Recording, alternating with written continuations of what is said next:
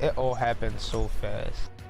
This morning, a victim from the Brooklyn Day mass shooting is speaking out on what happened during that day of chaos, why he says he is ready to pack up and leave Baltimore. And I want to know what it is that you guys are doing. Plus, Fox 45 News is demanding accountability from the three major agencies in the response to that shooting. We press the agency leaders on the disconnect in communication. And we're tracking haze this morning, some of that smoke settling in and mild conditions. We'll talk about what that means for the afternoon. Live from WBFF in Baltimore, this is Fox 45 Early Edition. Thanks so much for being here on this Tuesday, July 18th. Time is 4:30. I'm Shannon Lilly.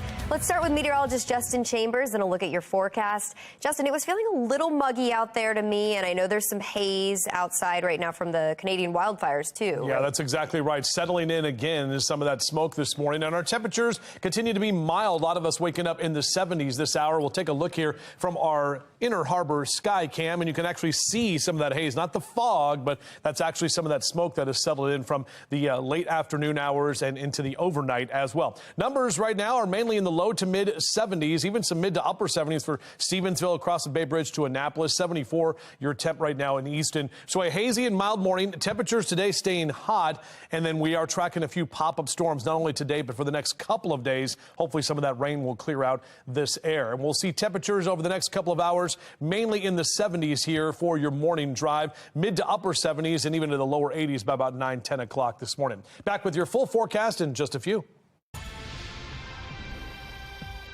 It all happened so fast. As soon as I heard that one and I seen the flame off the gun, I ran. I'm still running, although I can't feel my leg. And I'm screaming, hit, hit, I'm hit. Nobody paying attention. We begin this morning in a city in crisis.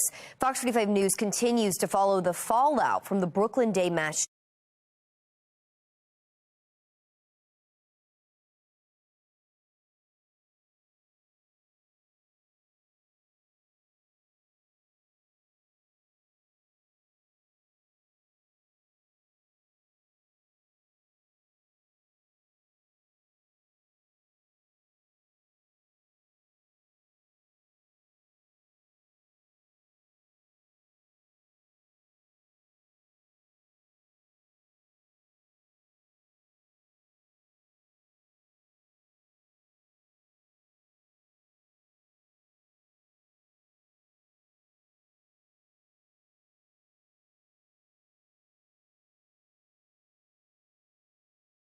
Community engagement on the front end before you bring in a police commissioner. Despite those concerns, Worley was officially nominated yesterday. Coming up at 5:30, Olivia Dance will join us live with response from council members. Fox 45 News has done extensive reporting on the mass shooting and the response from various city agencies. You can find all of our reporting on our website at foxbaltimore.com. Still ahead on the early edition, the Air National Guardsman accused of leaking classified documents is making new requests. Why his team argues he should be released from jail as he awaits trial. Plus, the Canadian wildfires are causing poor air quality once again. When we could see the smoke move out. It's 4:37. You're watching Fox 45 Early Edition, all local, all more.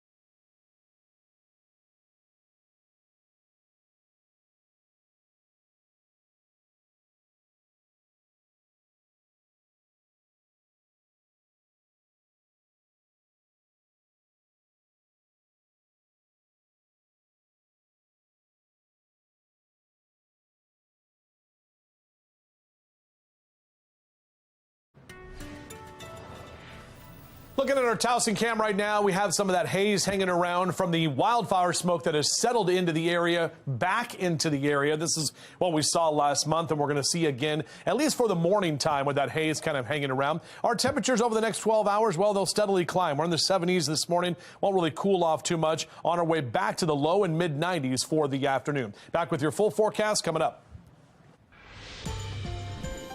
Making headlines this morning, an Air National Guardsman accused of leaking highly classified military documents asks a judge to be let out of jail as he awaits trial. 21-year-old Jack Teixeira has been in custody since his arrest in April while he awaits trial for charges under the Espionage Act. Teixeira's lawyers argue that he is charged with the same federal counts as former President Trump, yet Trump's release has not been opposed by prosecutors. The Air National Guardsman has pleaded not guilty to several federal charges, including willful retention and transmission of classified information related to the national defense. It is very hot. I am dripping sweat all day, every day. Wicked weather is impacting states across the country. We take a look at efforts to conserve resources. Plus, backlash this morning following anti-Semitic comments. The hot water one congresswoman is now in for comments about Israel. Here's what's ahead this morning on the National Desk. I'm Jan Jeffcoat. This morning on the National Desk, America's News Now, the flow of fentanyl all tied to the border crisis. The proposed legislation this morning on the National Desk. America's News Now, weekday mornings. You can watch the National Desk on our sister station, CW Baltimore, weekdays from 6 to 9 a.m. Right now, you're watching Fox 45 News, Early Edition, all local, all morning.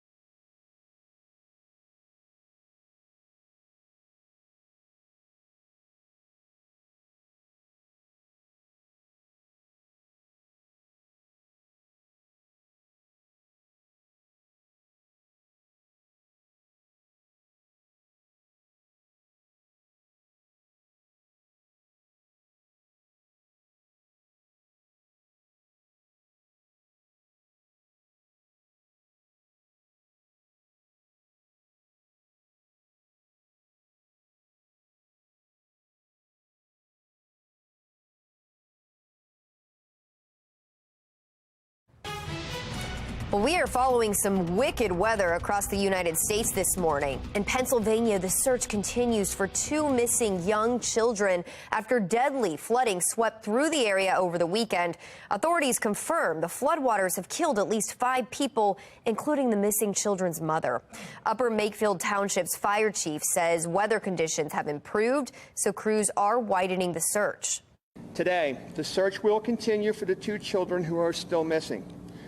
We have search teams that are assisting us from Delaware, Chester, parts of Bucks County, New Jersey. We also have deployed K-9 units, underwater assets, air assets. Well, the heavy rains caused flash flooding in the Washington Crossing area. Officials say almost 7 inches of rain came down in about 45 minutes. In Vermont, Secretary Pete Buttigieg meets with Governor Phil Scott to assess the aftermath of catastrophic flooding throughout the state. And tearing down obstacles, literally and physically, is going to be the name of the game and part of what we, with our piece of the puzzle at the DOT, want to be helpful with as well. Last week, President Biden approved a major disaster declaration for Vermont, and he ordered a whole-of-government effort to assist those state and local-led recovery efforts. Last week's severe flooding forced several evacuations. In his request to President Joe Biden for a major disaster declaration, Governor Scott called the flooding historic and catastrophic. In California, temperatures in Death Valley reached new levels. The valley, which runs along parts of central California's border with Nevada, clocked in at 128 degrees Fahrenheit over the weekend, falling short of the highest temperature ever recorded in Death Valley, 134 degrees Fahrenheit, in July of 1913. Tourist William Cadwallader said his face and arms felt like they were burning. It gets pretty hot in Las Vegas, but never 120. So I said, I would just want to go to a place sort of like Mount Everest to say, you did it. You climbed it. So when I realized it was going to be over 120, I came out the first day. Wow. Taking you live to Texas this morning, where parts of the state are implementing restrictions to conserve their water. As of Friday, Georgetown, Texas is in a stage 3 restriction. Residents cannot water their yards, fill up a pool, or wash their cars. The city says the need to conserve water is to help recover from excess irrigation use. All across the U.S., heat records are being shattered. Scientists say 2023 could go down as the hottest year on record, thanks to a mix of factors, including human-caused climate change and natural weather patterns as well. And now we are taking a live look from the Inner Harbor and Towson this morning, where here at home, it's going to be another hot week for us as well, with temperatures in the 90s. But Justin, when you hear about the temperatures in the, 128, 130, the 90s don't sound too bad. No, they don't. 134 was the hottest ever recorded temperature on Earth. Not just in Death Valley, but on Earth. That is, wow. Yeah, so it's right here in the U.S., in Arizona. Yeah? No, California. Oh, California. Oh, yeah, California. Death Valley. That's okay. That's right. Yeah. Yes. Negative 282 degrees below sea level. That is where the elevation is for Death Valley. I've been there. Yeah, it is very hot in the summer. Yeah, and that's the whole thing. People are like, okay, well, whatever. It's hot in the summer. Like that guy who was like, oh, yeah, it's hot in Vegas. I want to go to Death Valley, which is pretty stupid. But either way, we are seeing that extreme heat that is continuing, and that prolonged heat. That's what the issue is, and that's why we have so many of those heat alerts for that part of the U.S. Now, we're going to heat up again today. We saw the lower 90s yesterday. We're going to get back to the low and mid 90s for the afternoon. Notice the haze that is out there right now. This is from the top of the Transamerica building. 74, your temperature, no wind to speak of. Humidity at 87%. So that dew point snuck up there just a little bit, right about 70 degrees. And you can see the dew point temperatures. They will come down a little bit today, but back into the upper 60s and lower 70s as we take you into Wednesday and Thursday. So definitely getting more of that moisture rolling in as we will see more storms pop up as well. We do have a code orange air quality alert, so unhealthy air quality for sensitive groups most of our area today. And that is because of that wildfire smoke that is settling in. So overall, next couple of hours, low to mid 70s on your Rise and Shine cast. Probably want that recirculate button on your AC as you're driving to work. And those low to mid 90s will continue for our high temperatures. 94 Baltimore, 91 in Cockeysville, 90 in Annapolis. Keeping those 90s for Philly and Baltimore down through D.C. 83 in Ocean City this afternoon. O's didn't quite get the win last night. Grayson Rodriguez looked really good on the mound, but they're back at it tonight against the Dodgers. 7:05 for that first pitch, and we may have to deal with some delays because we are tracking the potential for a couple of pop-up storms a little bit later tonight. And you can can see that right here in our future scan. Most of the day is going to stay dry, but after about 5, 6, 7 o'clock, we could get a little pop-up shower or thunderstorm, and then a better chance of a few more storms coming in on Wednesday. So checking that 7-day forecast, today should be the hottest day of the next 7. Numbers do come back down with lower 90s into Wednesday, Thursday. By Friday and Saturday, less of a chance of storms and numbers that actually will be a little bit cooler. Shannon? Thanks, Justin. Whether you're hanging out by the pool or heading down to the beach, we want to see how you are beating the heat this summer. You can scan the QR code right there on your screen, and it's going to take you to foxbaltimore.com/chime-in, where you can upload your pictures and videos, and it is all powered by Stackla. Now we're getting over to the Len Stoller Traffic Network, where you can take a see on our live Towson camera there that cars are moving smoothly and there's really no incidents to report on the roadways this morning. For a check on mass transit, here's Mark Jones with the MTA. Good morning, Shannon. Good morning, everyone out there on the MARC train system. We've got Penn Train 403 operating with a 5-minute delay. The other trains of MARC look good for travel. If your ride is on Light Rail Link, nothing in your way there. Looking good on time service. And Metro Subway Link off and running on time in both directions there. For the MTA Transit team, I'm Mark Jones. All right, Mark, thanks so much. Well, this summer, Sinclair is partnering with the National Diaper Bank for Sinclair Cares Summer Diaper Drive. You can scan this QR code to help local diaper banks provide diapers to children and families in need. Donate today for a healthier future for our little ones. And if your family is struggling with basic needs for your baby, you can go to sinclaircares.com. These basic questions need to be answered. Still ahead on the early edition, Monzi and other city agencies in the hot seat as city council members work to get answers about the Brooklyn mass shooting, the disconnect surrounding communication. But first, a common mistake causing some major headaches for the Pentagon. What we are learning about an email mishap. It's 4:51. You're watching Fox 45 News Early Edition, all local, all morning.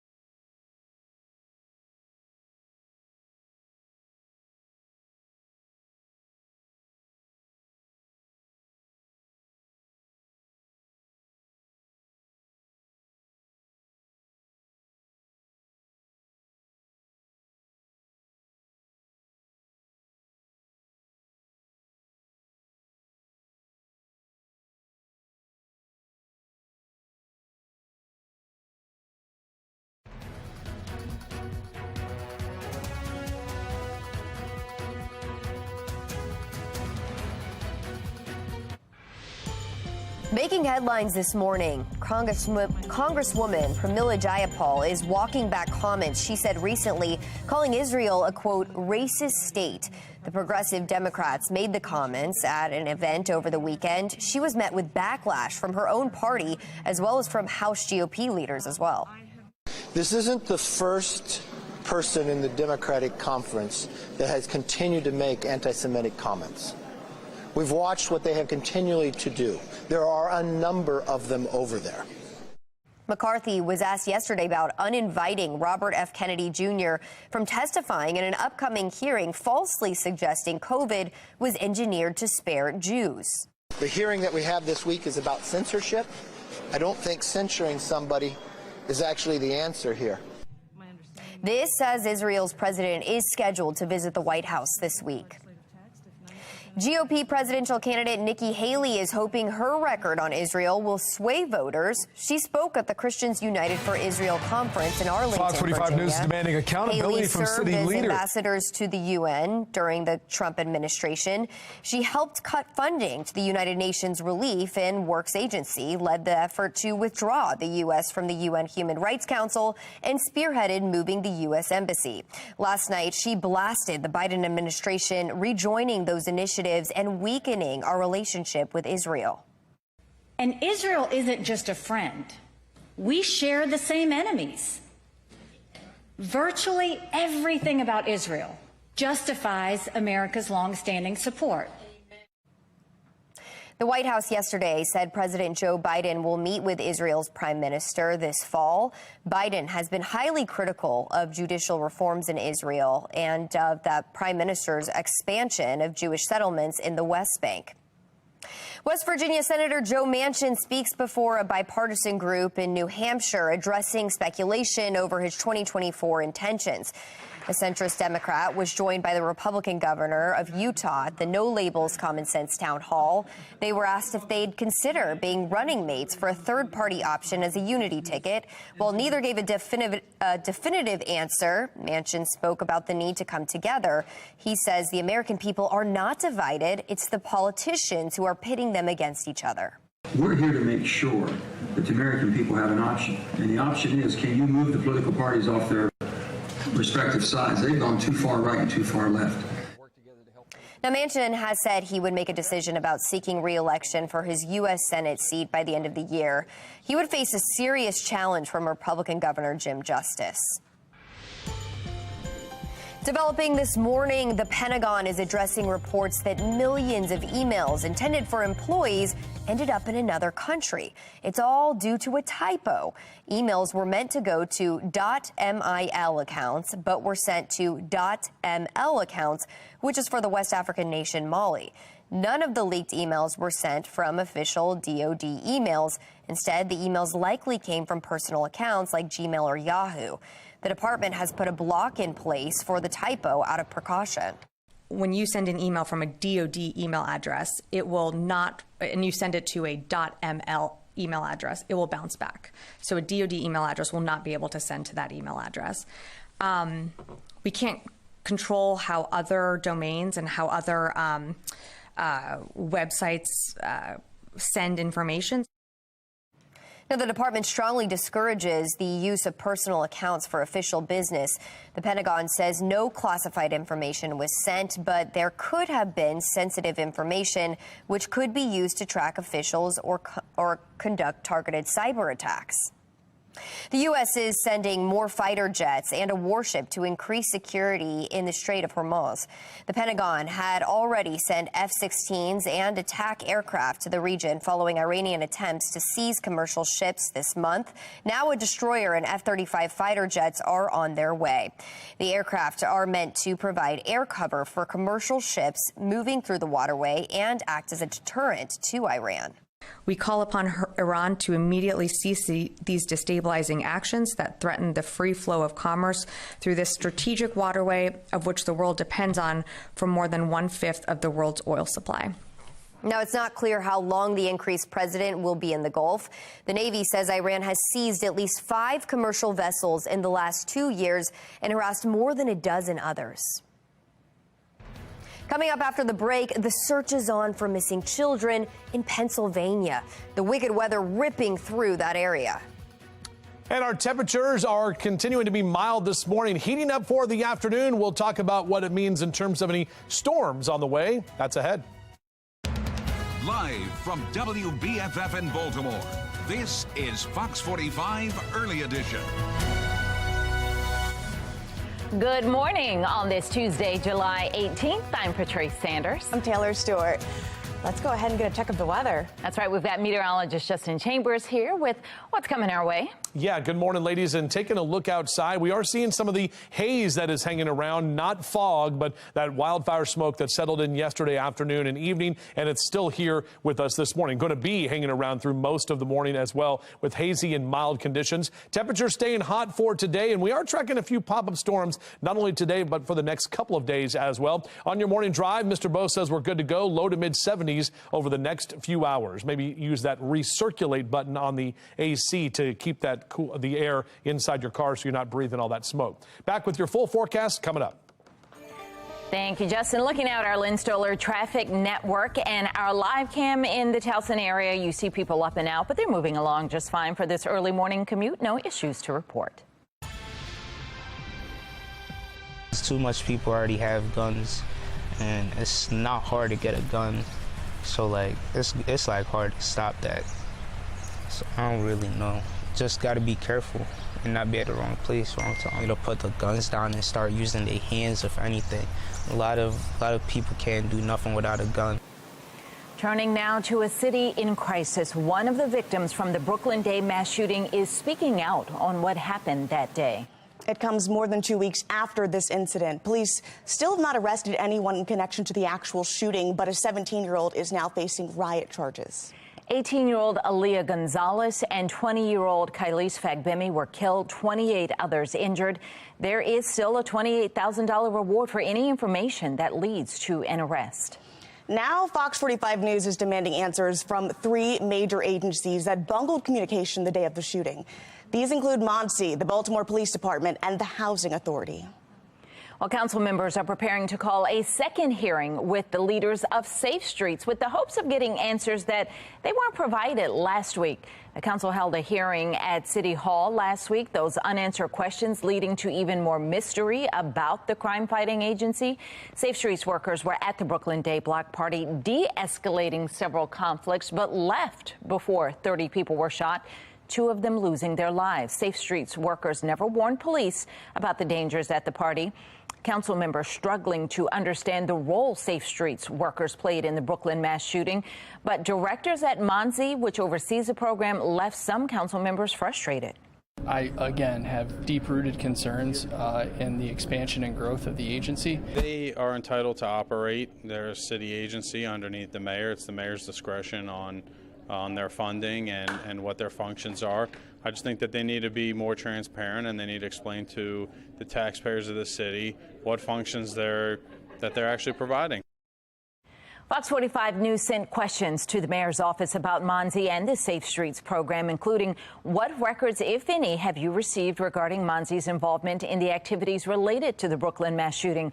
Why aren't you putting a hold on any further funding of MONSE until there is a full external investigation into the integrity and credibility of this recipient of taxpayer money? And in the event that the city council recommends an investigation, would you support it? And under your administration, how many MONSE employees, if any, have criminal records? Why is that information not public? We've not heard back. That brings us to our question of the day. Should there be an independent investigation into Safe Streets? So far, 99% of voters say yes. You can head to foxbaltimore.com/vote to weigh in. The Housing Authority of Baltimore City is also facing criticism for the Brooklyn Day block party. Janet Abrahams, the president and CEO of HABC, says her staff had no idea the event was going to happen this year. In a First on Fox interview, our Mackenzie Frost questioned Abrahams on HABC's involvement in the investigation. Here's a snippet of that interview. Do you know who held the event? After the event took place, our investigators went out. And I can sit here and tell you, yes, we know what units provide the electricity for the event. Yes, we do. and we have then turned that information over to the proper authorities. Will the people who are responsible for throwing this party be able to stay in their public housing at Brooklyn Homes? So, that's a good question. Right now, I think we're more leaning towards MOUs with families to say, you know, this happened.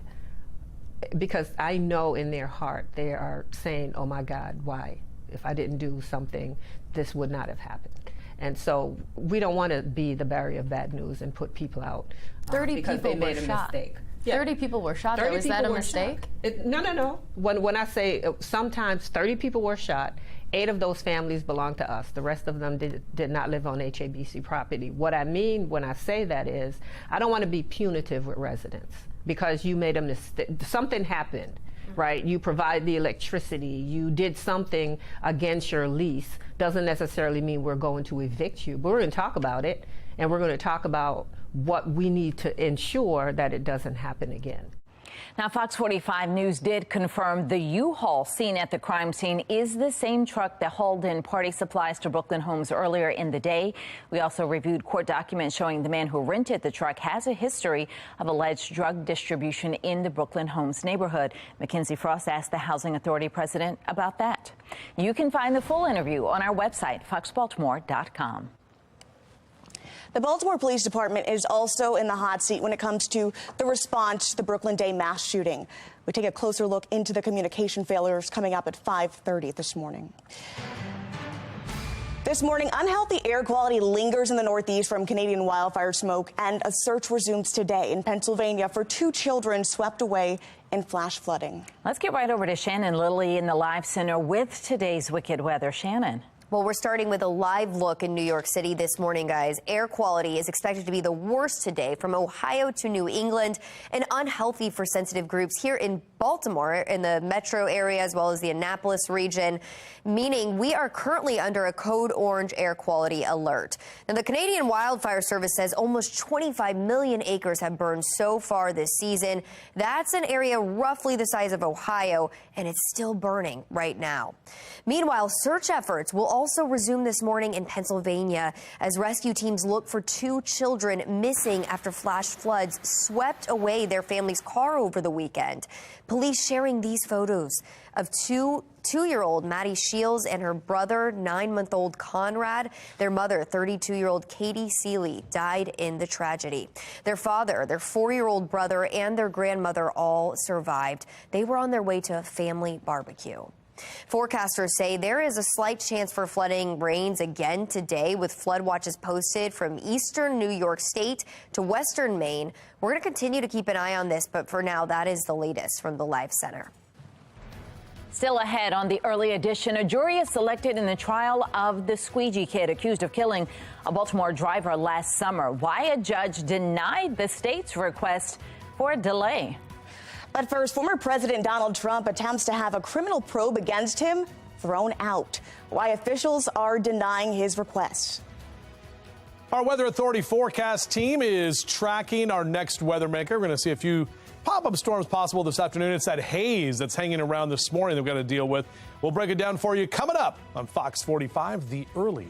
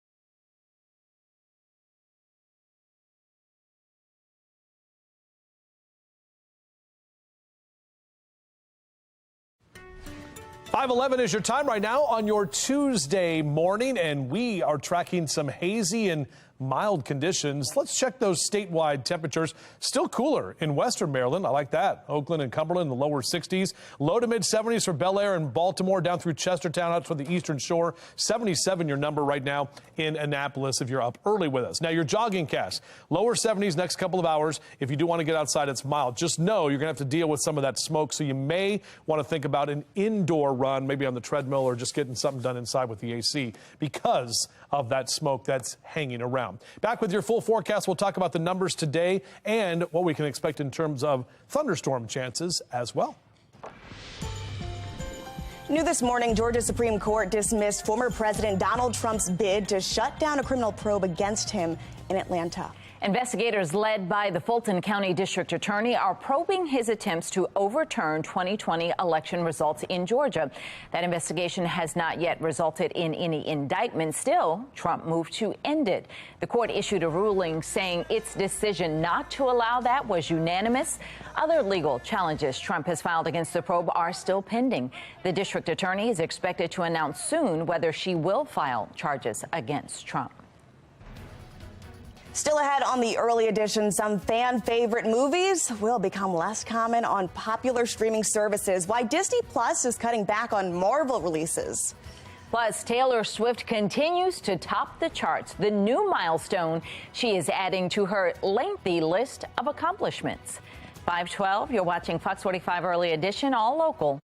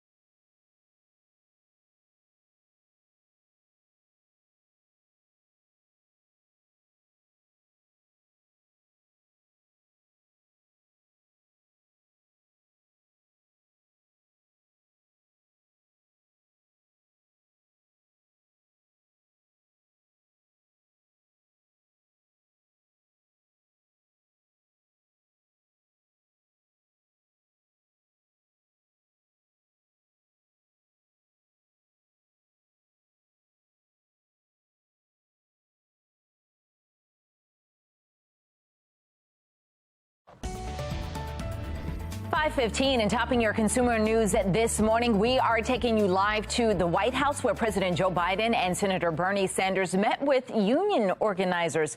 This meeting happening amid labor turmoil stirring coast to coast. The organizers represented industries and workplaces which have not been traditionally served by unions, discussing ways to boost membership. All across the economy, what we are seeing now is working people, often young people, white collar, blue collar, in between, are standing up and saying it is important for us to have a union so that we can earn better wages, better working conditions, better pensions, and dignity on the job. Strikes have been launched and threatened around the country. Hollywood actors and writers have shut down film and television. Meanwhile, there are talks of a United Auto Workers strike and UPS drivers walking off the job. Now, music mogul Sean Diddy Combs launched a new online marketplace, Empower Global, for Black-owned businesses. The immersive e-commerce platform allows consumers to discover and buy products exclusively created by Black entrepreneurs. It seeks to give those same business owners a broader audience reach. Combs said he wanted to create this generation's Black Wall Street. The platform launched with 70 brands, with plans to introduce new businesses monthly. The music mogul hopes to showcase more than 200 Black-owned brands by the end of this year. Disney CEO Bob Iger says the company plans to cut down on Marvel movie and television releases. Disney acquired Marvel in 2009 for more than $4 billion. In an interview with CNBC, Iger said the increased number of TV series and movies from Marvel diluted focus and attention from the Disney Plus streaming platform. The move comes as the company is looking to cut costs. In our zeal to basically grow our content significantly to serve our mostly our streaming offerings, we ended up taxing our people way beyond, in terms of their time and their focus, way beyond where they had been. Its recent films, from Marvel to animation, have not performed as well as expected at the box office. Earlier this year, Disney announced a broad restructuring of programs, slashing $5.5 billion in costs. Well, congrats are in order for pop star Taylor Swift and her loyal following of Swifties around the world. The singer has more #1 albums than any woman in history. The release of Speak Now, Taylor's version, released earlier this month, became the singer's 12th album to reach the top spot. Barbra Streisand had previously held that record with 11 #1 albums. Swift, though, currently ties with Drake's record of 12 #1 albums, but sits just behind Jay-Z with 14 #1s, and the Beatles, who have a whopping 19 #1 albums. Well, now to the wicked weather across the country. Transportation Secretary Pete Buttigieg tours the damage in Vermont after deadly floods there brought more than 9 inches of rain to some areas last week, which meteorologists say only happens once a century. Buttigieg says Americans are seeing the results of climate change in events like this, and it's because so unpredictable communities must be prepared. He says Vermont-based agencies should apply for funding under a federal program that rebuilds infrastructure with more resilience to extreme weather, instead of just rebuilding something equally as susceptible to events like this. We don't have time to get caught up in political and ideological debates about this. It is upon us now, and we need to respond now. And we're going to rebuild in different ways. The flooding was blamed for at least 1 death. 12 state roads are still closed. Well, taking a live look across Maryland this morning, we are starting off the day dry, but we could see some thunderstorms roll through the area later this afternoon. All right, let's get over to meteorologist Justin Chambers. What time do folks need to kind of pack it in if they're at the beach or? It's going to be those pop-up storms after like 5, 6 o'clock. Right. It may impact the O's game tonight. Maybe a slight delay. Just some of the models want to bring in a couple of those, daily thunderstorms that we see around the summertime. But today's National Sour Candy Day. Ooh, I like that. Do you like sour candy? I do. Give me what's like what? What's Sour Patch Kids. Did you bring some? Sour Skittles. No, I didn't bring any. Muyi brought bagels from New Jersey. So that's what we're doing. Okay. Yeah. There's a bag of bagels over there. Are there sourdough bagels? Does that count? I don't know. We got to ask her. I don't think so. We could be. We'll see. Either way. Yeah, like the Sour Patch Kids are the ones that you think of. But anyway. All right, sour candy. Hopefully you don't have any sour grapes today because you're dealing with, haze. Our downtown Baltimore camera. We also have some cloud cover out there from our Toyota Inner Harbor Skycam. We're still about 30 minutes away from the sun officially coming up. Muggy meter, that's the upper 60s. The current dew point there, that is the temperature for the dew point, and that means we're in that muggy category. And later today, we do expect those dew points to stay in the 60s, so going to be just a little bit on the humid side, but not as humid as we've been, especially over this past weekend. Now, we do have a code orange air quality alert. All of the counties here listed in orange, which which is pretty much our entire viewing area, save for Queen Anne's, Kent, Caroline, and Talbot County. Those areas on the eastern shore not in the code orange, but all of us around the metro for Baltimore, D.C., and out toward western Maryland under the code orange air quality alert. And that means unhealthy air for sensitive groups. So that air quality is going to be sneaking up there today into that 115 mark. That's going to be on Tuesday. And then Wednesday back to about 105. So once it gets over 100, Tuesday and Wednesday, once it gets over 100, that's when it gets in that unhealthy category for sensitive groups. But we do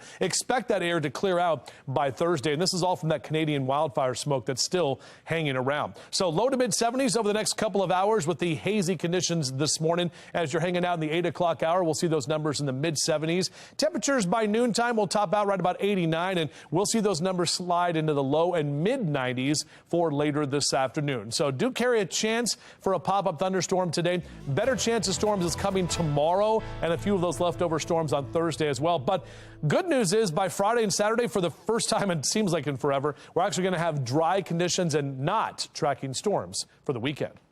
All right, well, let's take a look at what's happening in our Lynn Stoller traffic network. As we look at the maps, that's exactly what you want to see. We are in the green across the board. Let's get a check now of mass transit. We've got Mark Jones with the MTA. Good morning, Mark. Good morning, Patrice. Good morning, everyone out there on the MARC train system. We're just dealing with a couple delays in the mix. We've got Camden 841 and Penn Train 403 running about 5 to 10 minutes late. The other trains of MARC look good for the commute start. Light rail link adhering to schedule in both directions there, and no delays between Owings Mills and Hopkins Station on Metro Subway Link. For the MTA Transit team, I'm Mark Jones. Thank you, Mark. This summer, Sinclair is partnering with the National Diaper Bank for Sinclair Cares Summer Diaper Drive. Go ahead and scan that QR code to help a local diaper drive provide diapers for children and families in need. Donate today for a healthier future for our little ones. And if your family's struggling with basic needs for your baby, go to sinclaircares.com. Well, still ahead, more residents are joining the legal battle against BGE over external gas regulators. Why they argue the company is damaging historical homes. 523, you're watching Fox 45 Early Edition, all local, all morning.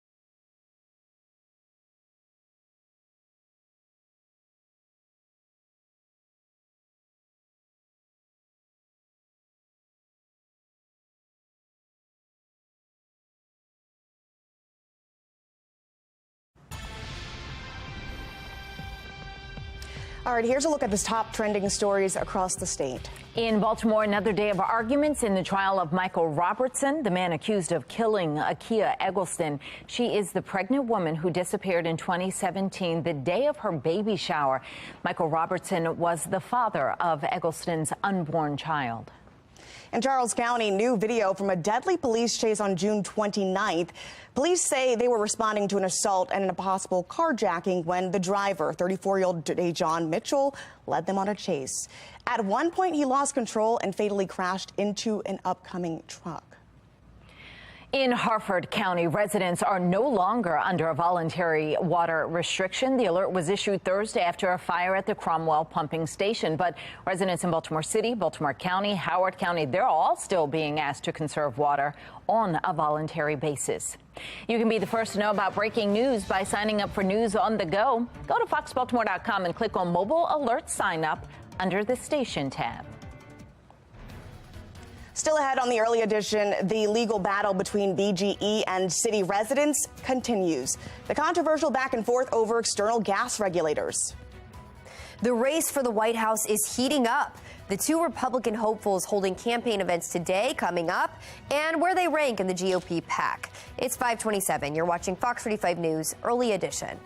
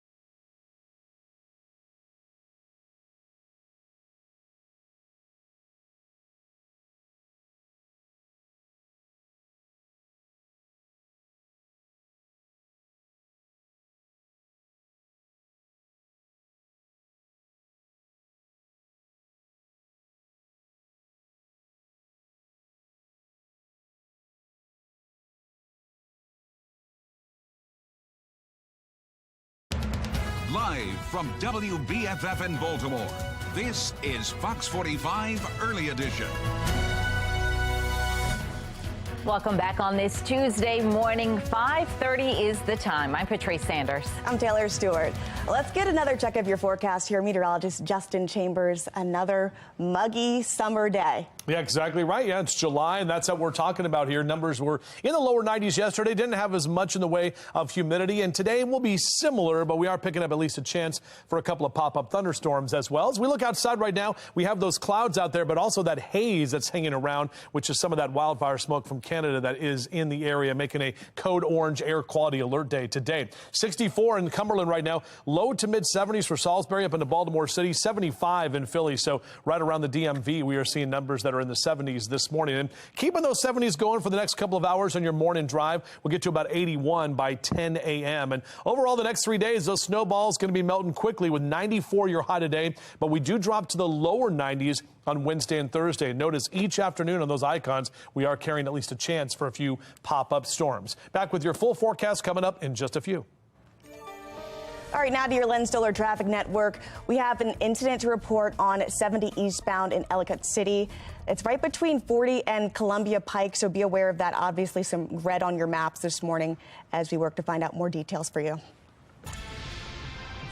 Acting Baltimore Police Commissioner Richard Worley is formally nominated before the city council amid concerns that the city didn't hold a nationwide search. Minutes after former police commissioner Michael Harrison stepped down last month, his deputy commissioner Worley stepped in. The confirmation process is now underway, and Olivia Dance joins us live with a look at the next steps. Olivia. Well, the next steps is that the council's oversight hearing will hold a confirmation committee for Acting Commissioner Worley on August 15th. And if approved by the committee, then he would face a vote from all council members. However, Worley immediately replaced the former commissioner. No one else was considered, and no national search was done. That's something that certainly we'd like to have seen. A national search, just one, to get as much insight as possible. Would I like to see a little more community engagement in the search process? Yes. However, I look forward to the council's role in oversight. We are down to a year of this term, and that national search is a long process. We need to get someone permanent as soon as we can.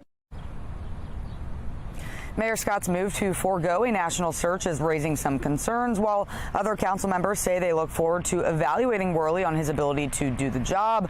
Regardless, the confirmation process is now underway after the council introduced the nomination bill at Monday's city council meeting. And as far as that vote I mentioned by all council members, there is no date for that yet, and there is no deadline for the council's consideration. For now, reporting live in Baltimore, I'm Olivia Dance, Fox 45, Early Edition. Well, continuing this coverage this morning, a jury has been seated in the trial of the squeegee kid charged with killing a motorist in the Inner Harbor last summer. The judge is asking if any members of the jury poll had, quote, strong feelings about the practice of squeegee workers. 72 of the 110 jurors said that would apply to them. Still, though, after 6 hours, both sides agreed on a jury.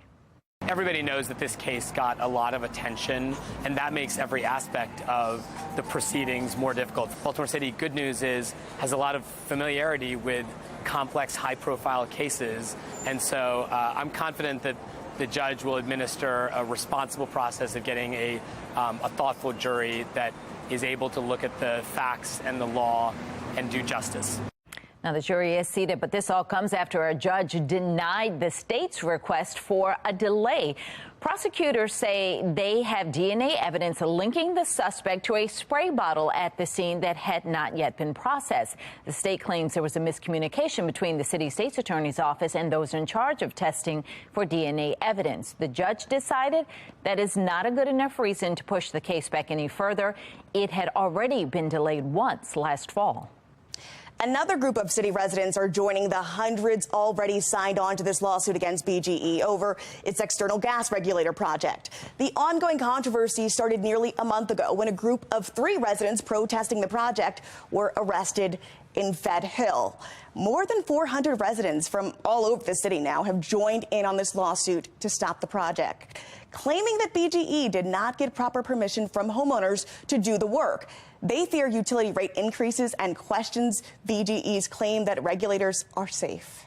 Many neighbors feel confused, coerced, and scared of services being cut off and of dangerous regulators being installed that we don't want, that are prone to vandalism, tampering, and car crashes on our narrow roads. Less than 1 week ago, I was called while the inspector was outside of my house right up the street here, wanting to start digging at 1:30 in the afternoon with no consent whatsoever.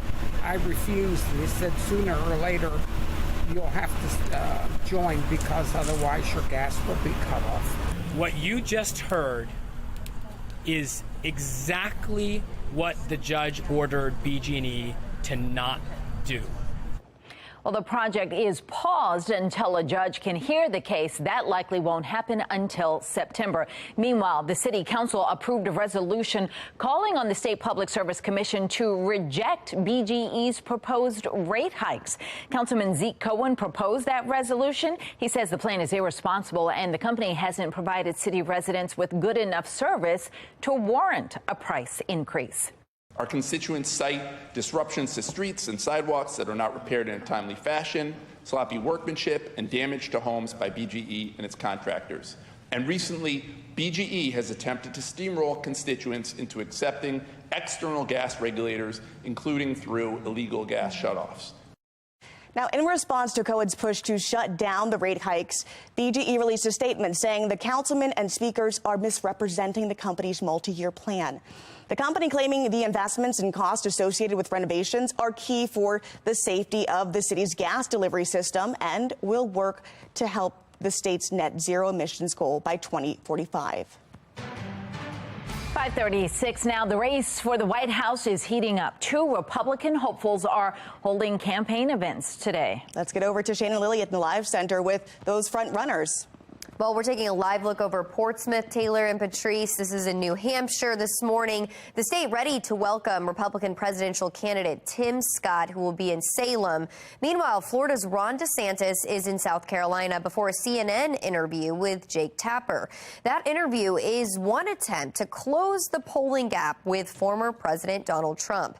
In the first few months of his campaign, DeSantis has limited his media appearances, but now with polling numbers dropping, we are seeing a pivot in strategy.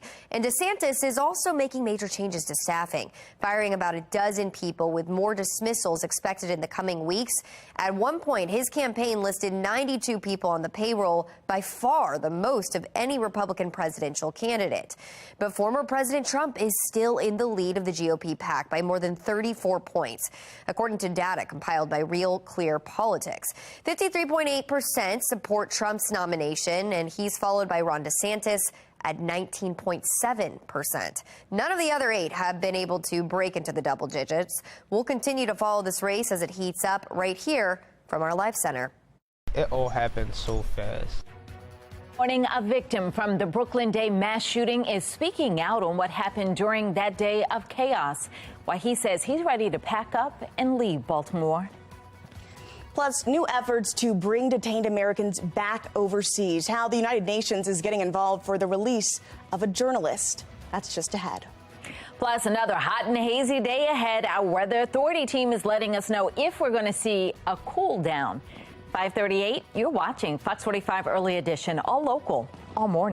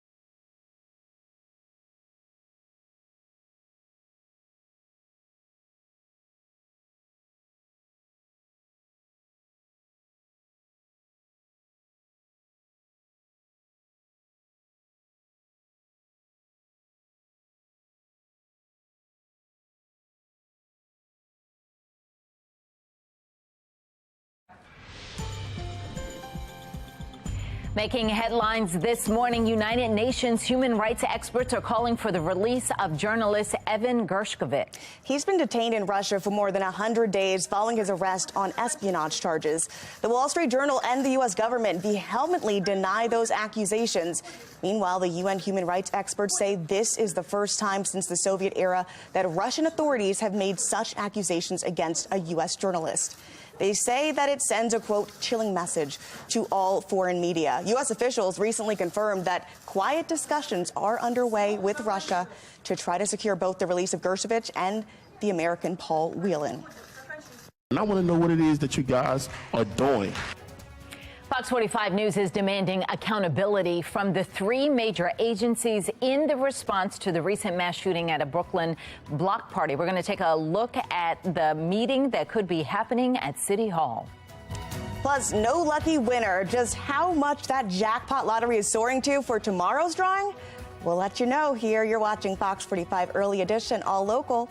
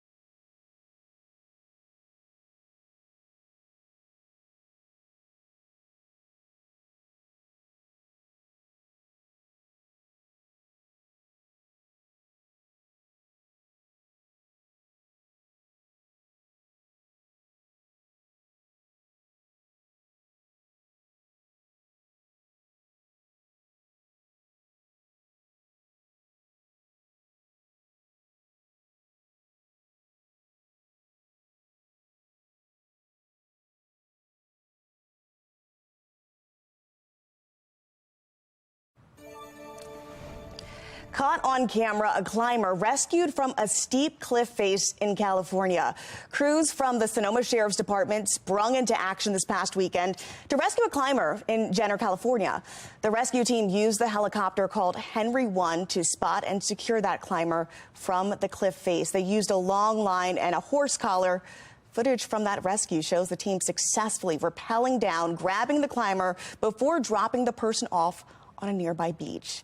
The climber was met by fire and medical personnel.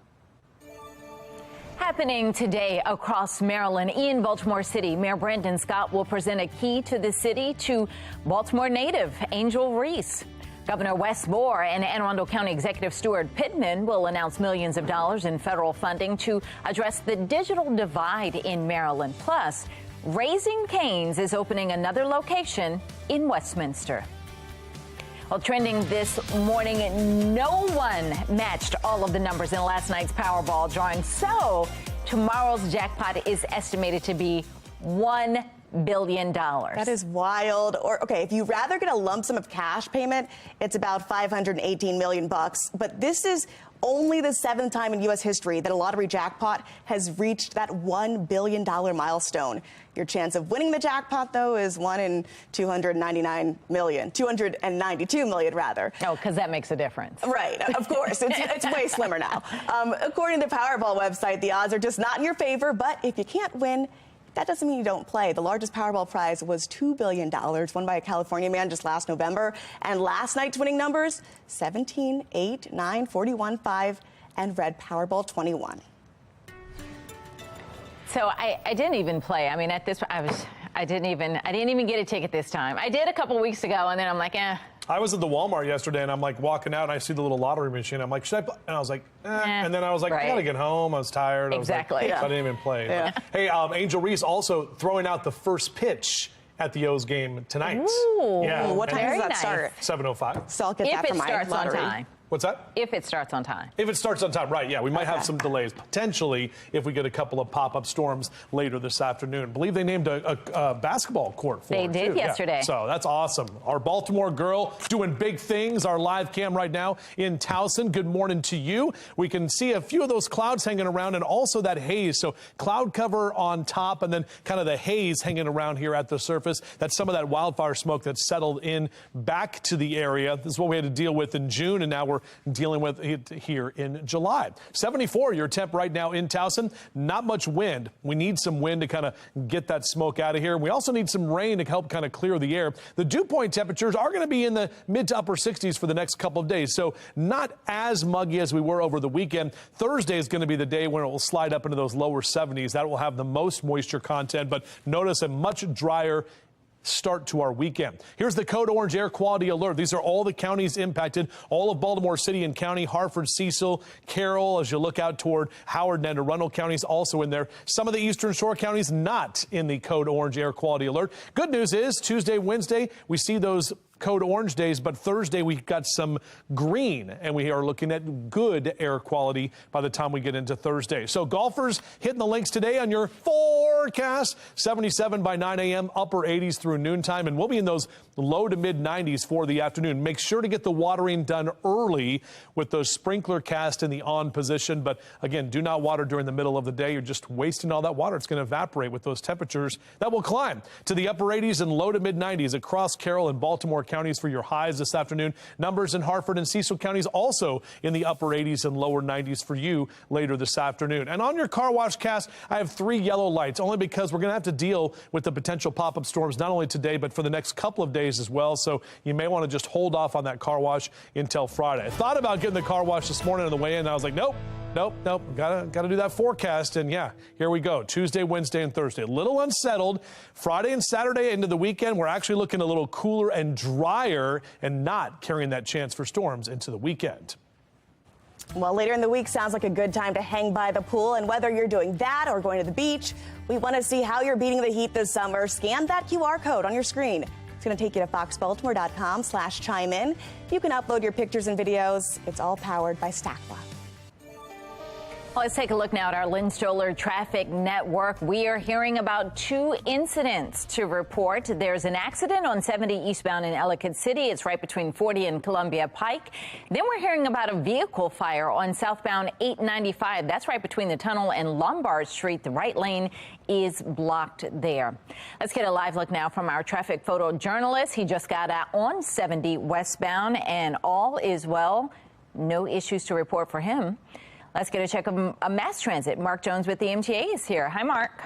Well, good morning, Patrice. Good morning, everyone. A pretty good commute start, just dealing with a couple delays on the Penn and Camden lines. We've got 407 and 843 trains running about 5 to 10 minutes late. The other trains of BART are on time for travel. Light rail link looking good from end to end there. And if your ride is Metro Subway Link, a picture-perfect commute, no delays in either direction between Owings Mills and Hopkins Station.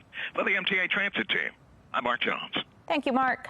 What is the future of FISA? I'm Christine Frizzell on Capitol Hill, where lawmakers are threatening to remove some of the surveillance powers top intelligence officials have come to rely upon. These basic questions need to be answered. Plus, Monzi and other city agencies are in the hot seat as city council members work to get answers about the Brooklyn mass shooting, the disconnect surrounding communication. 5:51, you're watching Fox 45 Early Edition, all local, all morning.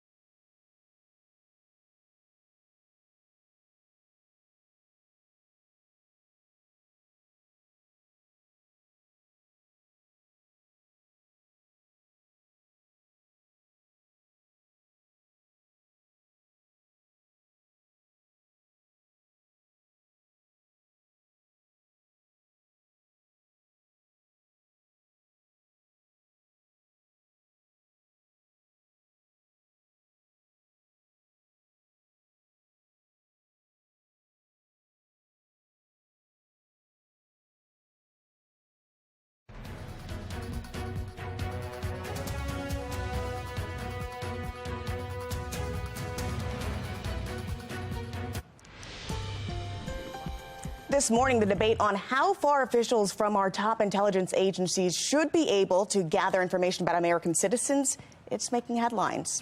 The Foreign Intelligence Surveillance Act is supposed to only be used to gather information about non-U.S. citizens, but critics on Capitol Hill say it's being abused. National correspondent Christine Frizzell reports. For years, both Democrats and Republicans have been making the case something needs to change. How many American communications are collected under Section 702? The government cannot and will not say. 204,000 times the FBI improperly searched the 702 database. Section 702 of FISA, the Foreign Intelligence Surveillance Act, was enacted back in 2008 as a temporary tool to combat terrorism. The bottom line is that Section 702 gives us the intelligence that's necessary for us to stay one step ahead of our adversaries. Top officials laying out some of our country's greatest threats: the Chinese government's efforts to spy and steal sensitive technologies, North Korea's nuclear program, and Russia's invasion of Ukraine. But critics in Congress say those national security threats are being used as a shield to violate privacy rights of Americans. New outrage following the release of this report, stating the Defense Intelligence Agency provides funding to another agency that purchases commercially available geolocation metadata aggregated from smartphones. This is just an extremely important issue for the American people to understand how their data is being used. That is location data, that is biometric information, it's medical and mental health information. FBI Director Chris Wray insisted the practice is no longer occurring, but privacy experts warn the information already collected is still searchable. This includes searches for Black Lives Matter protesters, individuals associated with January 6th. So wherever you are on the political spectrum, the extent to which this authority has morphed into a domestic surveillance tool should deeply trouble you. Section 702 of FISA is set to expire at the end of this year, so the debate will carry on. Now, critics worry despite these threats, lawmakers will pass it once again, but hope significant reforms are made to prevent it from being abused. On Capitol Hill, I'm Christine Frizzau. Also making headlines in the Capitol, a typo is responsible for millions of emails intended for Pentagon employees ending up in another country. Emails were meant to go to .mil accounts, but they were sent to .ml accounts, which is for the West African nation of Mali. The Pentagon says all of the leaked emails were likely sent from personal accounts. The department has put a block in place for the typo out of precaution. When you send an email from a DoD email address, it will not, and you send it to a .ml email address, it will bounce back. So a DoD email address will not be able to send to that email address. We can't control how other domains and how other websites send information. The department strongly discourages the use of personal accounts for official business. The Pentagon says no classified information was sent, but there could have been sensitive information which could be used to track officials or conduct targeted cyber attacks. Topping your consumer news, a known food company making several brands says it's noticing consumer shifts in grocery buying from inflation. Conagra, the parent company of Bird's Eye, Duncan Hines, and Marie Callender, says grocery shoppers are now buying less rather than trading down and buying cheaper groceries. They say consumers are trying to make the most of their food budgets, and new sales reports indicate buying behaviors are changing. Analysts say those changes started after Easter, and the effects are consistent across competitors. Inflation is also the reason for changes in traditional summer vacation plans. That's according to a new poll. It's by Redfield and Wilton Strategies. They say the higher living costs have made 49% of Americans put their travel plans on pause for the next 3 months. But 60% of those who are taking vacations say affordability is a big factor when planning it. Consumers say inflation is taking a toll on things like food and fuel. This morning, an 18-year-old victim from the Brooklyn mass shooting is speaking out. He recalls the chaotic events leading up to the moment that will forever change his life. And several city council members are still looking for answers about Safe Street's response to the Brooklyn Day block party. Coming up next, find out their biggest concerns, plus which council members are still supporting the agency. And Richard Worley is in the running to become the city's permanent police commissioner. Topping our next half hour, the controversy that's stewing behind his nomination. Temperature's not too bad right now as you step outside, but we're going to heat up this afternoon, tracking the potential for pop-up storms and that air quality, which is not good. We'll have a closer look at that coming up. Live from WBFF in Baltimore, this is Fox 45 Morning News. Good morning on this Tuesday, July 18th. I'm Patrice Sanders. I'm Taylor Stewart. Let's go ahead and get a check of our forecast this morning. That's right. We've got meteorologist Justin Chambers taking a look at hot, hazy, all of the above. Yeah, hot, hazy, but not as humid. And I was talking about this yesterday. The 3 H's are typically what we see this time of year: hazy, hot, and humid. It's going to be hazy, it's going to be hot, and not as humid. So maybe one of those H's we can take away. But it's still summertime. We've got some of those clouds that are hanging around. Just stepped outside myself to the Superman walk. Can't quite see the sun yet, but you can see clouds mixed in with some of that haze this morning. And that's some of that Canadian wildfire smoke back in our area again. Temperatures in the lower 70s for Cockeysville and Hunt Valley, straight down the JFX to Towson and Baltimore City. 71 in Rosedale, 70 in Joppatown, mid-70s in Dundalk, out through Sparrows Point and Edgemere. A hazy and mild morning. Temperatures staying hot today, and we are tracking a few of those pop-up storms later into the afternoon and evening time. So on your morning drive, maybe hit that recirculate button on the AC, because we do have a code orange air quality alert in effect for sensitive groups. Just be aware of that. as you make your way outside. Back with your full forecast in just a few minutes. How are we looking on the roads right now, Patrice? Well, let's take a look and see what's happening with the Lynn Stoller traffic network. An accident on 70 eastbound in Ellicott City, slowing things down just a bit. It's between 40 and Columbia Pike. Both shoulders and lanes are closed, so you're going to want to use some caution through that area. All happened so fast. As soon as I heard that one and I seen the flame off the gun, I ran. This morning, we're continuing our coverage on the Brooklyn Day block party mass shooting. One victim is now speaking out. 18-year-old Pass Wayne Theo Douglas says he was one of the 28 people shot and injured on July 2nd. He told Fox 45 he was shot 3 times, causing a 5-hour surgery and a 4-night hospital stay. Now, despite it being more than 2 weeks after the mass shooting, the city council already holding one meeting on how the event unfolded, but there are more questions now than ever before. What it is that you guys are doing. These basic questions need to be answered. Do you have trust in Monzi?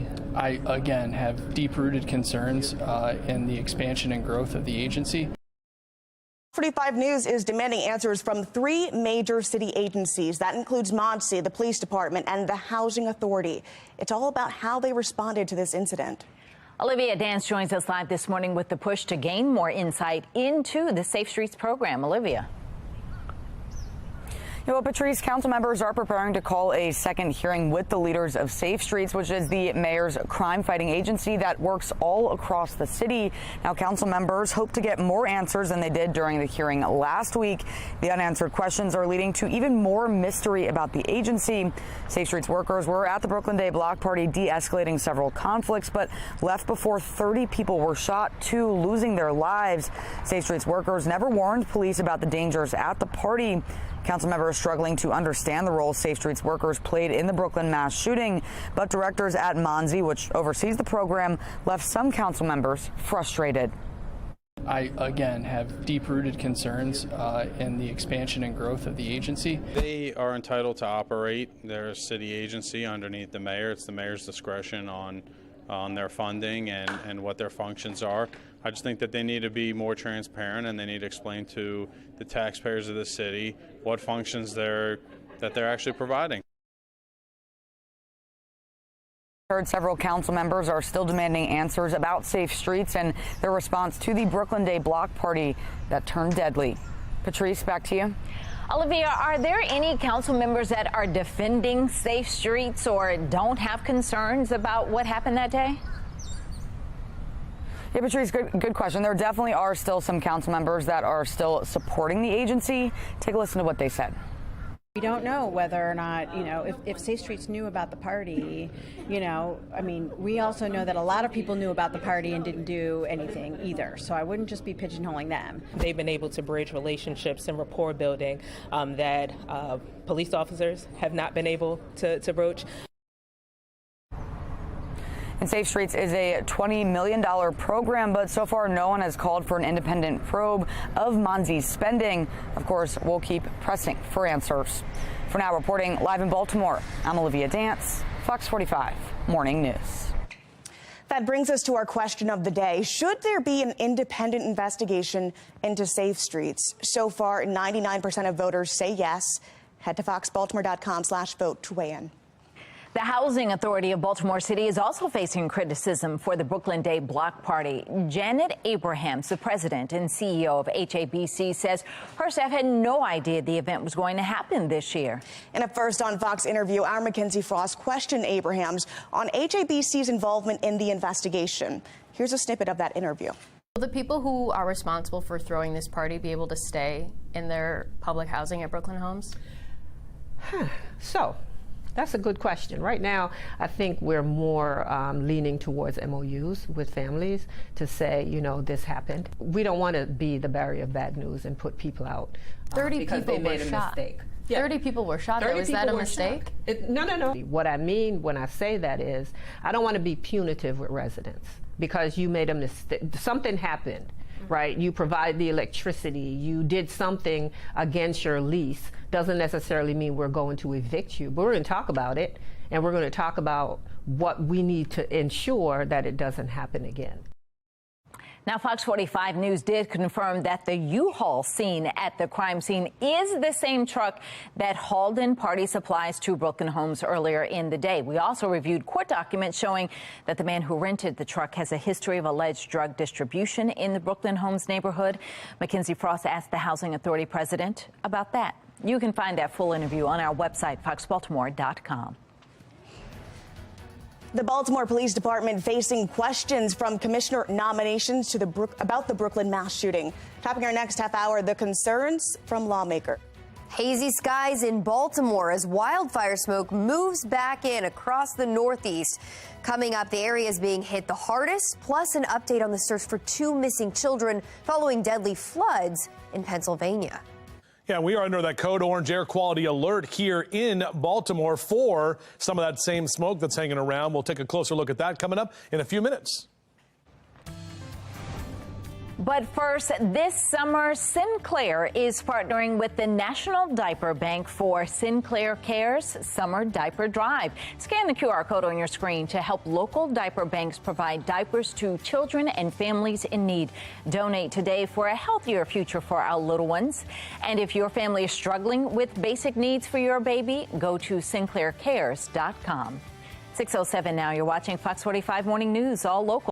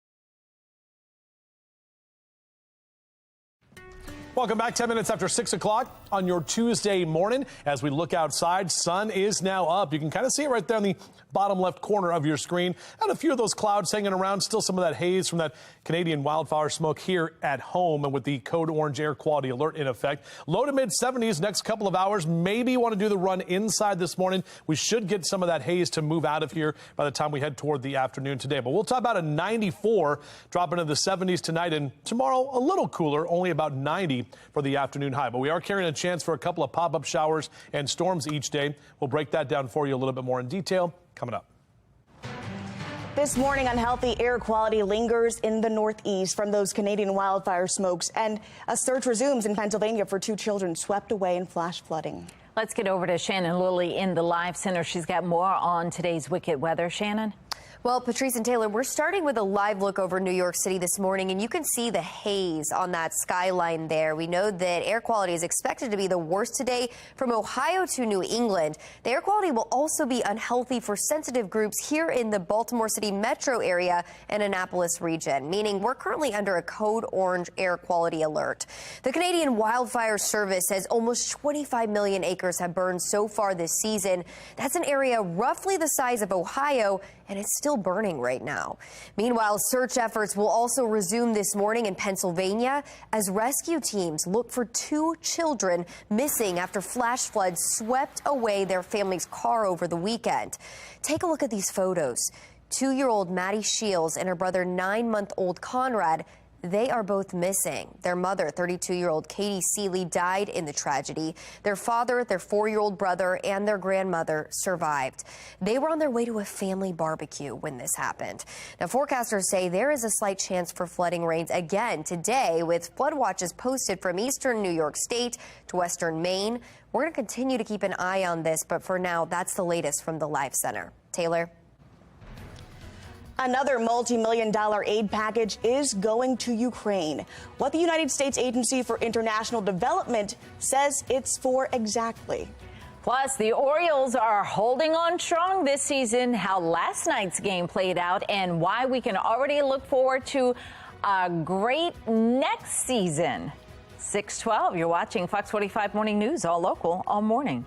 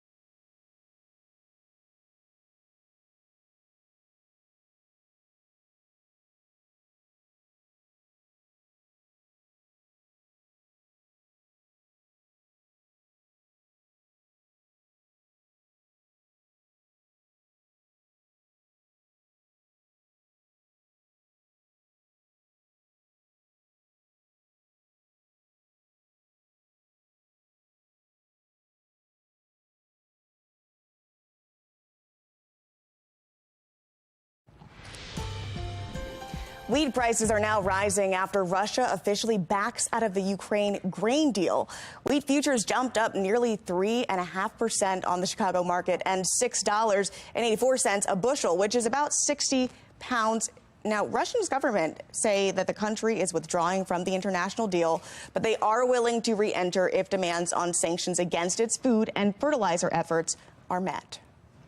Ukraine is receiving another multi-million-dollar humanitarian aid package. The United States Agency for International Development says $500 million will be provided to help the war-torn country and its partners, quote, scale up their response on the front lines. Ukraine has major humanitarian needs that are going to continue as long as Putin continues to wage this war. The package includes gear for emergency responders, food assistance, health care, shelter, safe drinking water and hygiene support, as well as safe spaces for women and girls and psychosocial support. The United Nations estimates about 17 million people need assistance. All right, switching gears here to your Orioles headlines. It is official. The Orioles signed their first 2 draft picks. First rounder and outfielder from Vanderbilt, Enrique Bradfield Jr. And then second rounder outfielder from North Carolina, Matt Horvath. As those signatures are happening, the O's are in the biggest stretch of their successful season, and they're only 1 game back from first. Now, last night, the O's put up a hard fight against the LA Dodgers, but sadly, their 8-game winning streak was snapped. Final score, LA 6, Baltimore 4. Tonight, the 2 teams go head-to-head once again for game 2 of 3 right here in Baltimore, but still better than anybody ever would have imagined, you know, a couple years ago. We've got meteorologist a couple of years ago. Last year was great, right? Right. And then the building, we talked about all, you know, how young prospects and how we're the #1 rated prospect team. It's paying off. Yeah. It's starting to pay off now. And look, Grayson Rodriguez, he was on fire. He was throwing heaters, 100-mile-an-hour fastballs last night, and a lot of them too.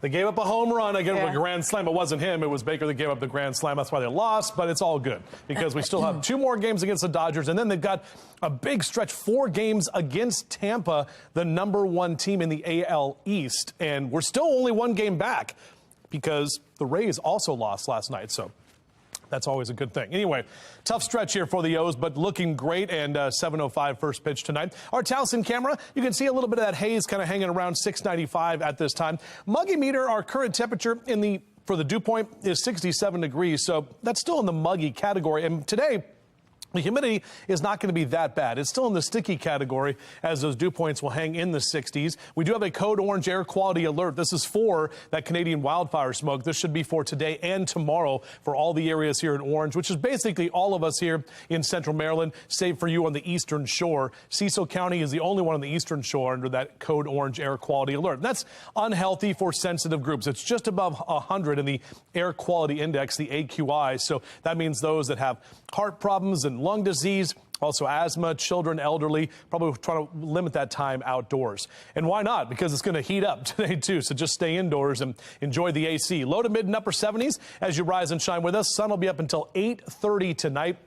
And if you're hanging out there at Camden Yards, getting ready for the game this afternoon into the evening, 81 by 10 a.m., numbers will be in the low to mid 90s for that 2 and 3 o'clock hour for your afternoon, and continuing to see those 90s hanging around with that potential of a pop-up shower or thunderstorm later today. So 89 is typically where we are for July 18th. Most of us in the low to mid 90s. So Central Maryland dealing with above average temperatures. And here's a look at your O's cast as the Dodgers are still here tonight. 88 for that first pitch. That's what's going to be your temperature. Again, may see a slight delay with a couple of pop-up thunderstorms. If they roll in right around game time, we'll probably have to hold the game at least until the storms pass. This is our future scan, 2 o'clock this afternoon. We're nice and dry, but look what happens about 6, 7 o'clock. You can see that line of pop-up showers, couple of pop-up thunderstorms as well. Now, Wednesday looks a little bit stormier, and we have an afternoon game tomorrow for the O's with the Dodgers. And again, a couple more of those pop-up showers and storms. Thursday, we start drying out a little bit. May see a stray pop-up storm as we get late into Thursday night and Friday, but definitely some improving conditions for this upcoming weekend. 48 days out until Labor Day. The Ravens home opener in just 54 days, and Ravens training camp officially opens next week, but the rookies are reporting today. We're going to be talking about that a little bit later this hour. 67 days until that autumnal equinox. I know you don't want to hear it, but the PSLs are coming, so I'm just going to say it. I'm going to say it every day. I'm going to say it every day until I get one.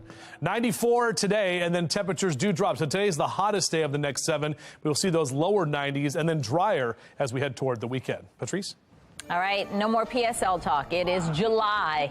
Although I did see Halloween and school supplies in the store when I went yesterday. All right, let's take a look at our Lynn Stoller traffic network because we're following reports of an accident on 70 eastbound in Ellicott City. It's right between 40 and Columbia Pike. It is now closing just one eastbound lane and the shoulder, so that's an improvement because all lanes were blocked, but one is now open, but still, this is the backup that you're facing. This is a live look of what's happening as a result of that accident. Our traffic photojournalist is stuck in it. He's right there in Ellicott City. So let's check now with mass transit, see if they're having any issues this morning. Mark Jones with the MTA is here. Hi, Mark. Well, good morning, Patrice. Good morning, everyone out there right now on the MARC train system dealing with a delay. It's train 845 on the Camden line. It's operating right now with a delay, running about 5 to 10 minutes late. The other trains of MARC look good for the commute start. If your ride is on Light Rail Link, you'll find on-time service there. And Metro Subway Link kicking it off on schedule without delay between Owings Mills and Hopkins Station for your travels. For the MTA Transit team, I'm Mark Jones. Thank you, Mark. The jury for the squeegee kid charged with murder now being seated. What went on during the six-hour poll, and what is next in this case? Looking for a bike helmet and wondering what to look for? After the break, Consumer Reports reveals its top-rated helmets and locks. 6:21, you're watching Fox 45 Morning News, all local, all morning. Fox 45 News, winner of 16 2022 Regional Emmy Awards, more than all other Baltimore news stations combined.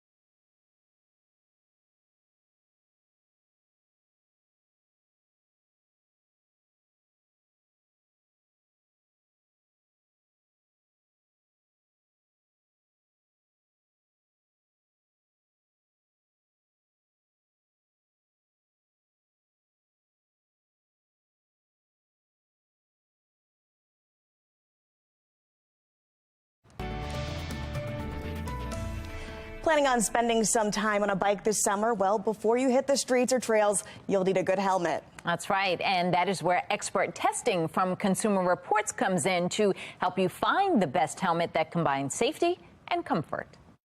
When Summer Payne isn't working at Consumer Reports, you can find her riding around Connecticut along with a few of her friends in a group called Black Girls Do Bike. The idea is to connect women who have a common interest in cycling, and also to increase representation for Black women in the sport.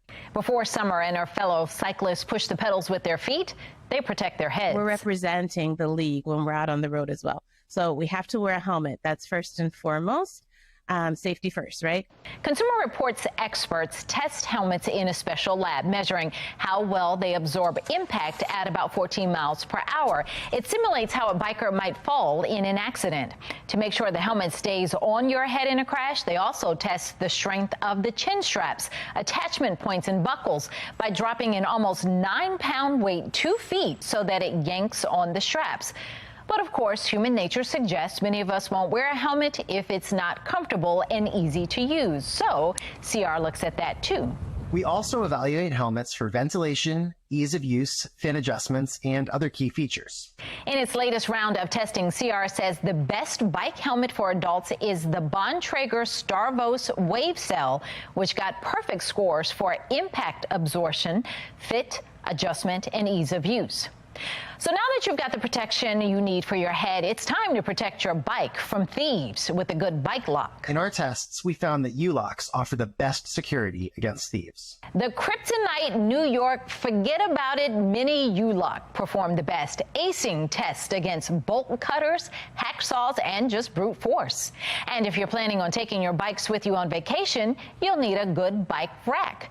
Despite its high price tag, CR liked the Quad NV 2.0 for being well built and easy to load. Consumer Reports also wants to remind you that helmets don't last forever, so remember to replace your helmet every 5 years or right away if it's damaged. Today we're expecting temps that will reach the low to mild 90s as well as some pop-up storms.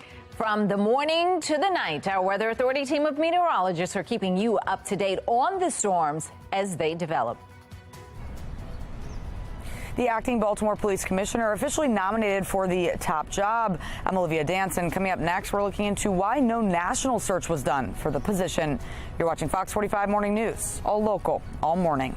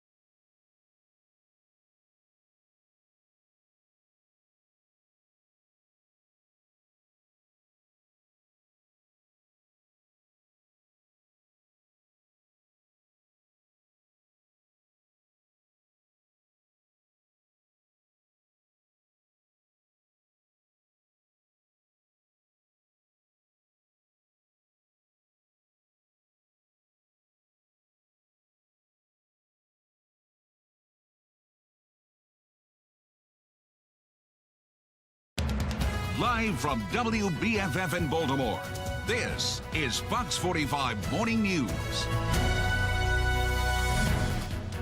Welcome back on this Tuesday morning. 6:30 is the time. I'm Patrice Sanders. I'm Taylor Stewart. Let's go ahead and get a look at our forecast. I know meteorologist Justin Chambers keeps trying to push us to those pumpkin spice lattes, but today is not the day. It's hot today. You can do an iced one. No. Well, I don't think you can get them today.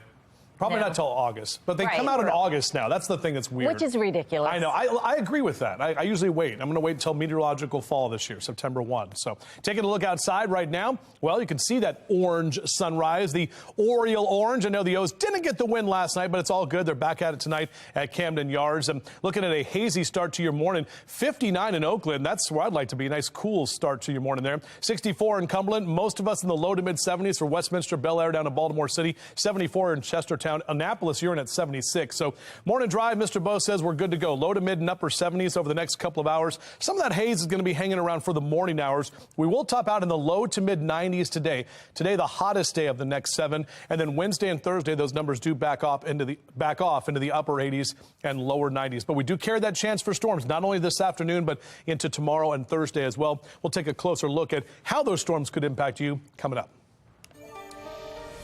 All right, now to your Len Stoller Traffic Network. We are following reports of an incident on 70 eastbound in Ellicott City. It's right between 40 and Columbia Pike. 3 vehicles are involved, closed down one lane and the shoulder. On the left is a live look just past the incident. Before he got past it, it was congestion. Obviously a lot clearer here, but we'll keep you updated as this incident continues.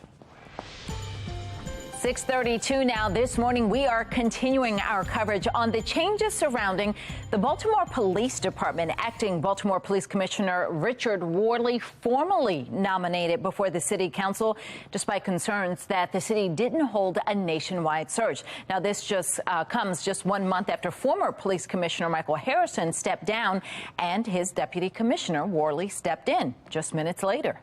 The confirmation process is now underway. Olivia Dance joins us live now with a look at the next steps. Olivia. Well, Taylor, the next steps is the council's oversight committee will hold a confirmation hearing for acting Police Commissioner Worley on August 15th. And if approved by the committee, then he would face a vote from all council members. However, Worley immediately replaced the former commissioner. No one else was considered and no national search was done.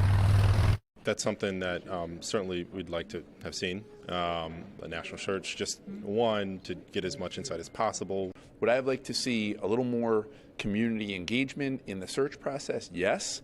However, I look forward to the council's role in oversight. We are down to a year of this term, and that national search is a long process. We need to get someone permanent as soon as we can. Mayor Scott's move to forego a national search is raising some concerns, while other council members say they look forward to evaluating Worley on his ability to do the job. Regardless, the confirmation process is now underway after the council introduced the nomination bill at Monday's city council meeting. As far as that vote I mentioned by all council members, there is no date for that yet, and there is no deadline for the council's consideration. For now, reporting live in Baltimore, I'm Olivia Dance, Fox 45 Morning News. Elsewhere in our continuing coverage, a jury has been seated in the trial of the squeegee kid charged with killing a motorist in the Inner Harbor last summer.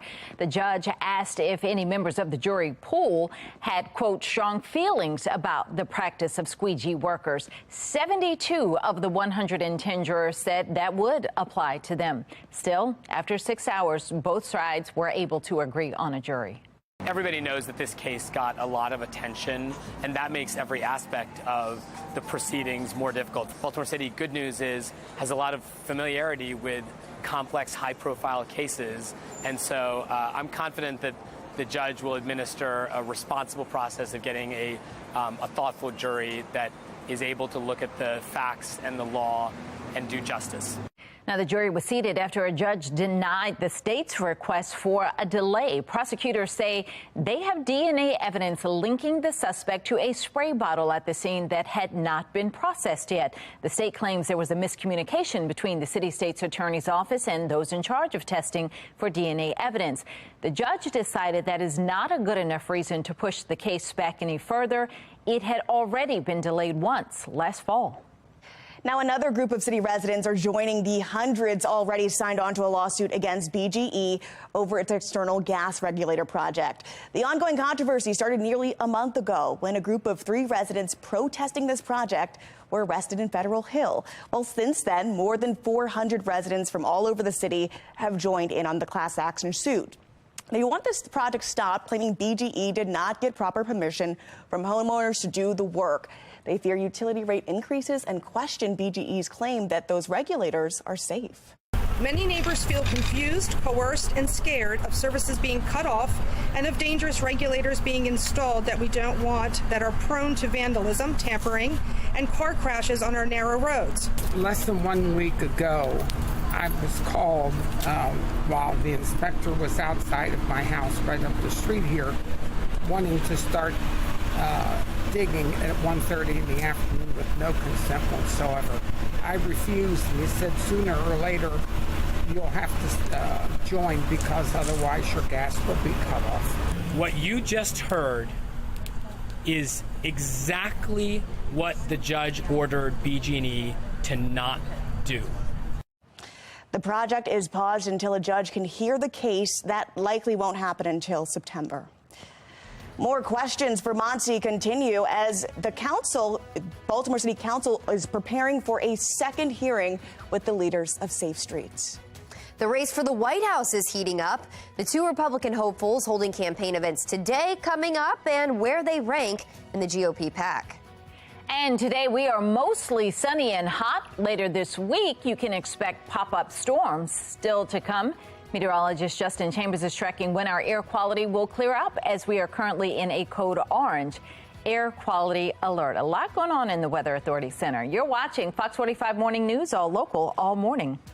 Weather Window, presented by the National Weather Desk. This scene seems calm, but these storm clouds around the Kansas-Nebraska border would eventually move south into Kansas and resulted in storms severe enough for a tornado warning Sunday. In Mobile, Alabama, these smooth veil-like Peleus clouds were spotted atop these cumulus clouds. They're usually an indication of strong updrafts and are often seen on rapidly expanding cumulus cloud turrets. For more content like this, like the National Weather Desk on Facebook.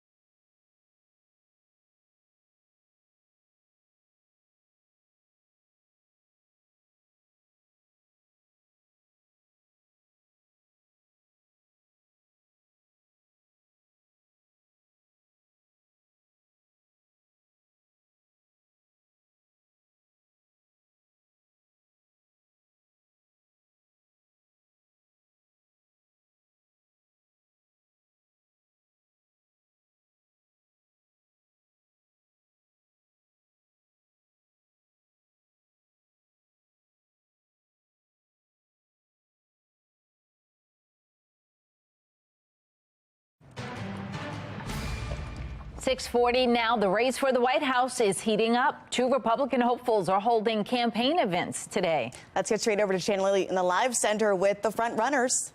Yeah, we're starting with a live look over Portsmouth, Taylor, and Patrice. This is in New Hampshire. And this morning, the state is ready to welcome Republican presidential candidate Tim Scott, who's going to be in Salem. Meanwhile, Florida's Ron DeSantis is in South Carolina before a CNN interview with Jake Tapper. That interview is one attempt to close the polling gap with former President Donald Trump. In the first few months of his campaign, DeSantis had limited his media appearances, but now with polling numbers dropping, we're seeing a pivot in strategy. And DeSantis is also making major changes to staffing, firing about a dozen people, with more dismissals expected in the coming weeks. At one point, his campaign listed 92 people on the payroll, by far the most of any Republican presidential candidate. But former President Trump is still in the lead of the GOP pack by more than 34 points. You can see that there. That's according to data compiled by Real Clear Politics. 53.8% supporting Trump's nomination. He's followed by Ron DeSantis at 19.7%. None of the other 8 have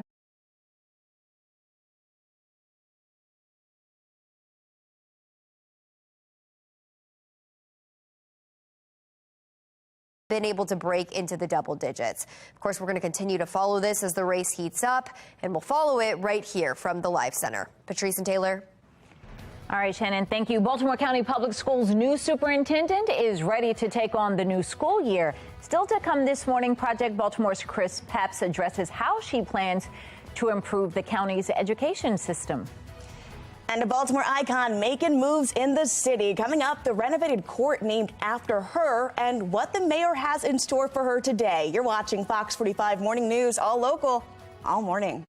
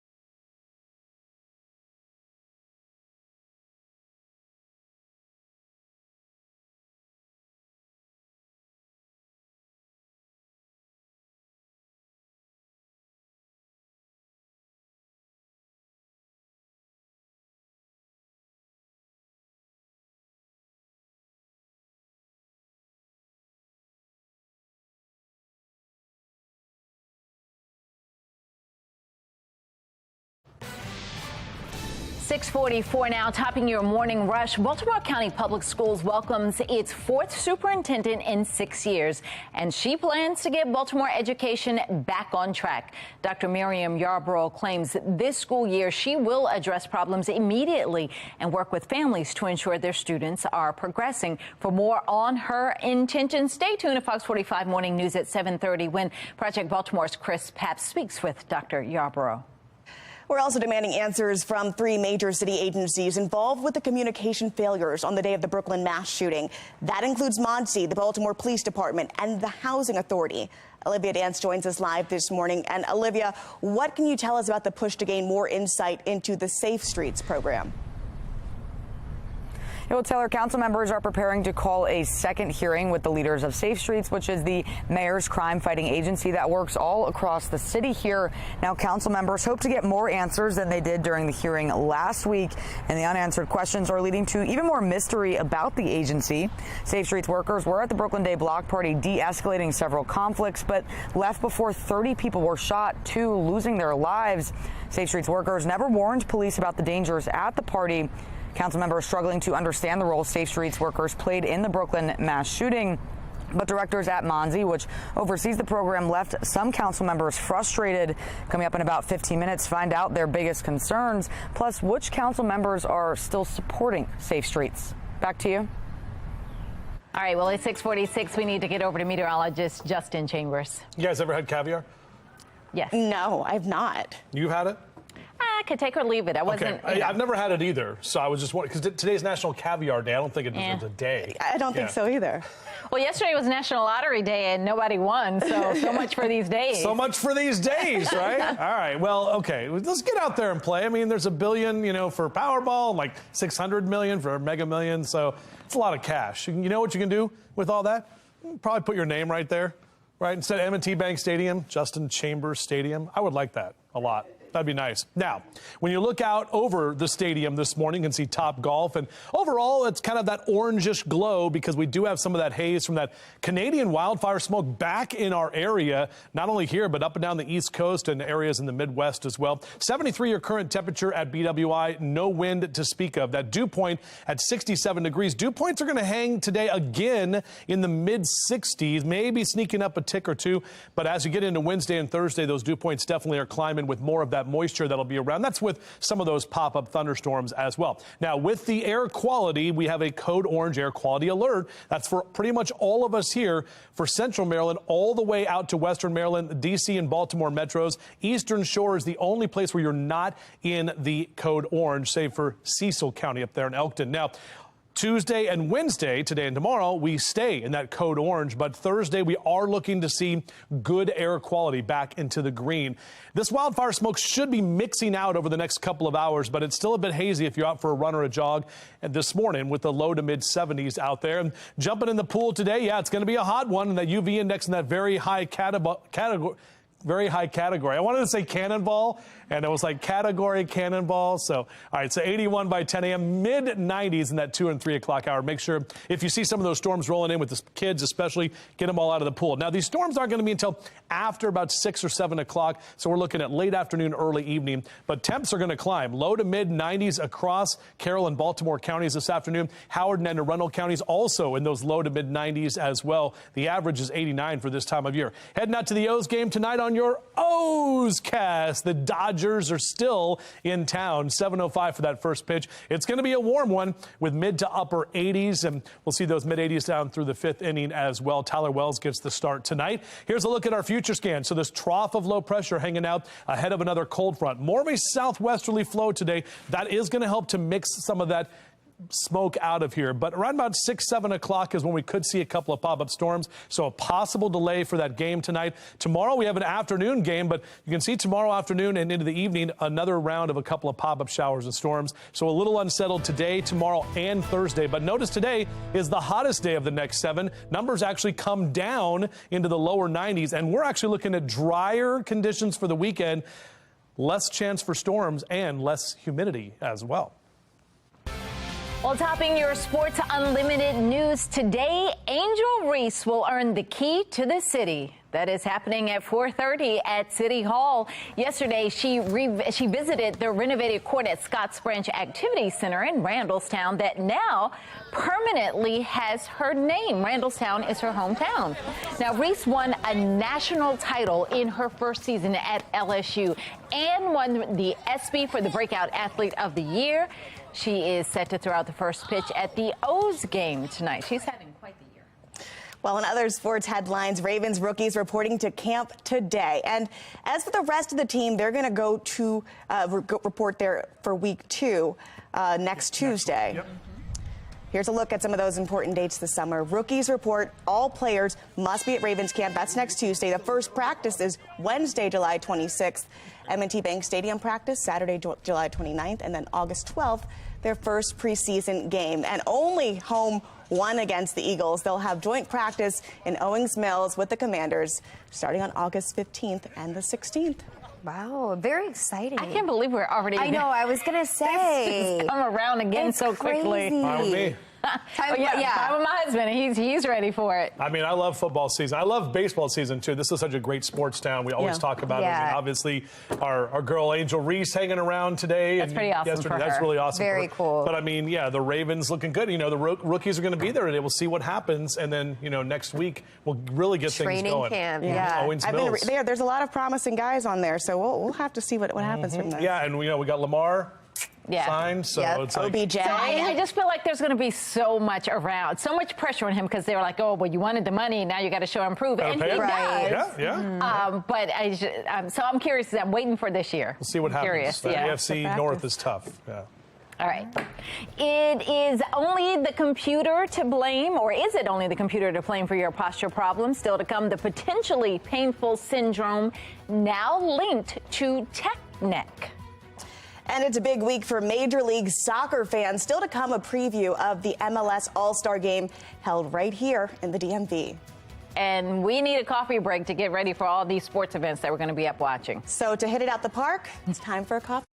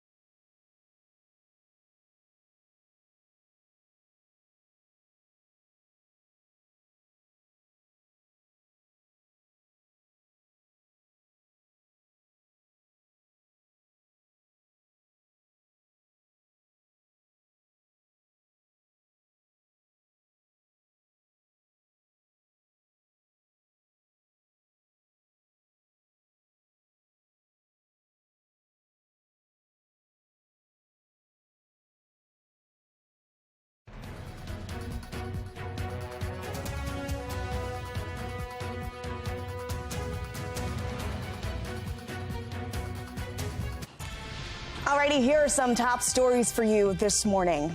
Take a look at new video of a deadly police chase in Charles County. Now, this is in Walford. It's back on June 29th, but police say they were responding to an assault and possible carjacking when the driver, look at this, is what ends up happening. 34-year-old Juwan Mitchell led them on that chase. He loses control and then fatally crashes into oncoming traffic, that truck that was headed that way right there.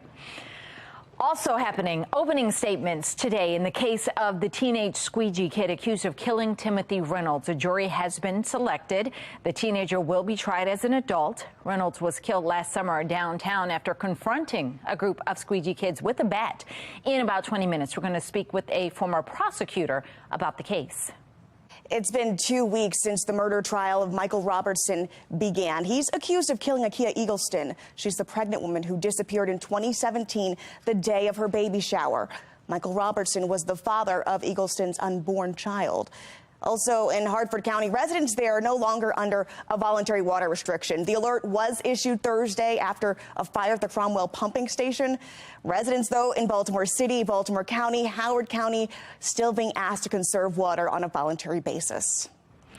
A health watch for you this morning. You may want to pay attention to your posture while using your phone or computer. Medical reporter Liz Bonus shares how a potentially painful syndrome is now linked to tech neck.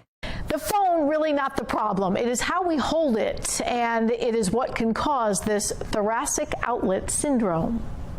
Our tech world that we live in, we're constantly craning our neck forward, looking at screens or looking down at screens. When was the last time you stretched your neck? Physical therapist Rob Neltner says it may be one of the best ways to turn around TOS. Thoracic outlet syndrome is basically compression of either nerves or arteries. Those nerves or arteries impact the space between your collarbone and your first rib, also known as your thoracic outlet. Most people will have either numbness and tingling in their arm. They might have pain in and around their neck and shoulder. Well, a number of things can lead to neck pain. I do a lot of lifting, pulling, tugging. I'm a home health aide. Neltner says thoracic outlet syndrome is specific to this area. It can be caused by trauma, pregnancies, anatomical defects such as having an extra rib, or even repetitive motion injuries. In our high-tech lifestyle, those repetitive motion injuries often happen while we are stooped over, so the area collapses and compresses upper body nerves and blood vessels. We do a lot of stretching of the neck, shoulder, and chest muscles to create space. There isn't a cure, but physical therapy and easing the tension around the neck area is the best way to keep that space open. Just doing a little soft tissue work. Sometimes they develop a little bit of tension up through the neck, and some of that acupressure just might help loosen it up a little bit. It also helps to step away from the phone or computer a few hours a day and keep your head up while using them. Now, since this syndrome didn't likely set in overnight, it may take several weeks to sort of ease the symptoms. I'm medical reporter Liz Bonus. Back to you. Several city council members still looking for answers on Safe Streets' response to the Brooklyn Day block party. Coming up next, find out their biggest concerns, plus which council members still support the agency. The search is on for missing children in Pennsylvania. The wicked weather ripping through that area and the hazy air sweeping across the Northeast. Well, not only the Northeast, we're talking about the haze right here at home as we're dealing with some of that wildfire smoke as well. We'll break down your forecast and that chance for thunderstorms as well on Fox 45 Morning News. Let's do this. Live from WBFF in Baltimore, this is Fox 45 Morning News. Good morning on this Tuesday, July 18th. I'm Patrice Sanders. I'm Taylor Stewart. And let's go right over to your forecast meteorologist, Justin Chambers. He's stretching out. He's getting ready for the forecast and the day to come. Stretching out the tech neck. She was just talking about. It feels good. We haven't even done the 7:30 stretch yet. We need to do that for sure. Where am I? We'll incorporate. Okay, here's the camera. We'll incorporate that. Maybe not. All right, let's go. Let's talk about our forecast. Yeah. This is what we're dealing with. The wildfire smoke is here. This is what settled in yesterday afternoon. Continues to be with us this morning. Should be mixing out. That means kind of moving out of here as we get more of a southwesterly flow picking up today.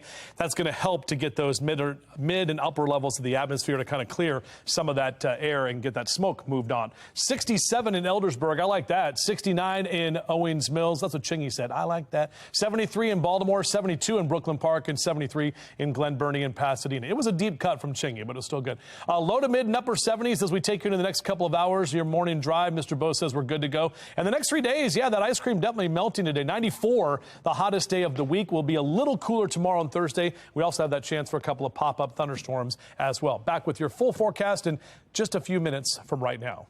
Chingy's big hit, Patrice, was right there. Your musical range is impressive. Right there. All right, let's take a look now. We've got to move on to the Lynch Alert Traffic Network, taking you live to the road. Different traffic cameras throughout our region. Overall, everything moving pretty smoothly as you're getting up and out for your morning commute. No issues to report there. Too much people already have guns, and it's not hard to get a gun. So like it's like hard to stop that. So I don't really know.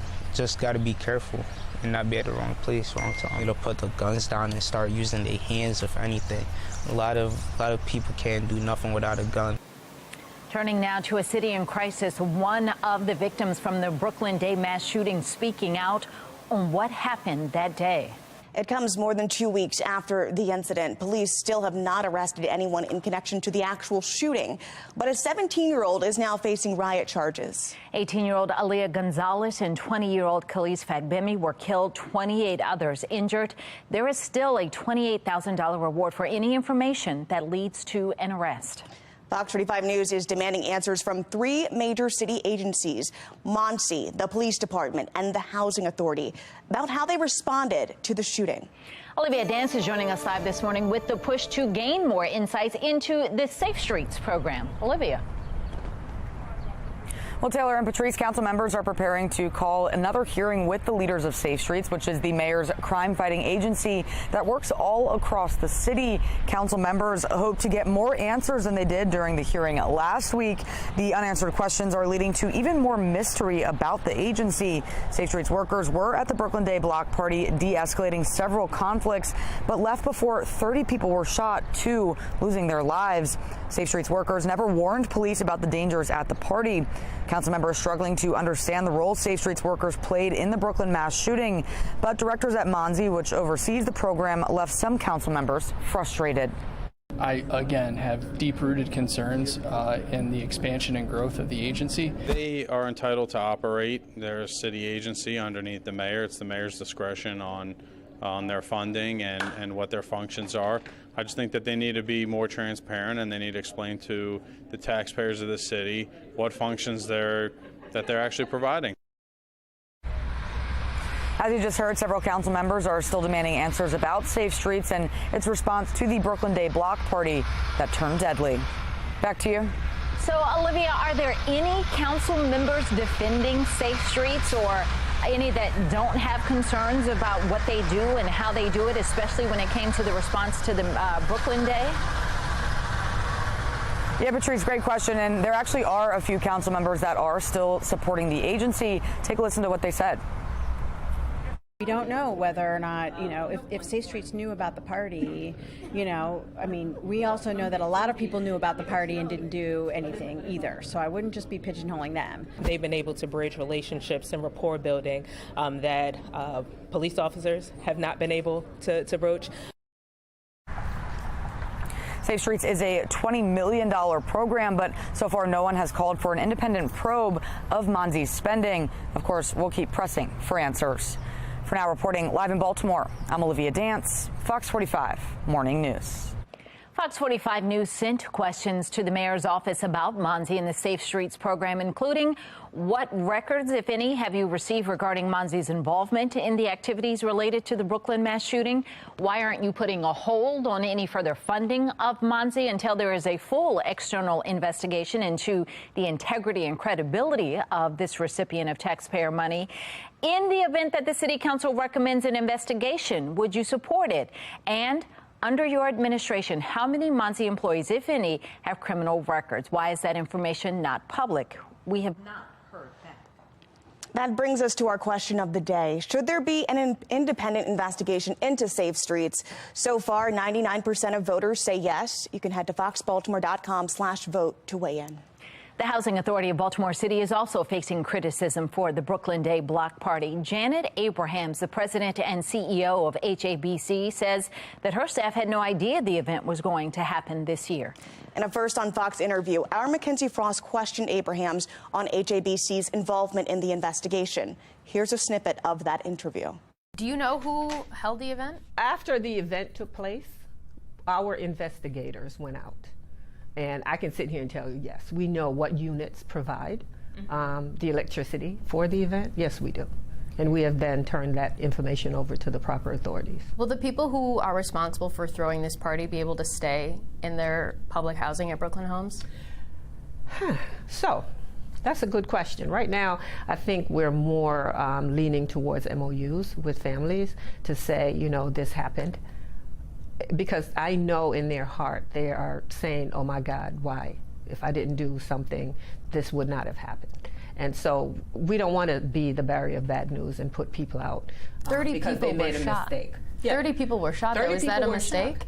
No. When I say sometimes 30 people were shot, 8 of those families belong to us. The rest of them did not live on HABC property. What I mean when I say that is I don't want to be punitive with residents because you made a mistake. Something happened, right? You provide the electricity. You did something against your lease. Doesn't necessarily mean we're going to evict you, but we're going to talk about it, and we're going to talk about what we need to ensure that it doesn't happen again. Now, Fox 45 News did confirm that the U-Haul that's seen at the crime scene is the same truck that hauled in party supplies to Brooklyn Homes earlier in that day. Now, we also reviewed court documents showing the man who rented the truck has a history of alleged drug distribution in the Brooklyn Homes neighborhood. Mackenzie Frost asked the Housing Authority president about that. You can find the full interview on our website, foxbaltimore.com. Well, elsewhere in a city in crisis, another group of city residents are joining the hundreds already signed onto a lawsuit against BGE.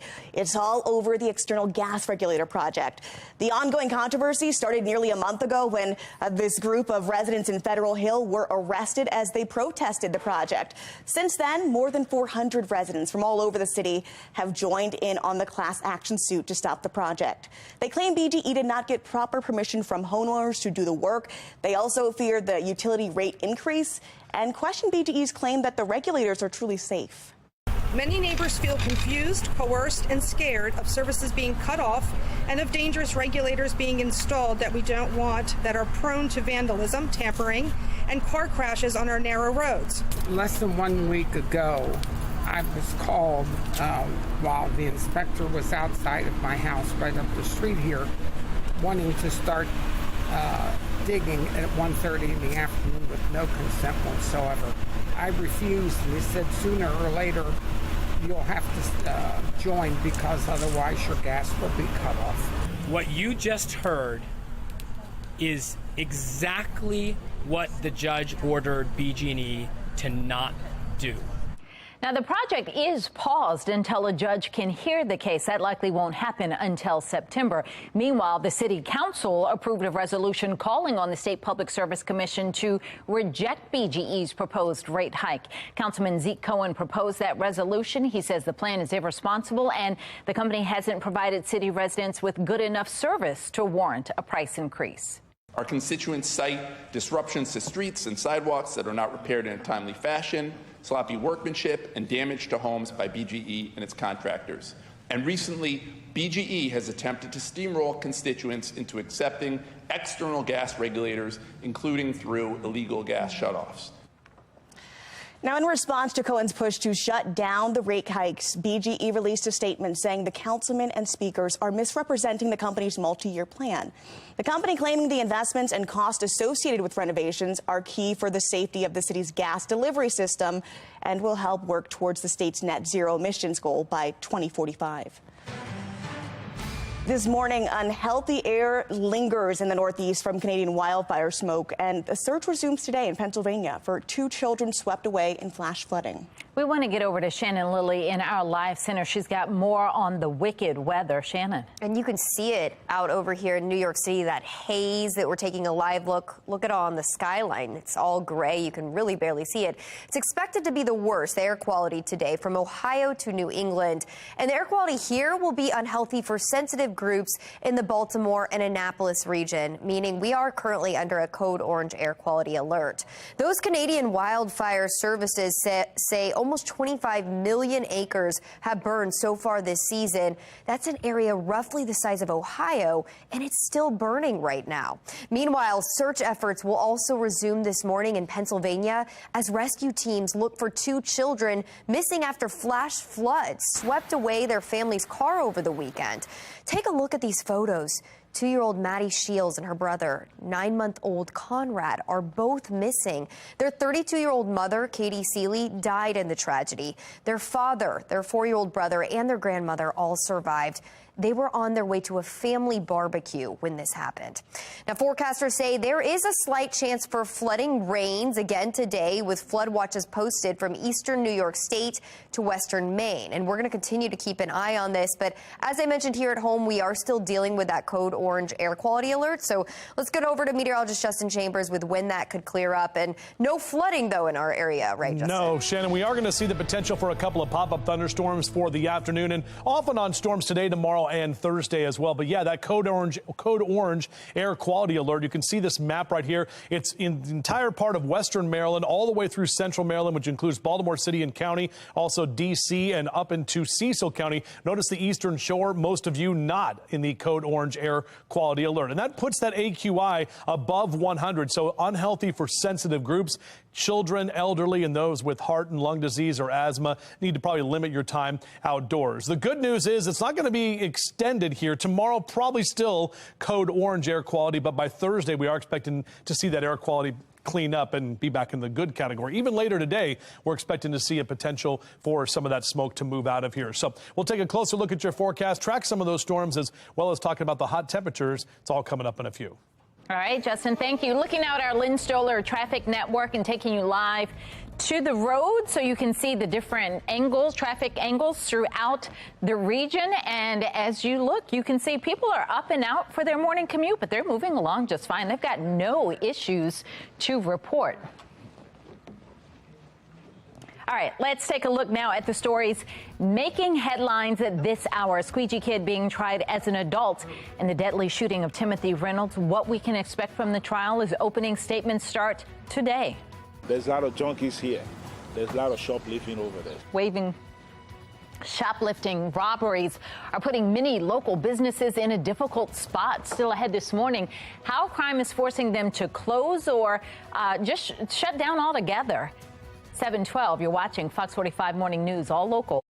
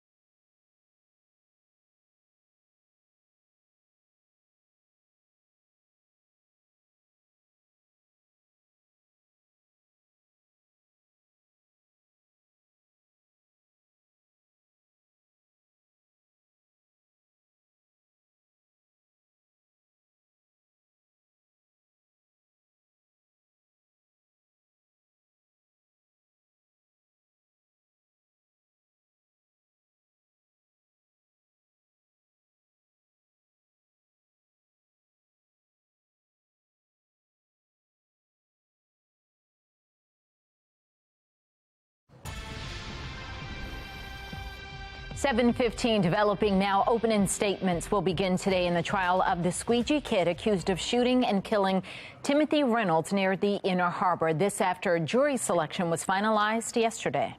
I'm confident that the judge will administer a responsible process of getting a thoughtful jury that is able to look at the facts and the law and do justice. This case is not very complicated because you have a videotape that really shows what happened on that day. The judge in the case says she expects to wrap up the case by the end of next week. Attorney Jeremy Eldridge with Ian Lawyers is joining us this morning with a look at what we can expect. Good morning, Jeremy. Good morning. Thank you for having me. So the jury was seated yesterday. We've got 5 men, 7 women. And as they were questioning potential jurors, just over 100 of them, 72 said they had strong feelings about squeegee workers. Whether that was positive or negative, they had those feelings. So what does that tell you about this case and about the jurors who were ultimately chosen? You know, having strong opinions about the subject matter of a case is not at all unusual. Normally, we're asking that question, having been a prosecutor, now a defense attorney, with respect to, do you have strong feelings about gun violence? So we always ask that question. But when it comes to squeegee workers, with such a public battle over the last 5 to 10 years about how people feel, whether they're commuting or whether they have relatives, frankly, I'm surprised that people's strong feelings or emotions about this issue didn't actually prolong jury selection or get more people stricken. I was surprised that it ended so quickly as well. Now, the judge told the jurors that were chosen not to watch any coverage, not to read anything about the case. How possible is that, and how much do jurors stick with that, and how much are they already tainted about what they've seen about this case? This has been very public. I think it's fairly obvious that every juror sitting in there, whether it was a potential juror during voir dire or the 12 that had been sat plus the alternates, are going to have an idea about this case. But we've seen it before, and we've seen fair verdicts. We've seen it in the Freddie Gray prosecutions. We've seen it as recently as the upcoming trial for Marilyn Mosby. It's almost impossible when you have a high-profile case to expect that the jury's heard nothing. The question is, just because you hear something doesn't mean you know the intimacy of the detail. Okay, let's talk about this. Attorneys for both sides seem adamant that their side is very clear-cut. Attorneys for the squeegee kids say that the video shows what happens. This is going to be an easy case. What do you gather from the video, and what do you see as likely to happen in the case that the judge says she thinks is going to be wrapped up by next week? No attorney ever wants to come out publicly and say it's going to be a difficult case. That's what Marsha Clark did in the O.J. Simpson case, and we saw what happened in that prosecution. So here, both sides, and this is what's so weird about it, are going to be presenting the same video to the jury, telling the jurors that they see different things and to interpret those things differently. And that's what it's going to come down to, is how each and every juror decides that they view the video and whether it constitutes self-defense and whether the state can overcome that hurdle, and not only showing every element of every charge beyond a reasonable doubt, but overcoming self-defense should this defense generate that jury instruction. And likely to wrap up next week, as the judge is predicting? I think at this point, the judge has put this train on a schedule, and they plan to get the station on time. All right. Jeremy Eldridge, it'll be interesting to see how this all plays out. Thank you. Thank you.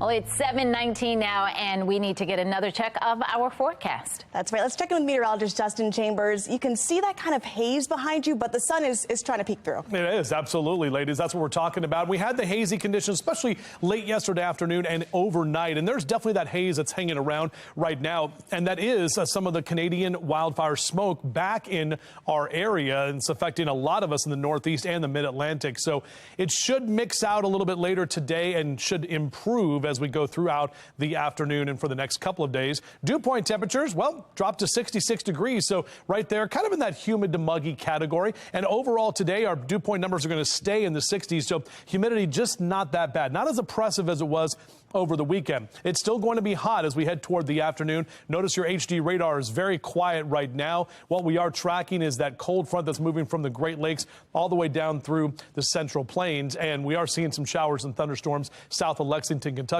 parts of northern Tennessee there as well. As we head later into the afternoon, we'll have that potential of a couple of pop-up storms, but we're going to stay dry for most of the rest of the morning here. Mid to upper 70s and lower 80s in your rise and shine cast. That sun will be up until 8:30 tonight. Good day to jump in the pool. 81 by 10 a.m., mid-90s in that 2 and 3 o'clock hour. So remember, that UV index still the very high category. It's going to basically be there for the next couple of days and next few weeks, because this is when we have the highest sun angle right around the hottest time of the year. And on cue, a lot of low to mid-90s across central Maryland for Elkton and Bel Air, over to Cockeysville and Hunt Valley, 92 Columbia and Laurel, 90 in Annapolis, 91 in Stevensville. If you are heading down the ocean today, numbers in the lower 80s both today, tomorrow, and by Thursday back to the mid-80s. We do have a chance of a couple of pop-up storms if you're heading to the beaches on Wednesday. And here's why.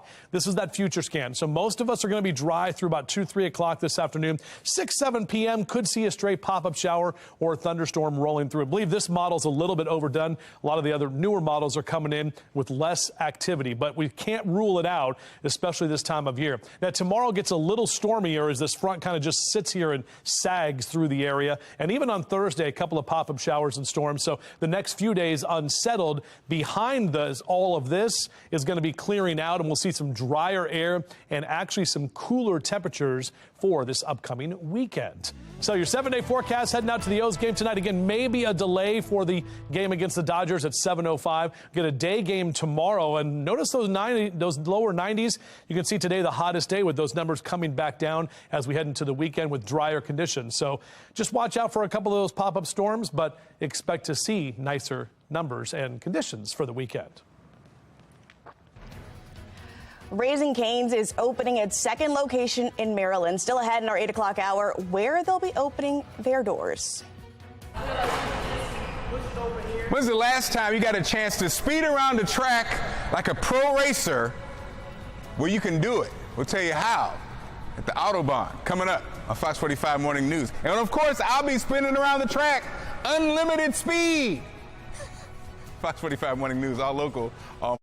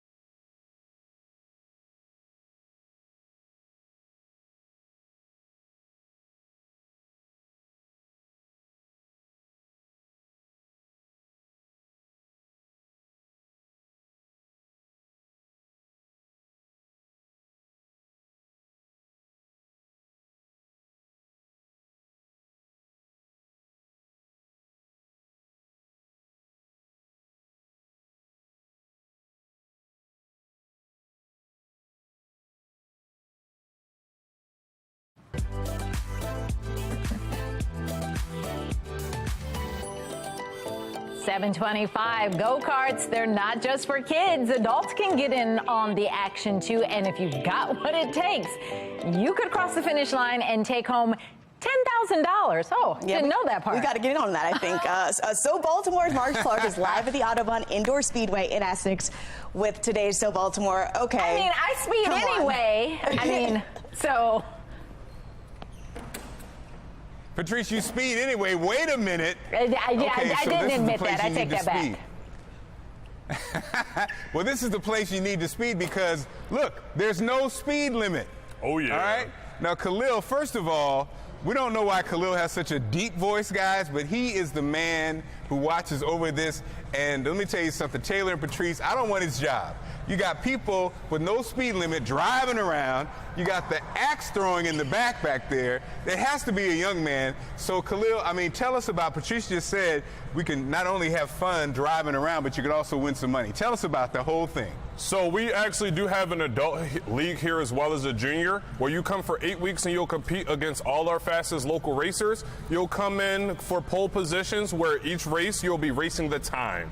It is very fun. These carts go up to speeds of 50 miles per hour, and it is a blast. You'll earn all types of points, meet new people. The competition is awesome, and it's great. So, Khalil, what do you give us some insight now? It's funny.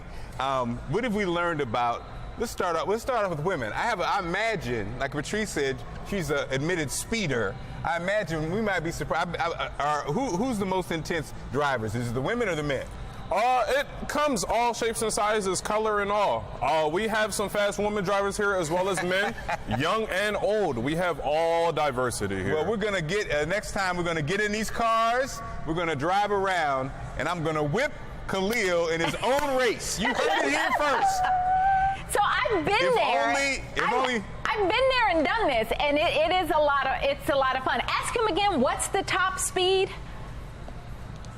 What's the top speed? 50 miles per hour. 50 miles per hour, guys. 15, 1-5. That's what you're saying.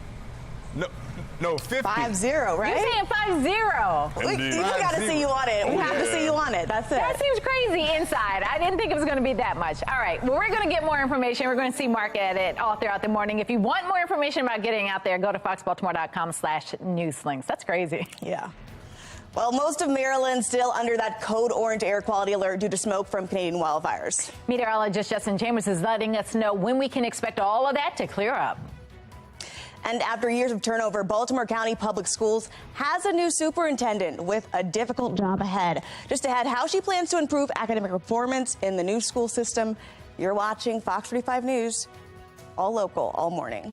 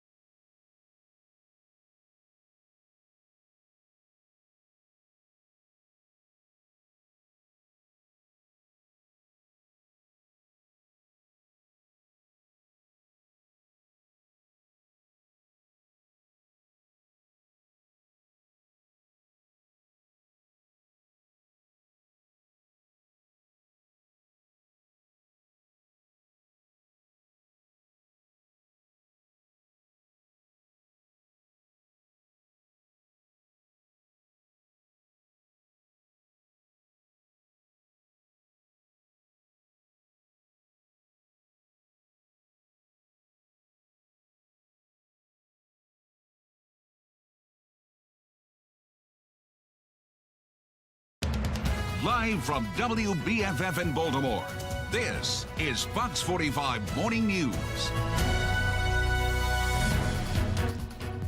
Welcome back on this Tuesday morning, 7:31. I'm Patrice Sanders. I'm Taylor Stewart.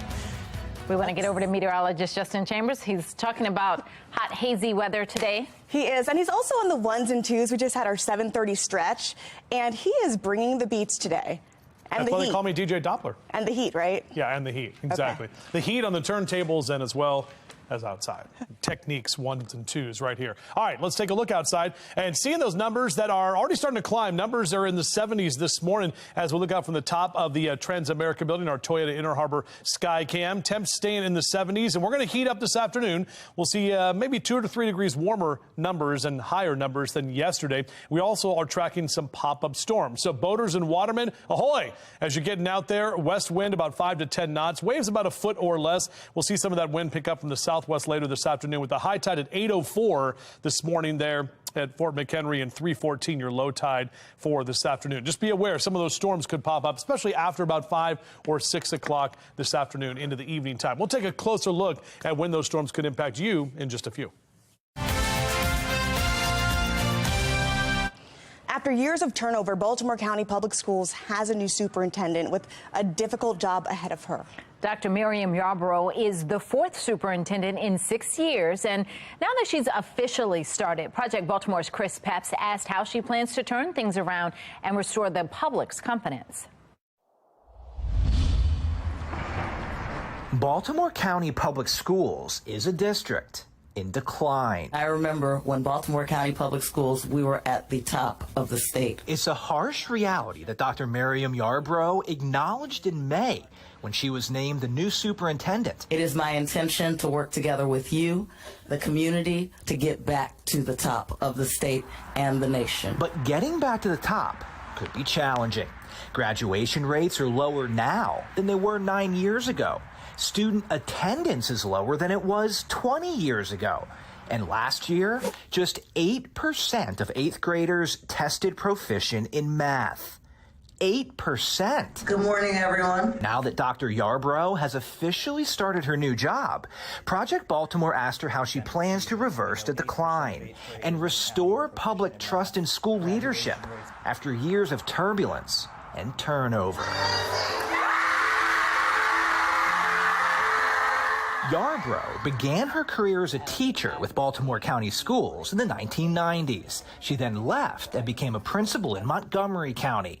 3 years ago, she returned to Baltimore County and shortly after was named the deputy superintendent to Dr. Darrell Williams. In your opinion, what happened? What mistakes were made? And as superintendent, what have you learned from them that you can use moving forward? I don't know that I could speak to you to say what mistakes were made over the last 10 years. We have declining performance when you analyze it for 10 to 12 years, and it wouldn't be fair for me to, make those kinds of statements because I have not been back for the last 10 to 12 years. Dr. Yarborough says she plans to focus on academic achievement, school safety, and recruiting highly effective teachers. In order to get to that, we have to take care of the other three. She said BCPS will soon roll out a new elementary school curriculum that focuses on literacy. And she plans to work with school leaders in real time to ensure instant feedback. When we see an opportunity for growth or when we see a misstep that we're going back in to correct in the classroom that next week. We're not waiting for the next group of students. We're not waiting for next year, but we are really working in lockstep, schools, central offices, and families to make sure that our students are progressing. Congratulations on your appointment, Dr. Yarborough. BCPS has struggled to keep superintendents. Dr. Yarborough will be the 4th in the last 6 years. In 2017, Dr. Dallas Dance went to jail for lying on his financial disclosure forms. His replacement, interim superintendent Verlita White, was found to have violated ethics rules involving her finances. When Dr. Williams took over, he struggled to gain the public's confidence, facing criticism for his response to a ransomware attack on the school system, busing issues, and an uptick in violence. After 4 years, he announced he would not seek another contract. And now, as Dr. Yarborough begins her tenure, some are voicing their uncertainty. For me, it would be a problem because it would cause me to have doubts. Days before the board gave Dr. Yarbrough a contract for $310,000 a year, news broke that she was mentioned in a wrongful termination lawsuit filed by the district's former chief human resources officer. In May, former school board member Lily Rowe said the board should not hire Dr. Yarbrough until more is known about the lawsuit. I don't think I would want to just jump into a choice without knowing details. The suit was filed in April by Sharia Anderson, who claims BCPS engaged in unlawful acts when her employment was terminated in December 2022. According to the lawsuit, Anderson reported to Dr. Williams and Dr. Yarbrough. The lawsuit does not specifically state what role, if any, Dr. Yarbrough had in Anderson's alleged wrongful termination. But despite the lawsuit and the calls to hold off, the school board hired Yarbrough anyway.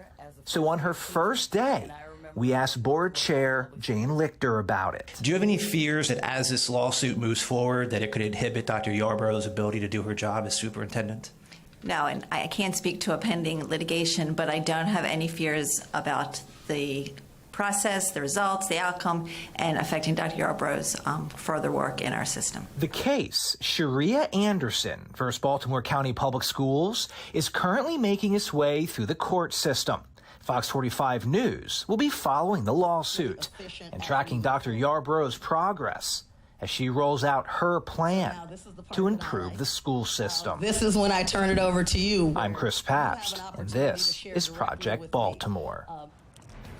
Richard Worley is one step closer to becoming Baltimore's new police commissioner. Still ahead this morning, why some are questioning whether he is the right person for the job.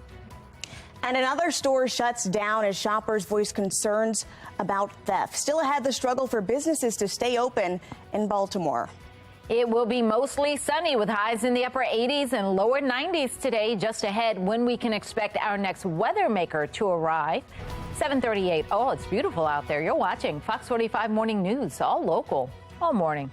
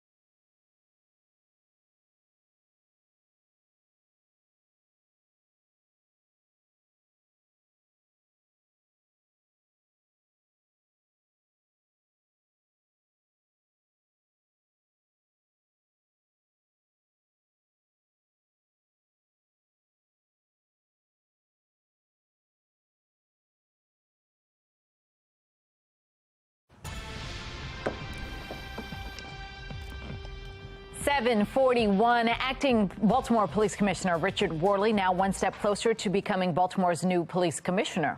The Baltimore City Council officially took Worley's nomination in the position. The next step is the council's oversight committee will hold a confirmation hearing for Worley. That's set to happen on August 15th.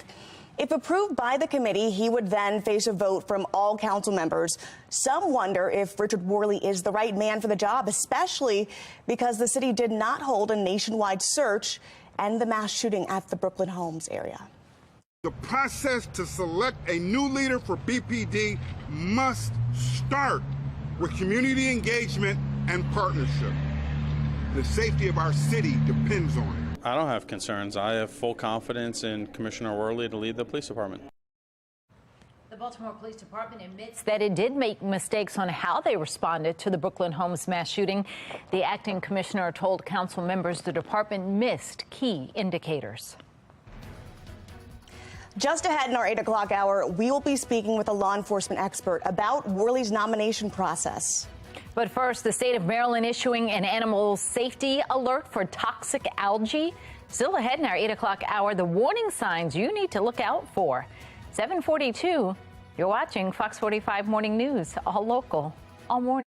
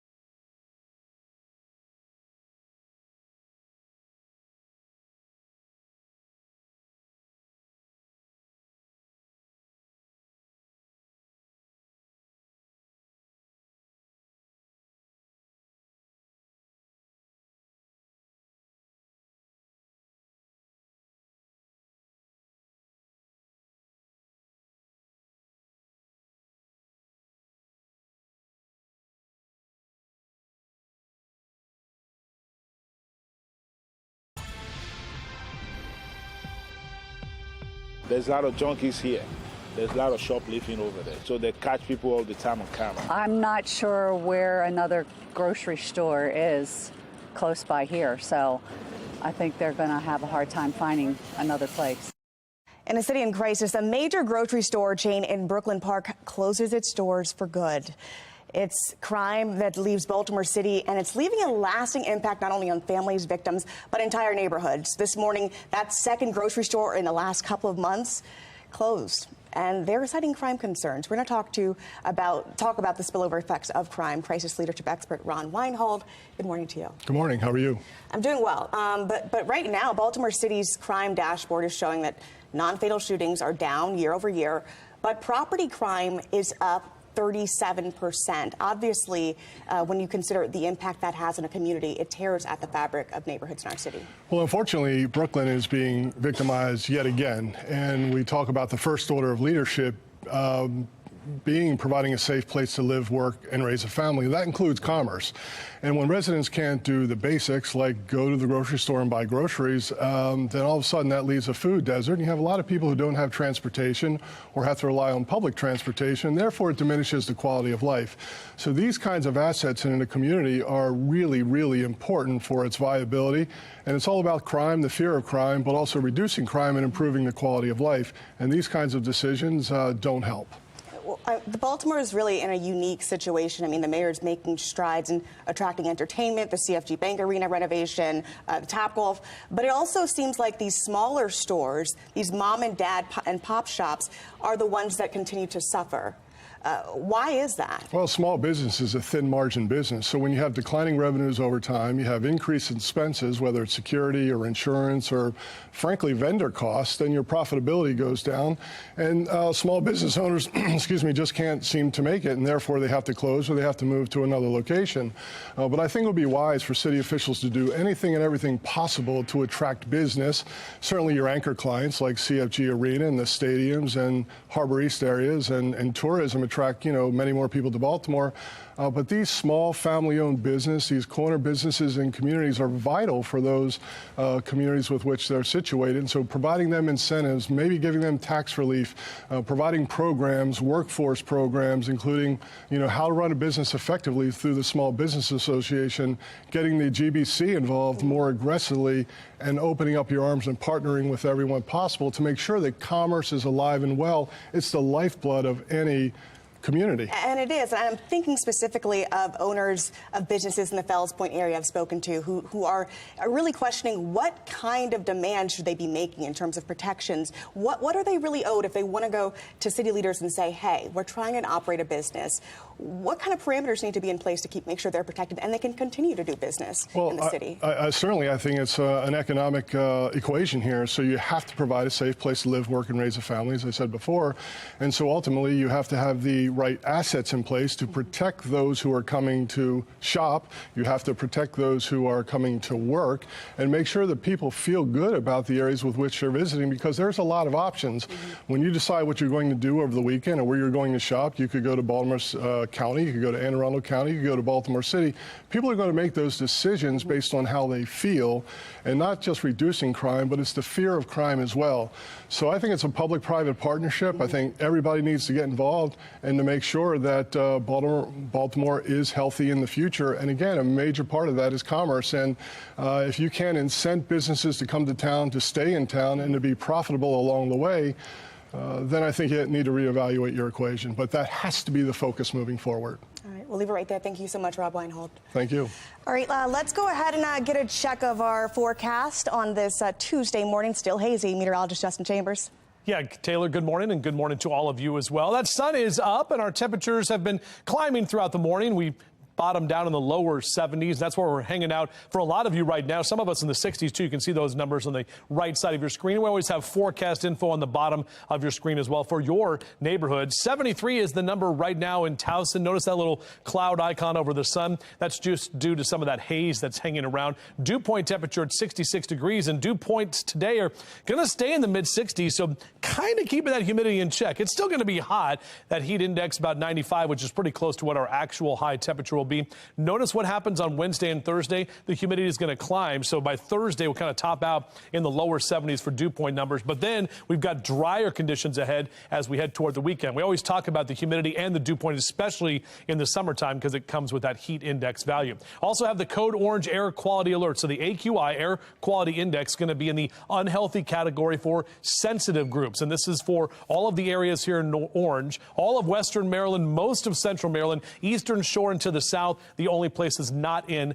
that code orange air quality alert. But today, about 115 on the AQI. Tomorrow, a little bit better, but still a code orange on Wednesday expected. Thursday, we do expect to see it back to the green and into the good category. Speaking of greens, if you're going to be out there hitting the fairways in greens today on your forecast, upper 70s through 9 a.m. with upper 80s through noontime. And we'll see those numbers climb into the low and mid 90s for this afternoon. Definitely get the watering done early this morning or into the evening time. That sprinkler cache, you'll need that water, even if you don't get any of the rain with some of those pop-up storms that some of us will see.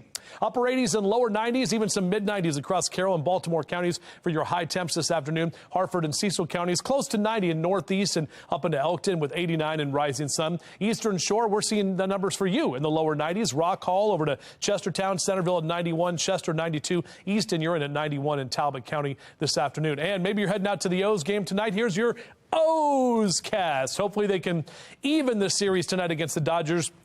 That one pitch from Baker, the grand slam, and that was it. So we lost last night. But Grayson looked great. And Tyler Wells back on the mound, 88 for your first pitch temperature at 7:05. And again, we may have to see a delay or two with some of those pop-up storms that are possible today. A better chance for storms coming tomorrow. So there is a day game on Wednesday that could also be impacted with some of those storms. And then Thursday, we will see a few more storms late in the day. But Friday and Saturday heading to the weekend, drier conditions and slightly cooler. Oh, that sounds great for a weekend. Let's take a look now at our Lynn Sterler traffic network. Not so great there. We're following reports of two different incidents. One is a crash on 95 South at Mountain Road. We're hearing 3 vehicles are involved there, and it's closing one southbound lane and the shoulder. Also hearing about a crash on 695 just past Washington Boulevard. The status of the inner loop lane's not known at this time, but just give yourself some time if you head in either of those directions. The Orioles are making... I'm getting ready. I'm learning the rules of the road at the Autobahn before I get in the car. I'm getting the expert advice, expert direction, and coming up, I'll be on the Autobahn. Fox 45 Morning News, all local, all morning long. All right, so we all might need a jolt of caffeine to be ready for that type of speed. Yeah, it's definitely time for a coffee break.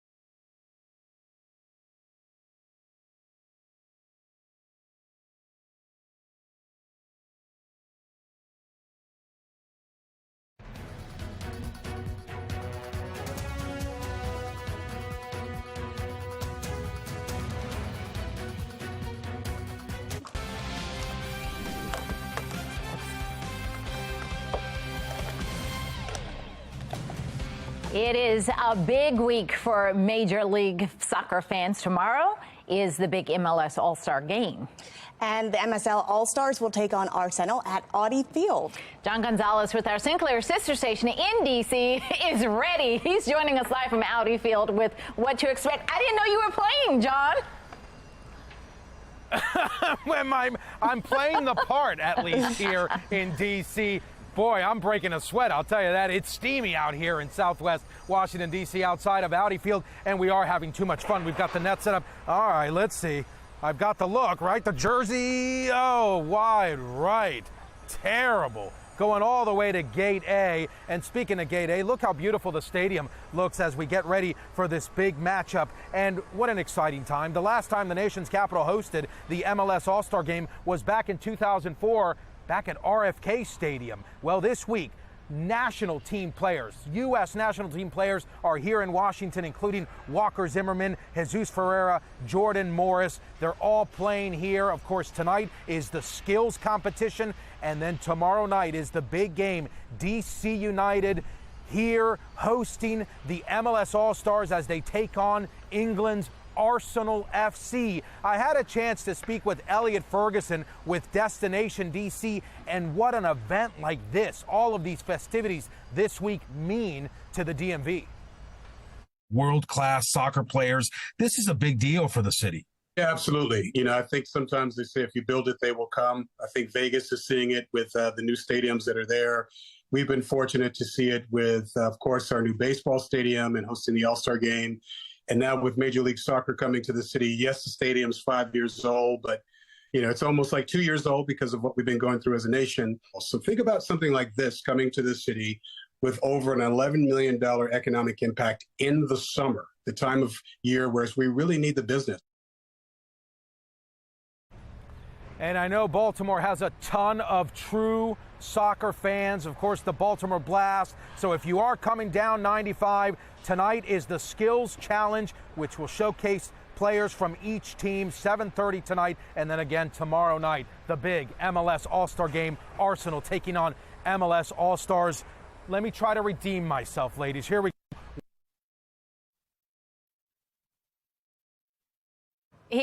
He was going to do it. I have faith that it was going to make it through this time. You gotta love live TV, right? Gotta love it. All right, next time we'll see it. We will, but we also may see some haze out there from the smoke and Canadian wildfires. It's causing a code orange air alert in parts of Maryland. Our weather authority team will let us know when it could clear up. Several city council members are still demanding answers on Safe Street's response to the Brooklyn Day block party. Coming up next, find out their biggest concerns, plus which council members are still supporting the agency.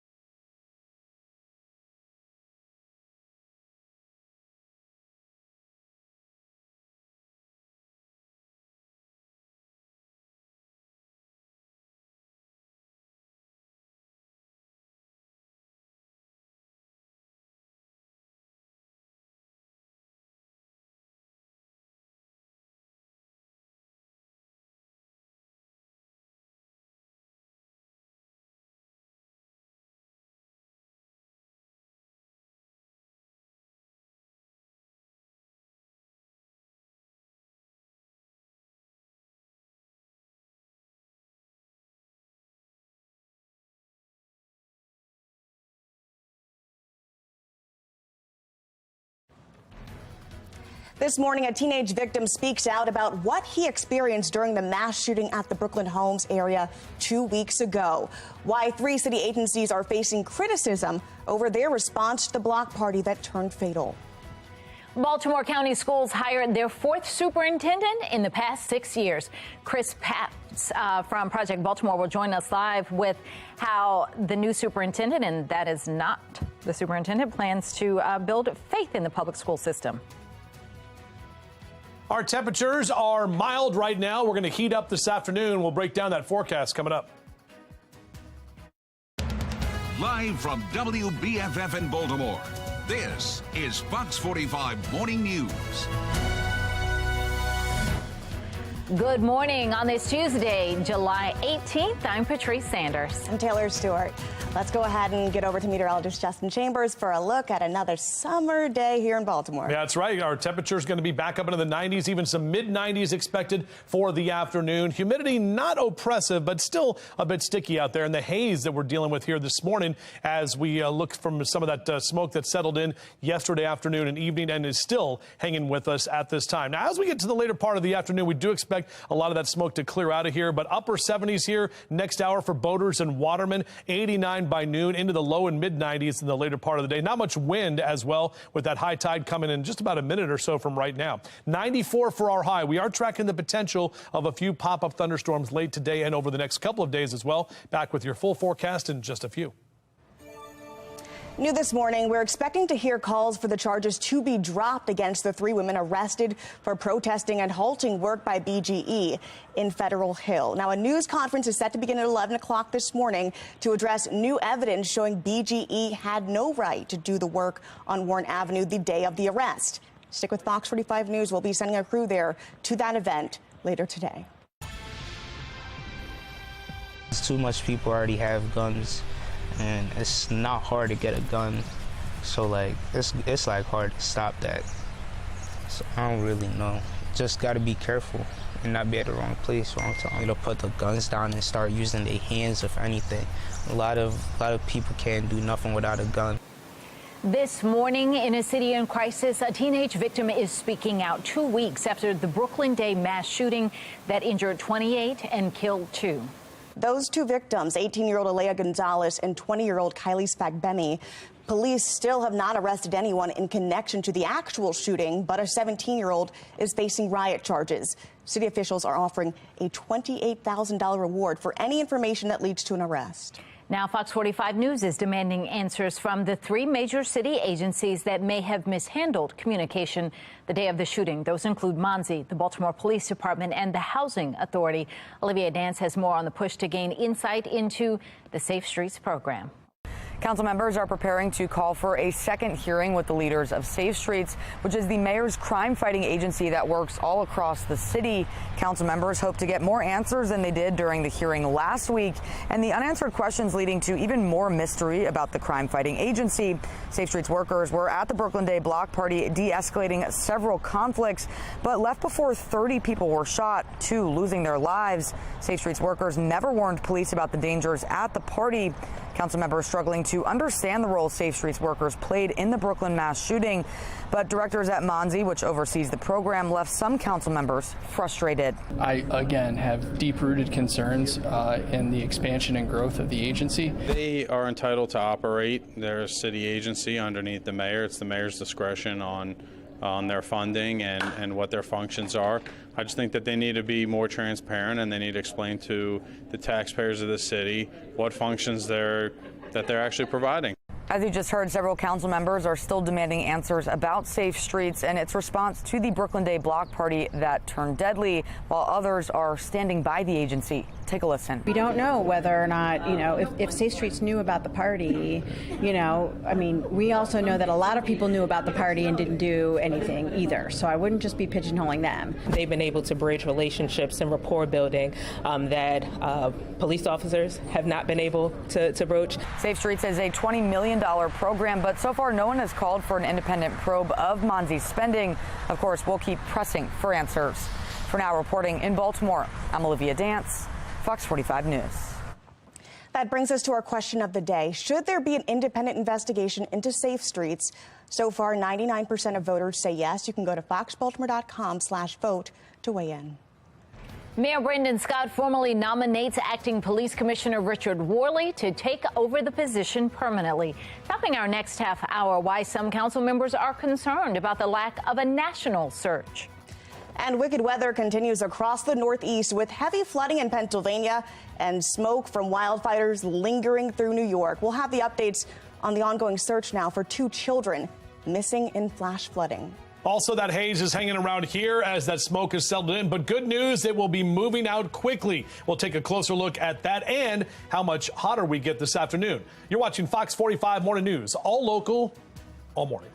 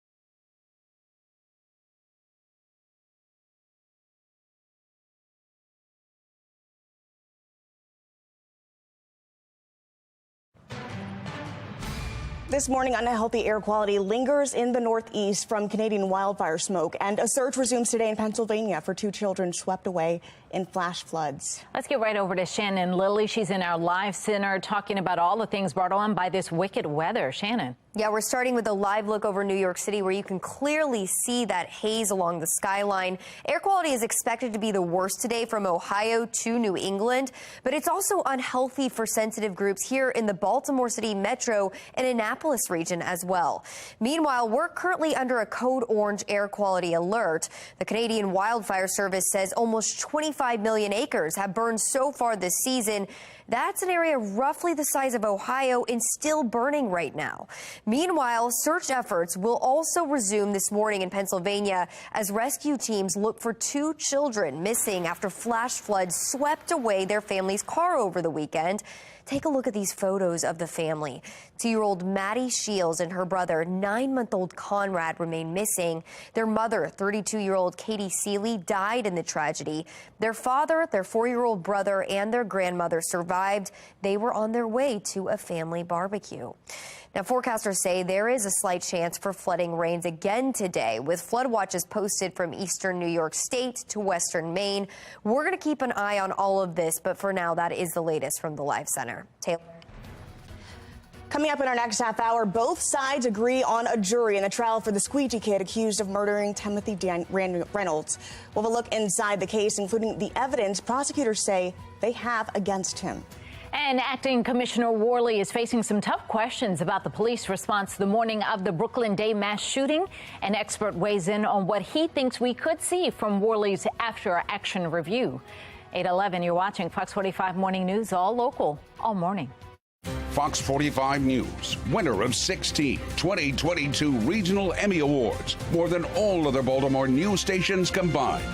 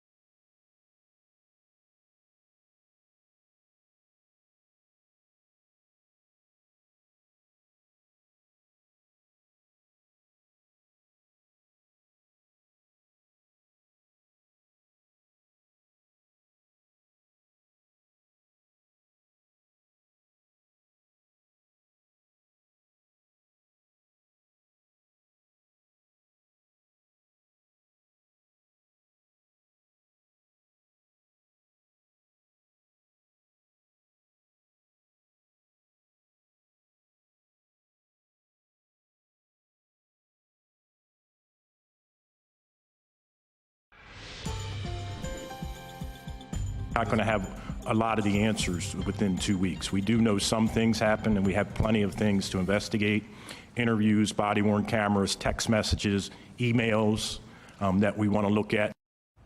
In fact, Acting Police Commissioner Richard Worley says his department likely won't have answers about what led to the communication breakdown the day of the Brooklyn Homes mass shooting for at least 45 days.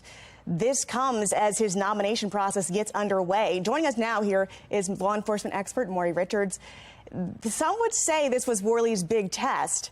What are your thoughts right now as this nomination process moves forward in City Council?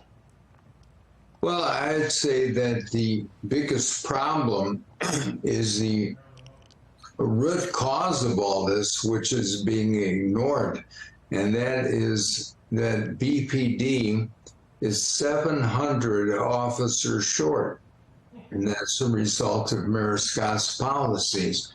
As a result, there were only 7 officers in the Southern District the night of the event.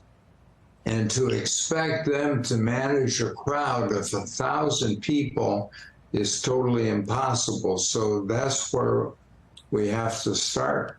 Some would make the argument that because of the shortage, he should have called in reinforcements or other lines of communication to get more officers involved, namely the sheriff's office. And so what are your thoughts on that? Do you think that there's room for him to recover from this and still present as the police commissioner the city is going to need to be able to trust as this process is already underway? Well, you know, there was a lot going on that night, Taylor. One of the things that the council let slip away and off the hook was the responsibility of Safe Streets. They're on the scene. They saw the violence. They reportedly intervened with armed offenders and didn't let the police know. So if the police would have had a better idea of what was actually going on, they could have come up with a possibly different response. Final question, Maury. I want to circle back to your point about how police responded to this large crowd and the shortage that you mentioned. How should the department be responding to large crowds? We're in the thick of summer. There's plenty of events going on. What do they need to be doing to be prepared? Well, you know, the first thing is when organizers have these events, they have to get legal permits, because when you do that, you sit down with the police, you sit down with the city, you work out a plan, the hours, the size, and you can actually schedule enough officers to keep it safe. But this wasn't done, and once again, there's no mention of accountability. In fact, it seems that one of the main sponsors is an alleged drug dealer. So this event was totally wrong from the very start, and to blame the police for getting out of hand is just not fair. All right. Of course, our FOX45 News team will vet that. Thank you so much, Maury Richards. Let's switch gears here. That's right. We've got meteorologist Justin Chambers back to give us a look at the forecast. Yeah, good morning, ladies. We're talking about numbers that are going to be warmer today in terms of your high temperatures. Looking out over the Inner Harbor, definitely the hazy skies that we're seeing out there. Some of that smoke from those wildfires did kind of settle in yesterday afternoon and into the overnight hours and hanging with us this morning. The current dew point is 67 degrees. I always talk about those dew point temperatures, kind of right in that humid to muggy category. But today, those numbers are still kind of staying in check. It will still be a bit sticky outside, but not the oppressive humidity that we had over the weekend. So overall humidity not that bad. Now, looking at our HD radar, everything is quiet here along central Maryland and up and down the Chesapeake. You can see some of those showers and storms developing over the southern half of the Appalachians. We have that cold front moving through the Midwest. That's going to push a little bit closer to us over the next couple of days, and that's what's going to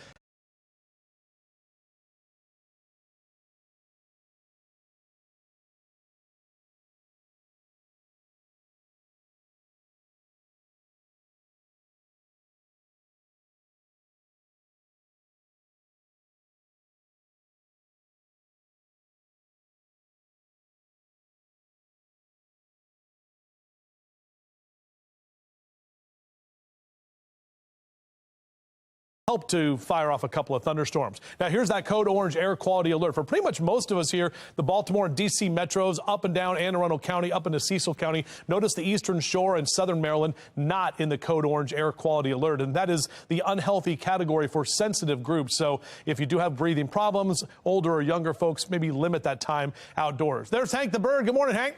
Yeah, there he is. Next hour, 79 with mid to upper 80s into that noon hour. And we'll see those temperatures slide in the low to mid 90s for this afternoon. 89 is typically where we are this time of year. We're seeing those temperatures in the low to mid 90s across central Maryland for your highs this afternoon. And if you're heading down the ocean, yeah, to numbers in the lower 80s on Tuesday and Wednesday, mid 80s on Thursday. We do have that chance of a couple of pop-up storms at the beaches here over the next couple of days. And here's why. That future scan coming in. We're going to see more of those pop-up storms, that 6-7 o'clock hour. Just a few of the isolated storms later today. A better chance of some more scattered thunderstorms around for tomorrow. That's going to be tomorrow afternoon into the evening time. Thursday, yeah, less of a chance of the storms, but it's still of the pop-up variety is what we'll see by Thursday. But good news, Friday and Saturday, we'll see some drier air and some slightly cooler conditions.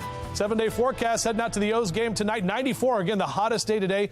And then the next 7 days, you can see those numbers steadily going down with drier air in place as we head toward the weekend and less of a chance of storms. Patrice? All right, let's look at our Lynn Stoller traffic network now, and we're still following 2 reports of incidents. A crash on 95 South at Mountain Road. We know 3 vehicles are involved, and that is closing one southbound lane and the shoulder, so a slow go through there.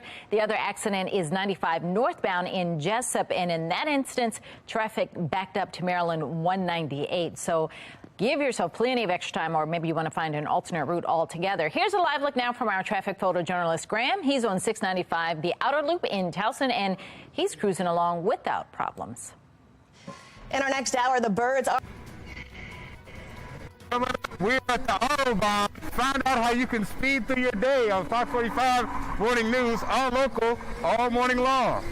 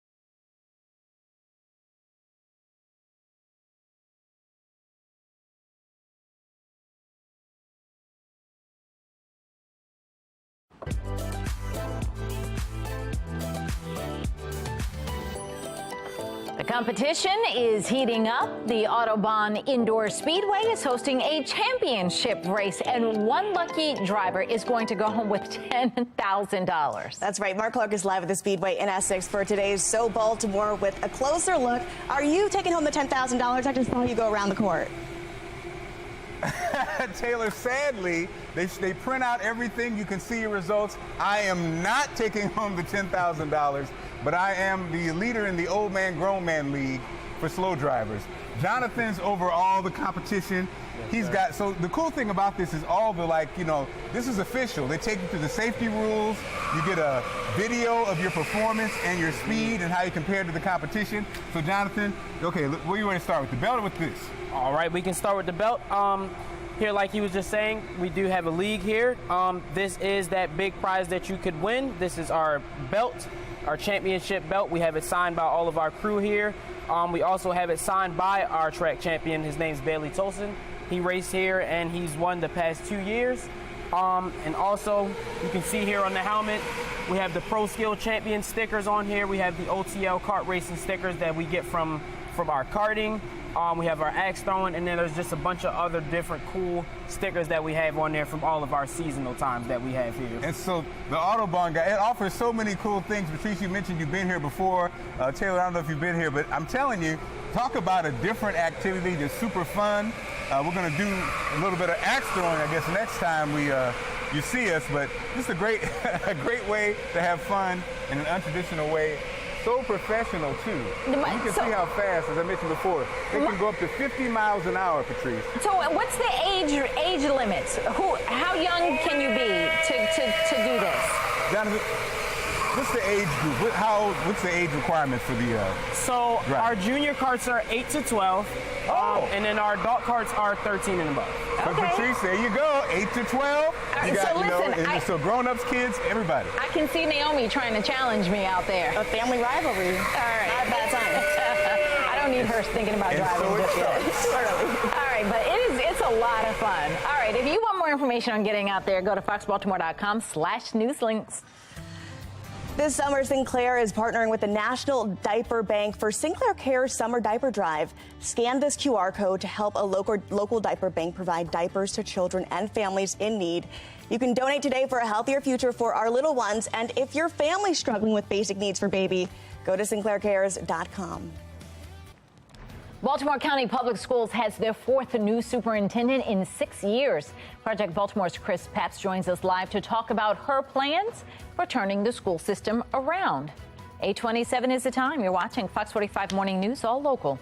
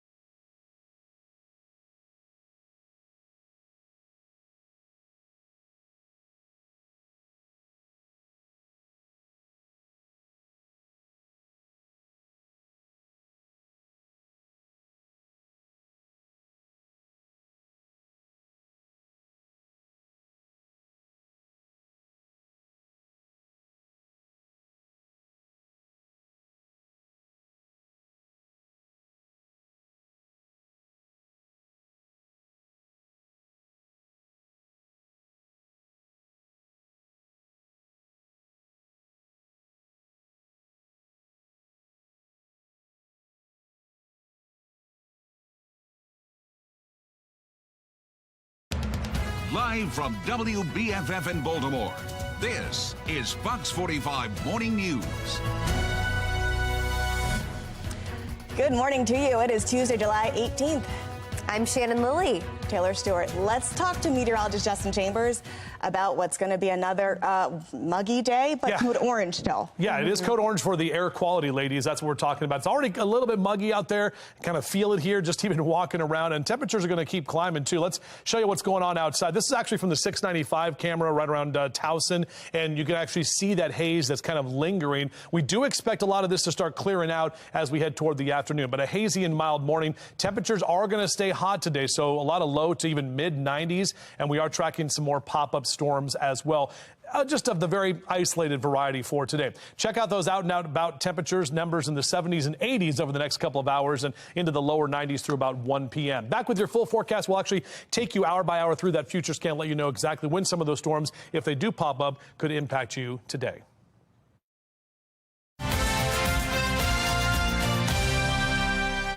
Baltimore County Public Schools has a new superintendent. After years of turnover, Dr. Miriam Yarbrough is the fourth superintendent in 6 years.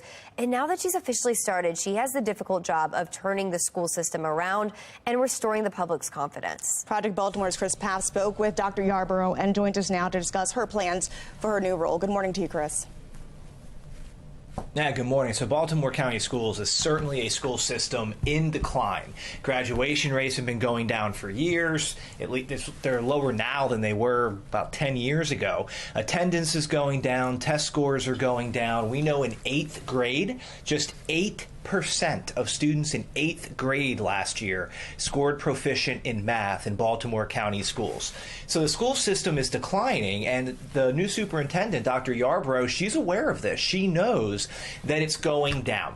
So we asked her at her recent press conference where she when she started her job, what she thought about that and what she's learned and what mistakes the school system has made that kind of led to this point. And she said that she couldn't speak to any mistakes, which is a little bit concerning because if you don't know the mistakes you made, how are you supposed to correct them and move forward? But she said that she's going to focus on academics. She's going to focus on getting kids in class attendance. She's going to focus on hiring good teachers, which is good, but that's what every superintendent we've ever spoken to has always said. So we're going to see what Dr. Yarbrough can do here. She's got 4 years, but there's still a lot going on here, in terms of the public trust in the county, the declining test scores, declining graduation rates. So we'll see what she has in store. Chris, we saw a lot of violence in Baltimore County schools as well. Did she talk about how she plans to address that? She said that she's going to focus on school climate and school violence. She didn't give any specifics about any of that. As far as the details of other things that she had said about academics, she said she's going to be rolling out a new reading curriculum for elementary school, but we didn't get a lot of details about that. And this is kind of one of those things where the superintendent was picked with very little to no public input. Parents didn't have much of a say in this. Stakeholders in the school system, taxpayers didn't have a say in this. She was chosen. And then she comes in, and it's not just her, it's all the superintendents, as you mentioned, 4 in the past 6 years. So the school board hasn't done a very good job of choosing superintendents, but they stuck with the same philosophy of just picking one, and then that's the one that people get. So Dr. Yarbrough was chosen. She took over on July 1st, and we don't know what she's going to do. We don't have any details about what she's going to do. These were not open door discussions about what we want, we as taxpayers, we as parents, in the next superintendent. We just got one, and now we're trying to figure out what she's going to do. So she is only a few weeks into the job, but it is something that we had even done stories on it, Project Baltimore, that the parents are just going to get somebody without knowing what direction that person is going to take the school system in. It does beg the question if there are deeper structural issues rather than just having a new superintendent in place. We'll have to wait and see. Thank you so much, Chris Pabst. Continuing coverage this morning, Mayor Brandon Scott formally nominates acting Baltimore Police Commissioner Richard Worley before City Council amid concerns that the city didn't hold a nationwide search. Minutes after former Police Commissioner Michael Harrison stepped down last month, his Deputy Commissioner Worley stepped in. The confirmation process is now underway. The council's oversight committee will hold a confirmation hearing on August 15th, and if approved by the committee, Worley will then face a vote from all council members. But some council members have concerns that Worley immediately replace the former commissioner without conducting a national search. That's something that certainly we'd like to have seen, a national search, just one, to get as much insight as possible. Would I like to see a little more community engagement in the search process? Yes. However, I look forward to the council's role in oversight. We are down to a year of this term, and that national search is a long process. We need to get someone permanent as soon as we can. Other council members are less concerned and say they look forward to evaluating Worley on his ability to do the job. There is no date set for a potential vote by all council members and no deadline for that decision either. A jury has now been seated in the trial for the squeegee kid charged with killing a motorist near the Inner Harbor last summer. The judge asking if any of the members of the jury pool had, quote, strong feelings about the practice of squeegee workers. Well, 72 of 110 jurors said that would apply to them. Still, after 6 hours, both sides agreed on a jury. Everybody knows that this case got a lot of attention, and that makes every aspect of the proceedings more difficult. Baltimore City, good news is, has a lot of familiarity with complex, high-profile cases, and so I'm confident that the judge will administer a responsible process of getting a thoughtful jury that is able to look at the facts and the law and do justice. It comes after a judge denied the state's request for a delay. Prosecutors say they have DNA evidence linking the suspect to a spray bottle at the scene that had not been processed yet. The state claims there was a miscommunication between the city state's attorney's office and those in charge of testing for DNA evidence. The judge decided that's not a good enough reason to push the case back any further. It had already been delayed once last fall. Another group of city residents are joining the hundreds already signed on to the lawsuit against BGE over external gas regulators and that project. The ongoing controversy started nearly a month ago when a group of 3 residents protesting the project were arrested in Federal Hill. Since then, more than 400 residents from all over the city now have joined the lawsuit to stop the project, claiming BGE did not get proper permission from homeowners to do the work they're doing. They also fear utility rate increases and questions BGE's claim that the regulators are safe. Many neighbors feel confused, coerced, and scared of services being cut off and of dangerous regulators being installed that we don't want, that are prone to vandalism, tampering, and car crashes on our narrow roads. Less than 1 week ago, I was called while the inspector was outside of my house right up the street here, wanting to start digging at 1:30 in the afternoon with no consent whatsoever. I refused, and he said sooner or later you'll have to join because otherwise your gas will be cut off. What you just heard is exactly what the judge ordered BG&E to not do. Well, the project is paused until a judge can hear the case. That likely won't happen until September. Meanwhile, the City Council approved a resolution calling on the State Public Service Commission to reject BGE's proposed rate hikes. Councilman Zeke Cohen proposed the resolution. He says the plan is irresponsible and the company hasn't provided city residents with good enough service to warrant a price increase. Our constituents cite disruptions to streets and sidewalks that are not repaired in a timely fashion, sloppy workmanship, and damage to homes by BGE and its contractors. And recently, BGE has attempted to steamroll constituents into accepting external gas regulators, including through illegal gas shutoffs. In response to Cohen's push for the shutdown and rate hikes, BGE released a statement saying councilmen and speakers are misrepresenting the company's multi-year plan. The company claiming the investments and costs associated with renovations are key for the safety of the city's gas delivery system and will help work towards the state's net zero emissions goal by 2045.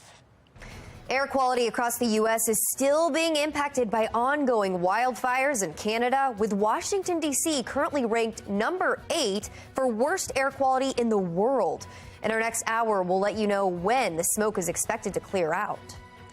And here at home, we're under a code orange air quality alert, which could have health effects for sensitive groups. Meteorologist Justin Chambers has a look at your forecast and the week ahead. You're watching Fox 45 Morning News, all local.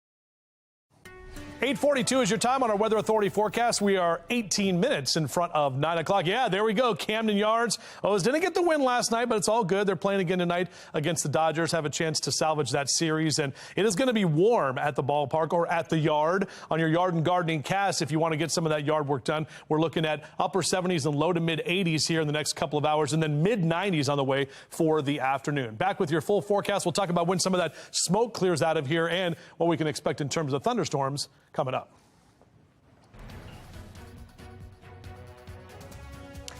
Well, up next, toxic algae blooms in the Potomac are leading the state of Maryland to call an animal safety alert. We sit down with an expert to let you know how to keep your pet healthy. And we're going to take you live to Westminster for the grand opening of a new restaurant, how you can score some free food, and Raising Cane's merch. You're watching Fox 45 Morning News, all local, all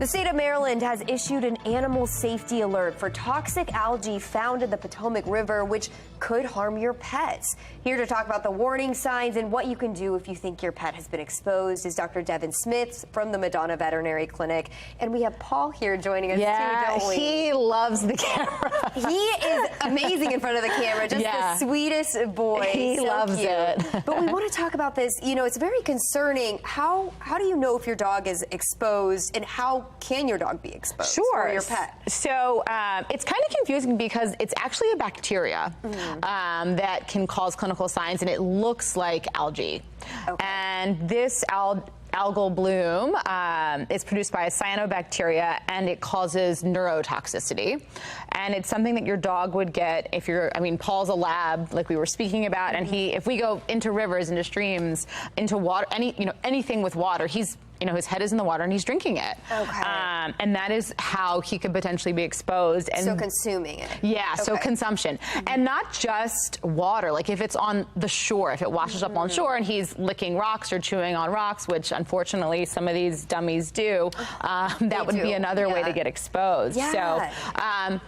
So, ideally, our pets are never going to drink running water. There's other parasites that they can get exposed to, but it is something that can happen. And so with this specific toxin, what you want to look out for are neurological signs. Okay.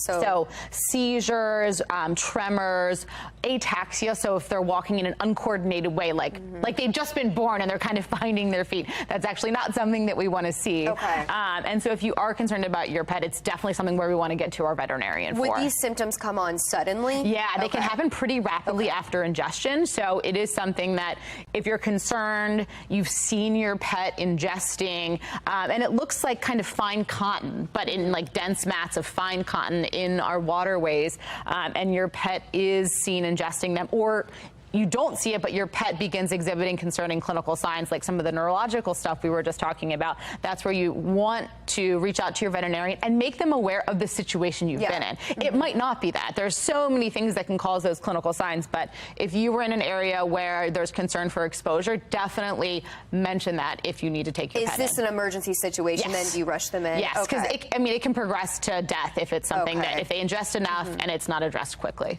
And so do you recommend not bringing your dogs anywhere near the Potomac then at this point? I think right now, while we're still in this kind of alert phase, I would wait until the Department of Agriculture kind of clears the area and we're not seeing the blooms.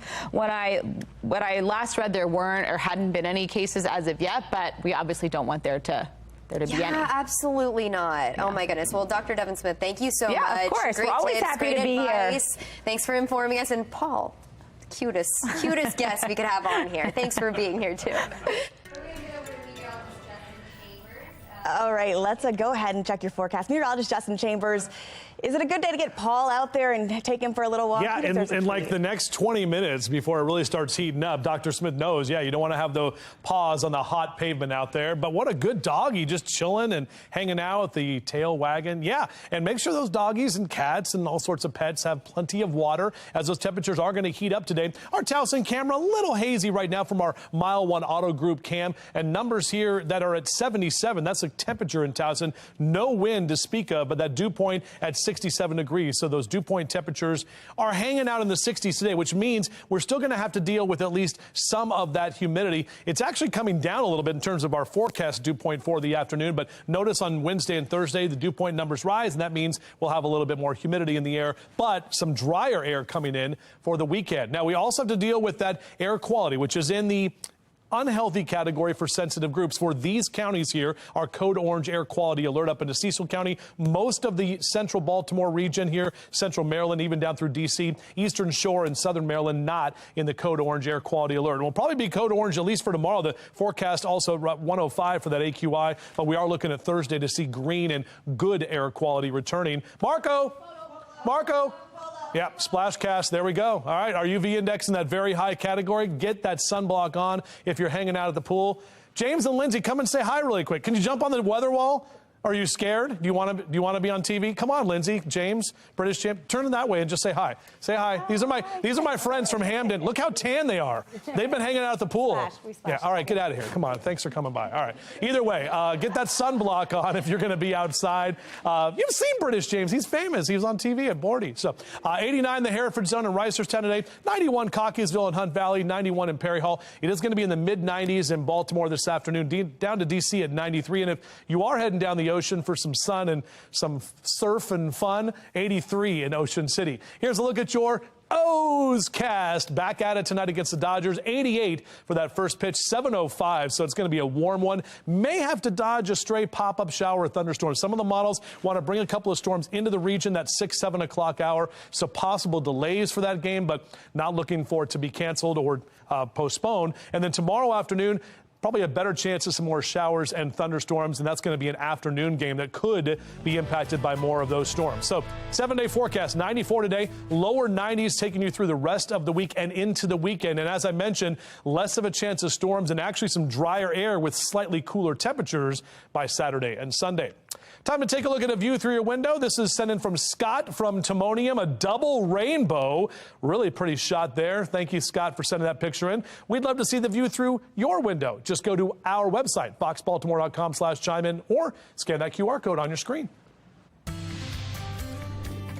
Happening today, here is a live look at Westminster, or the grand opening of Maryland's newest Raising Cane's. Very exciting. We are just minutes away from the ribbon cutting ceremony, and you still have time to get over there because the first 100 dine-in customers to purchase a combo meal will receive a free commemorative t-shirt and a box combo card.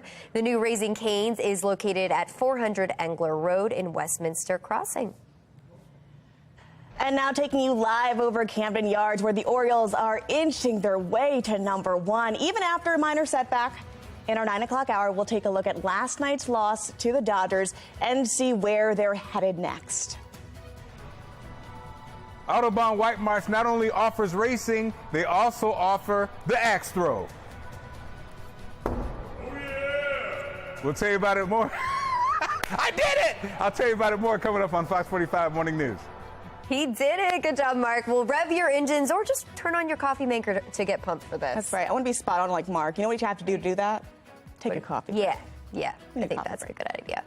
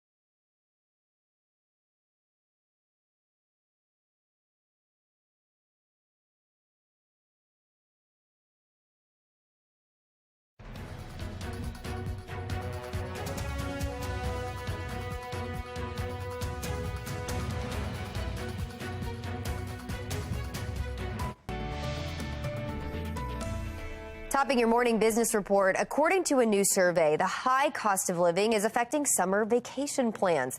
A poll by Redfield and Wilton Strategies says higher cost of living has forced 49% of Americans to halt travel plans for the next 3 months. 60% of those that are vacationing this summer say affordability is a big factor in planning it. The amount of visitors going to Hawaii is still below 2019 pre-pandemic levels. Consumers say inflation is taking a toll on things like food and fuel. So where are vacationers headed? Well, now that COVID limitations are gone, tourists are packing for European hotspots this summer. Vacationers feel released from the chains of the COVID-19 pandemic, and now they're off to various Europe destinations, such as the Acropolis in Athens, all the way to Venice or Rome, Italy, Barcelona, Spain, or Greece's scenic islands. That sounds wonderful. Well, the uptick is largely thanks to Americans willing to spend for what is called revenge tourism. Now it's time for today's America's Steals and Deals. The following segment is sponsored by Knocking. We all get earwax. Ugh, it's really nothing to be embarrassed about. And you like to use those cotton swabs, but they really don't work because they just push the wax deeper into your ear. The Whoosh powered ear cleaner is really going to help you break up that wax. I'm going to show you how it works. It's really easy. I already have some water. You add warm water, has to be warm. You can use this inside the shower or out of the shower. I'll show you right here. You have this little cup and you put the cup up to your ear. You stick the Whoosh inside and turn it on, and it just starts to break up that wax. And there are 3 different levels, so if you want to go lighter so you don't have a big rush of water in your ear, that works as well. The buildup of wax in your ear can lead to irritation, hearing loss, and the Whoosh is really going to help break down that wax and help you feel better. The other thing I like about it, if you have a bunch of people in the house, your kids, your spouse, there are 6 different attachments. So you can use these, and not everybody's using the same thing to break up the wax in their ears. So this is just going to help you feel a little bit better about yourself and relieve that wax in your ear. Right now, we're offering 35% off the Whoosh powered ear cleaner. It's such a great deal. You want to head over to asadeals.com for this exclusive offer.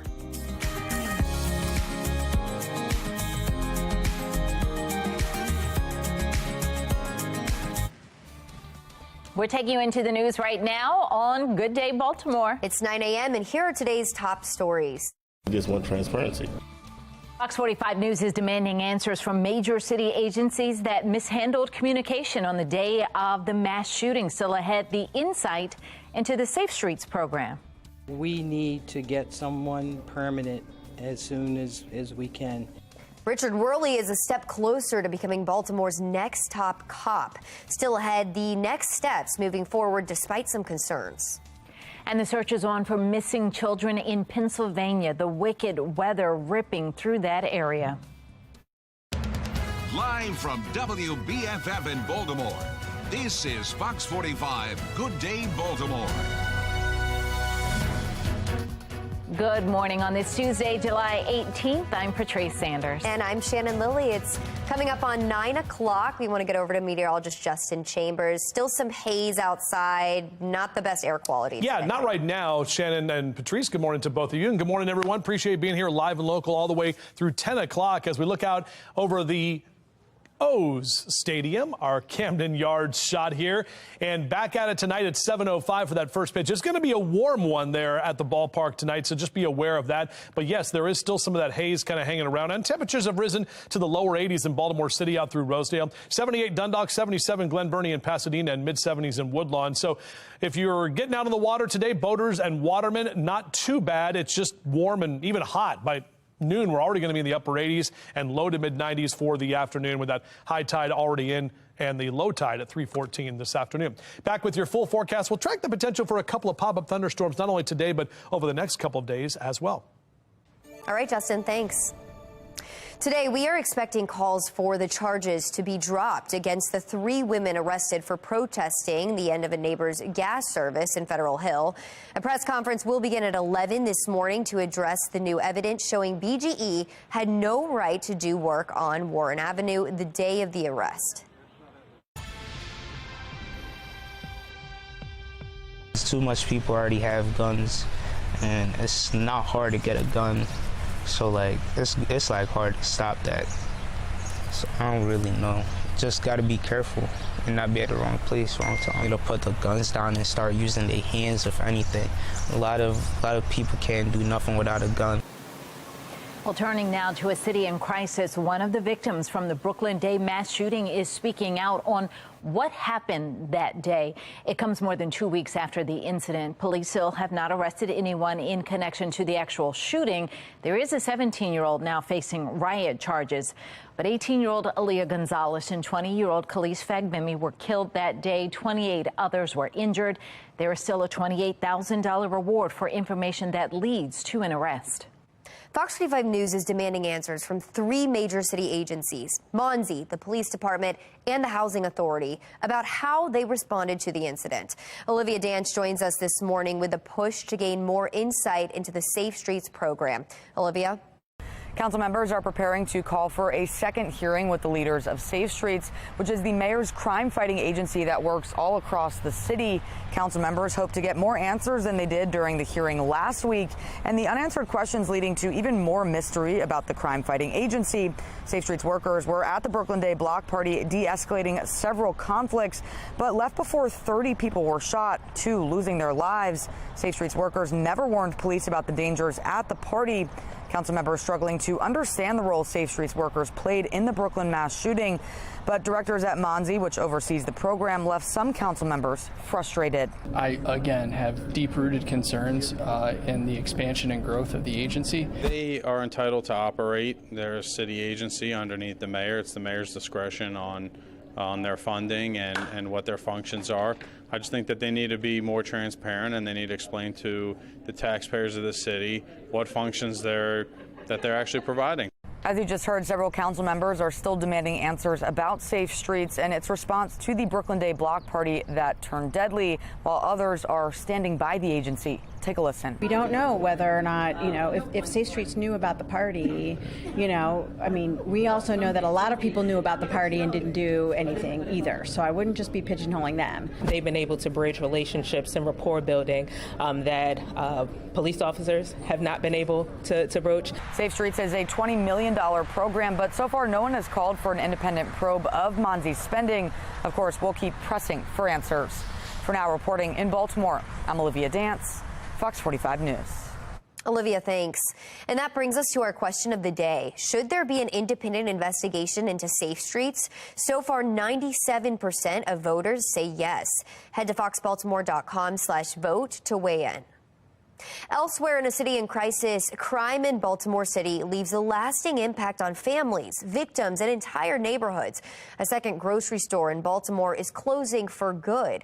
Earlier this morning, crisis leadership expert Rob Weinhold weighed in on the impacts this has on the neighborhoods in our city.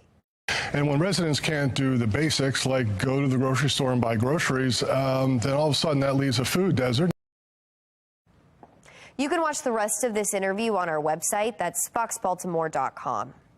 The Housing Authority of Baltimore City is also facing criticism for the Brooklyn Day block party. Janet Abrahams, the president and CEO of HABC, says that her staff had no idea the event was going to happen this year. In a First on Fox interview, our Mackenzie Frost questioned Abrahams on HABC's involvement in the investigation. Here's a snippet of that interview. Will the people who are responsible for throwing this party be able to stay in their public housing at Brooklyn Homes? So, that's a good question. Right now, I think we're more leaning towards MOUs with families to say, this happened. We don't want to be the bearer of bad news and put people out 30 because people they made were a shot. mistake. 30 people were shot. Is that a mistake? No. What I mean when I say that is, I don't want to be punitive with residents because you made a mistake. Something happened, right? You provide the electricity. You did something against your lease. Doesn't necessarily mean we're going to evict you. But we're going to talk about it, and we're going to talk about what we need to ensure that it doesn't happen again. Well, Fox 45 News did confirm that the U-Haul seen at the crime scene is the same truck that hauled in party supplies to Brooklyn Homes earlier in the day. We also reviewed court documents showing that the man who rented that truck has a history of alleged drug distribution in the Brooklyn Homes neighborhood. Mackenzie Frost asked the Housing Authority president about that. You can find the full interview on our website, foxbaltimore.com.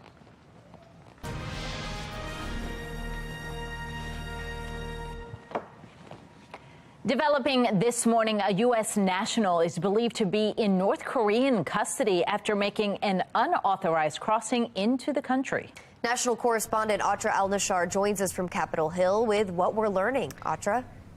Hey, good morning, Patrice and Shannon. We're just in the last few minutes, we're learning based on various outlets reporting that this is an American soldier, a male American soldier. They're citing U.S. officials. But we got original confirmation of this situation from the United Nations Command, which says that this American was on a tour of the Joint Security Area, part of the Demilitarized Zone, or DMZ, between North and South Korea, and then crossed the military demarcation line without authorization. Now, experts, members of Congress who've been there and are weighing in this morning point out that this area is extremely controlled. It's very clear which side is which, and that it would not be easy for someone to mistakenly cross over to the North Korean side. In fact, the line marking the border is actually elevated a bit for just to be extra careful, I suppose. But, you know, in the broader geopolitical context, this is coming the same day that for the first time since the early 1980s, a U.S. nuclear-capable sub is making a port call to the South Korean port of Busan. And tensions in general with the U.S. and North Korea are getting worse. North Korea has been conducting long-range missile launches. And just last week, the North Korean ambassador to the UN accused the U.S. of pushing Northeast Asia to the brink of nuclear war. Atra, we're going to continue to follow and see what happens there. Let's talk about a little closer to home. West Virginia Senator Joe Manchin is making some announcements talking about his plans for 2024. It's keeping the Democratic Party on its toes. What's he saying? Yeah, Manchin really making some in his party nervous that he would run for president in 2024 as a third-party candidate, a scenario that could split the Democratic vote and give Republicans a victory. So last night we saw Manchin say that he hasn't made a decision on whether he'll run for another term of his current West Virginia Senate seat, telling CNN he won't make that decision until the end of the year. And he appeared at a New Hampshire forum for No Labels. This is a centrist political organization. And he said he doesn't intend to be a quote-unquote spoiler in the 2024 race, but he did echo concerns about the two main parties veering too far to the left and too far to the right. And as we've reported really since Biden took office, Manchin has often been a wild card vote, sometimes spoiling his party's biggest legislative attempts. And Manchin's really now illustrating concerns that some Democrats have about the president's age and new low poll numbers hurting the party in a general election. But make no mistake, a no-labels run would be an uphill battle for Manchin himself, not just with fundraising, but also name recognition and platform recognition as well. All right, we'll see how that goes as well. National correspondent Atra Al-Nashar live from Capitol Hill. Thank you, Atra. Thanks. From the Live Center this morning, unhealthy air quality lingers in the Northeast and right here in Baltimore from Canadian wildfire smoke. And a search resumes today in Pennsylvania for two children swept away in flash floods. Starting with a live look over New York City this morning, where you can see this air quality, that haze. I mean, it's completely gray there. You can see on the skyline just how hazy it is. The worst of this today is expected to be from Ohio to New England, and that unhealthy for sensitive groups is here in the Baltimore City metro and Annapolis region, which means that we are currently under a code orange air quality alert. The Canadian Wildfire Service says almost 25 million acres have burned so far this season. That's an area roughly the size of Ohio, and it's still burning right now. Meanwhile, search efforts will also resume this morning in Pennsylvania as rescue teams look for two children missing after flash floods swept away their family's car over the weekend. Police sharing these photos. Take a look at them right here. You can see 2-year-old Maddie Shields and her brother, 9-month-old Conrad. Those are the ones missing. Their mother, 32-year-old Katie Seeley, died in the tragedy. Their father, their 4-year-old brother, and their grandmother survived. They were on their way to a family barbecue when this all happened. Forecasters say there is a slight chance for flooding rains again today, with flood watches posted from eastern New York State to western Maine. We're going to continue to keep an eye on this, but for now, that is the latest from the Live Center. Well, the race for the White House is heating up. The two Republican hopefuls holding campaign events today and where they rank in the GOP pack. In your local news, the process is officially underway. In our next half hour, the move to confirm Richard Worley as the next commissioner of BPD. And taking a look now at our Lynn Stoller Traffic Network, looking live at some of the cameras across the Baltimore region. Right now, not a lot of volume. It's a good time to get up and out on some clear roads. 9/11, you're watching Fox 45. Good day.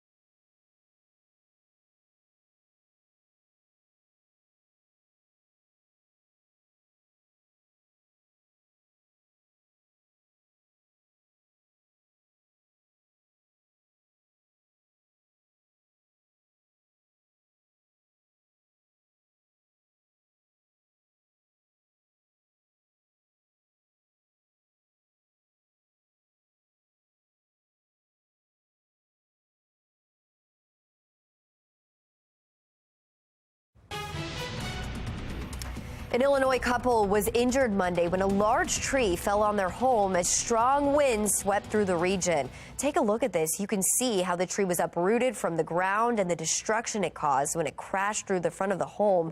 The couple said they were watching TV when the house came crashing in on them, and the couple's son said he was standing on the back porch when a huge gust of wind knocked the tree over. I was just at the back door looking at the rain, watching it all fall down. First came rain, then hail, then a big gust of wind, and when that big gust of wind came, it did that, and it all just happened so fast. I heard my mom and my dad screaming. Wow, that's terrifying. Paramedics took the couple to the hospital for treatment. Well, now to wicked weather all across the country. Transportation Secretary Pete Buttigieg tours the damage in Vermont after deadly floods brought more than 9 inches of rain to some areas there last week, which meteorologists say only happens once a century. Buttigieg says Americans are seeing the results of climate change in events like this, and because it's so unpredictable, communities must be prepared. He says Vermont-based agencies should apply for funding under a federal program that rebuilds infrastructure with more resilience to extreme weather, instead of just rebuilding something equally as susceptible to events like this. We don't have time to get caught up in political and ideological debates about this. It is upon us now, and we need to respond now. And we're going to rebuild in different ways. Well, the flooding was blamed for at least 1 death. 12 state roads are still closed. This wicked weather isn't just taking place here in the U.S. Actually, it's happening all across the globe. According to a statement by South Korea's Cultural Heritage Administration, at least 41 cultural heritage sites in South Korea have been damaged since the end of last month as a result of heavy rains in that country. Images released by the administration show damage and flooding at the sites, which are predominantly located in the country's central and southern parts. Completely flooded there, deadly flooding, and then landslides as a result of the rains have killed at least 41 people. Wow. Flooding isn't the only thing impacting the U.S. right now. Look at that. Smoke from Canadian wildfires is covering parts of the U.S. again. Multiple cities along the U.S. East Coast are experiencing smoky haze and poor air quality conditions. As of this morning, Washington, D.C. was number 8 on the list of worst air quality in major cities around the world. The National Weather Service says the smoke is forecast to linger through today. There are currently more than 900 active wildfires in Canada.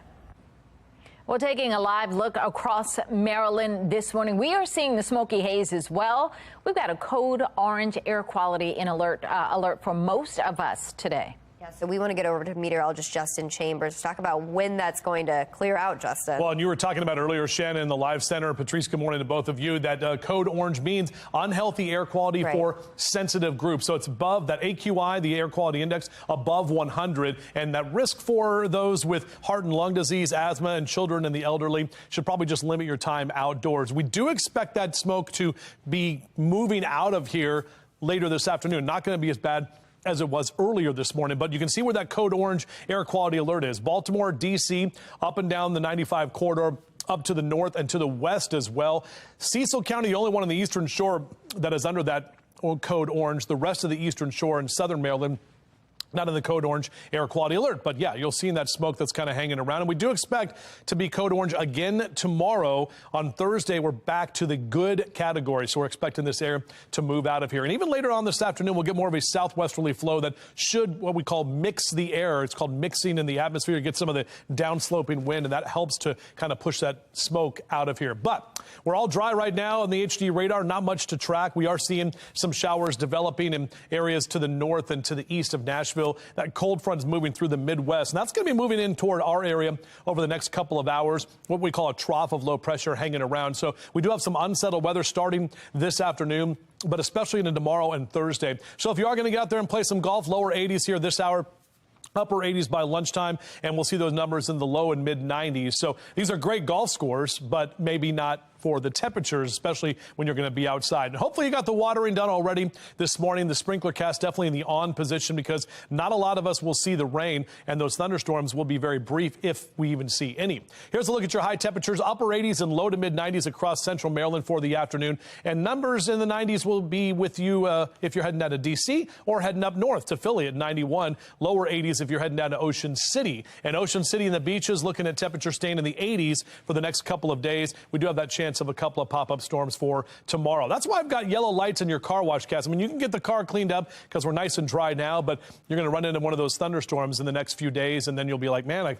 wish I just waited till Friday, which is going to be a good time to wait for that car wash. Here's that future scan. So updated look right now. Here comes that cold front. About 6, 7 o'clock. May see a couple of showers or pop-up storms here moving through the region late tonight into early tomorrow morning. Still some unsettled weather as this kind of front just hangs out here, a stationary front tomorrow afternoon. And then Thursday, another round of showers and a couple of storms Thursday night into Friday. But behind that, we're drier and we're cooler. So 94, the hottest of the next 7 days, lower 90s the rest of this week and into this upcoming weekend. Again, tracking the potential for less storms and less humidity. All right. Well, remember, you can track severe storms even when we're not on the air. By downloading the free FOX45 Weather Authority app, go to your app store and search WBFF to get started. Now we want to get over to the Len Stoller Traffic Network, where we're taking a live look over Loch Raven Boulevard. And you can see there things are moving nicely for the most part, but traffic is starting to pick up on the outer loop, so just be aware of that. This summer, Sinclair is partnering with the National Diaper Bank for Sinclair Cares Summer Diaper Drive. Scan the QR code there on your screen to help local diaper banks provide diapers to children and families in need. Donate today for a healthier future for our little ones. And if your family is struggling with basic needs for your baby, go to sinclaircares.com. Still ahead in our next half hour, the special dedication for our hometown hero. And we're at Audubon this morning. Coming up, can I ask you something? Oh, yeah! Fox 45 Morning News, all local, all morning long. Fox 45 News, winner of 16 2022 Regional Emmy Awards, more than all other Baltimore news stations combined.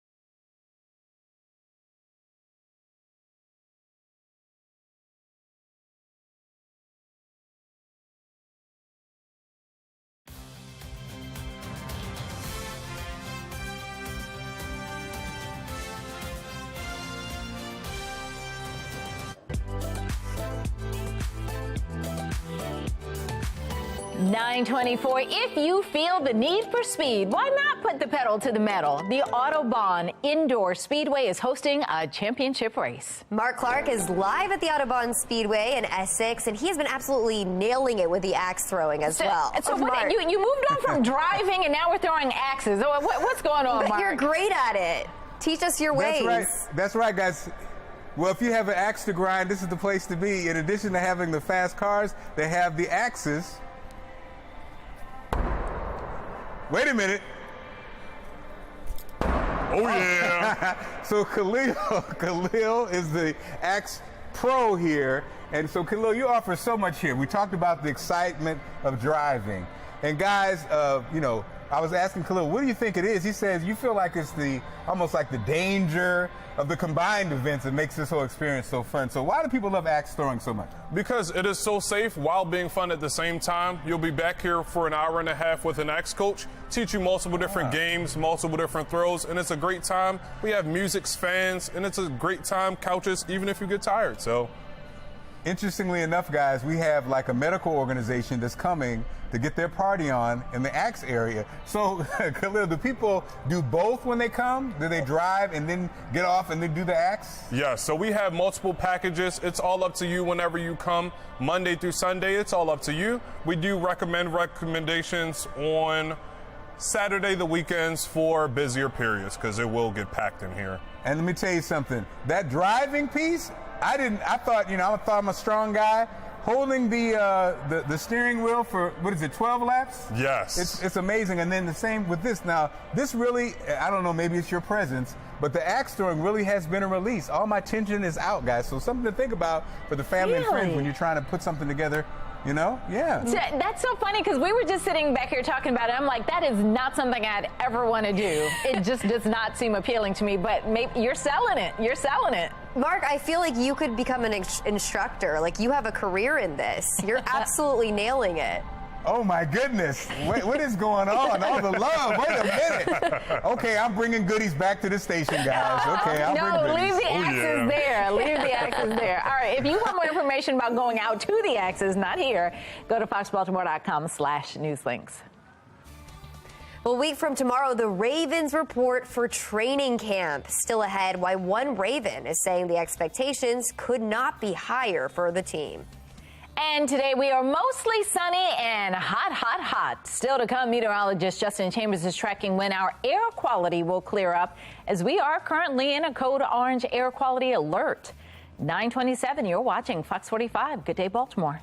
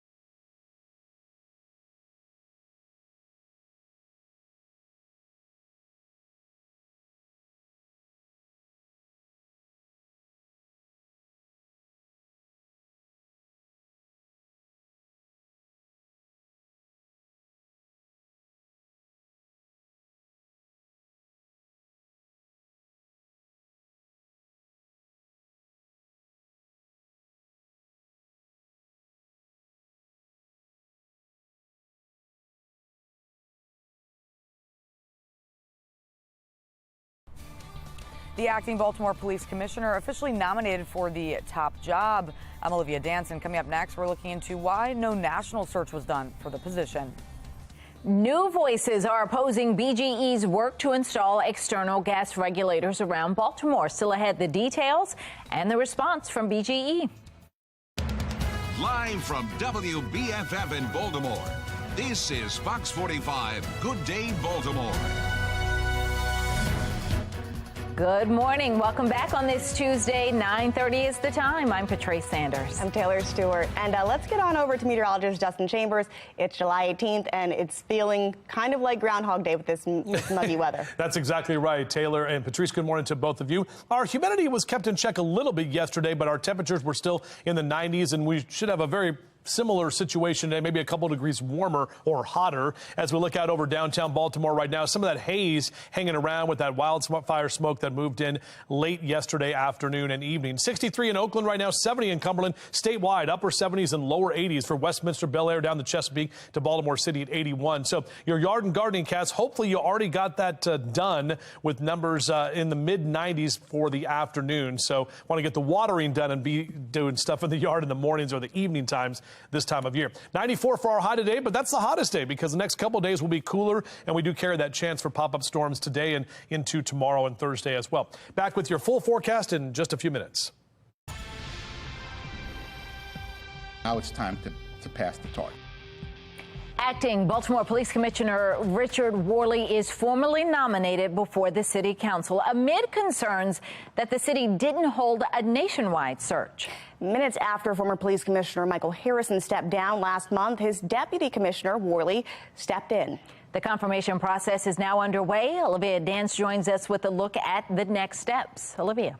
The next step is the council's oversight committee will hold a confirmation hearing for acting police commissioner Worley on August 15th. And if approved by the committee, he would then face a vote from all council members. However, Worley immediately replaced the former commissioner. No one else was considered and no national search was done. That's something that certainly we'd like to have seen. A national search, just one, to get as much insight as possible. Would I like to see a little more community engagement in the search process? Yes.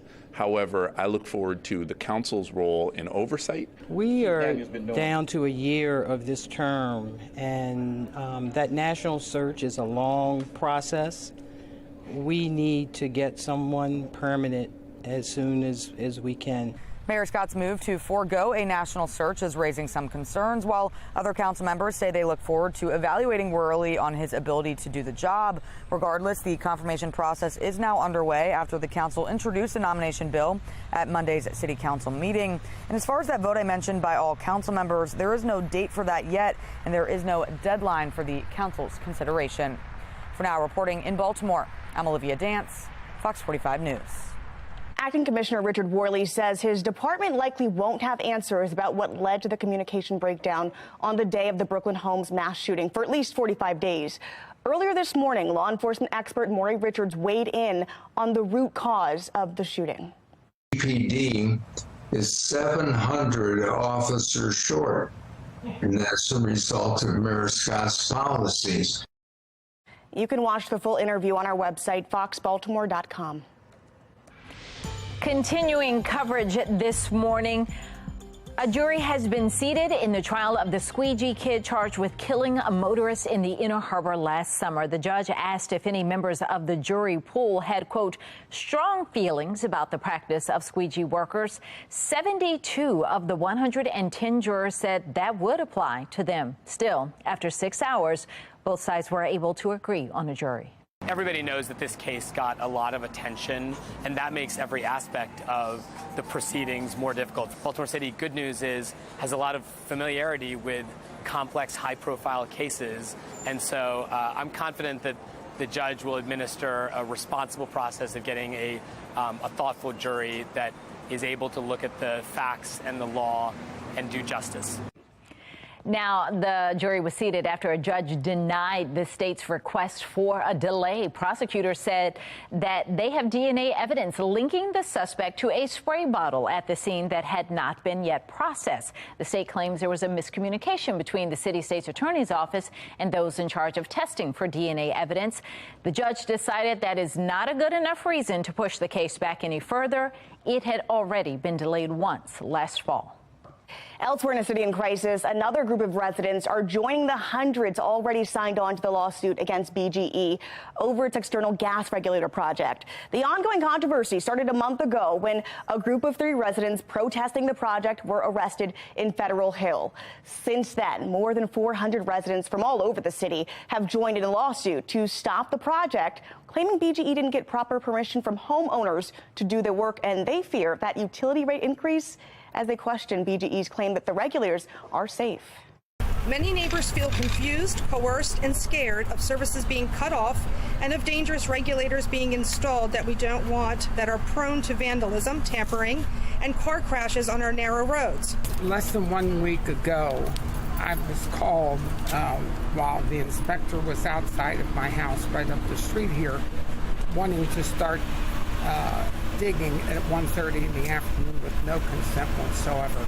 I refused, and he said sooner or later you'll have to join because otherwise your gas will be cut off.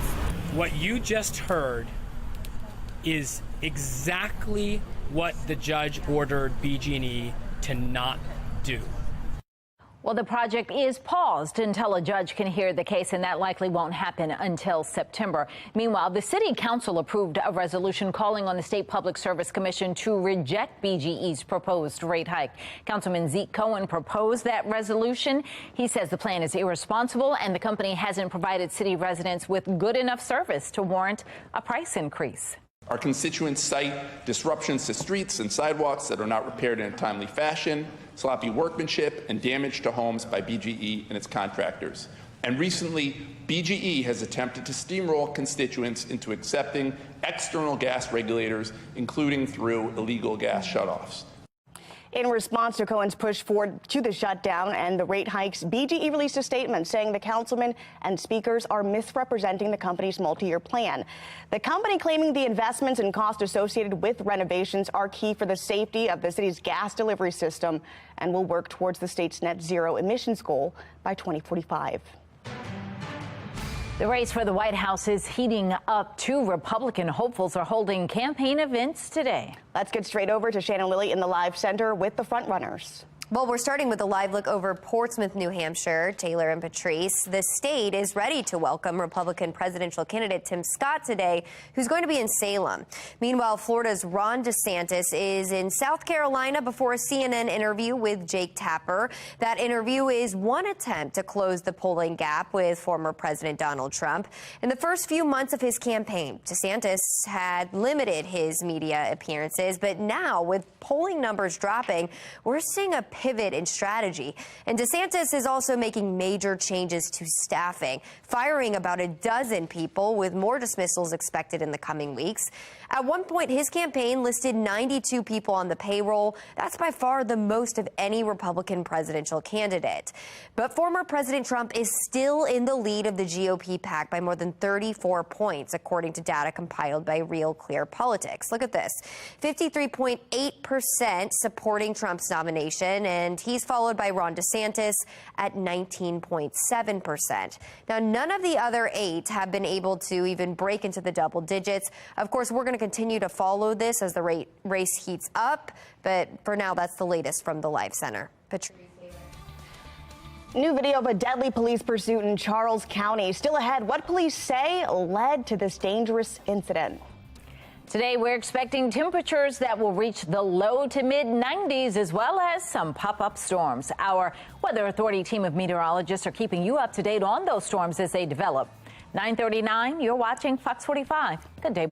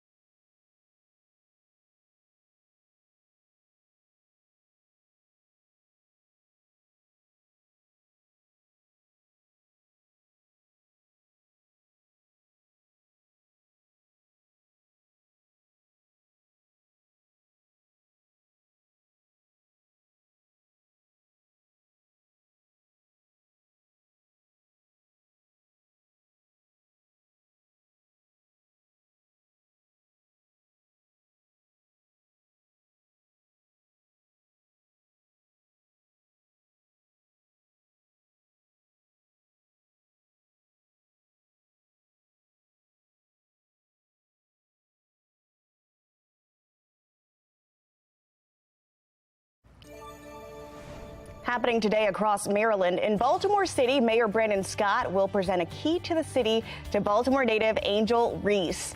And Governor Wes Moore and Anne Arundel County Executive Stuart Pittman are set to announce a multi-million-dollar project to address the digital divide in Maryland. Plus, Raising Cane's opening another location this morning in Westminster. In Charles County, new video from a deadly police chase on June 29th. Police say they were responding to an assault and possible carjacking when the driver, a 34-year-old DeJuan Mitchell, led them on the chase. And as you can see right there, at one point he just lost control and then he fatally crashed into an oncoming truck as he was leading police on that chase. The jackpot is still up for grabs. Coming up, how much Saturday's jackpot is now going to be worth. And he is back. Grayson Rodriguez rejoins the Birds rotation as they hunt first place against the Dodgers. We'll break down the gunslinger's performance just ahead. You're watching Fox 45. Good day, Baltimore.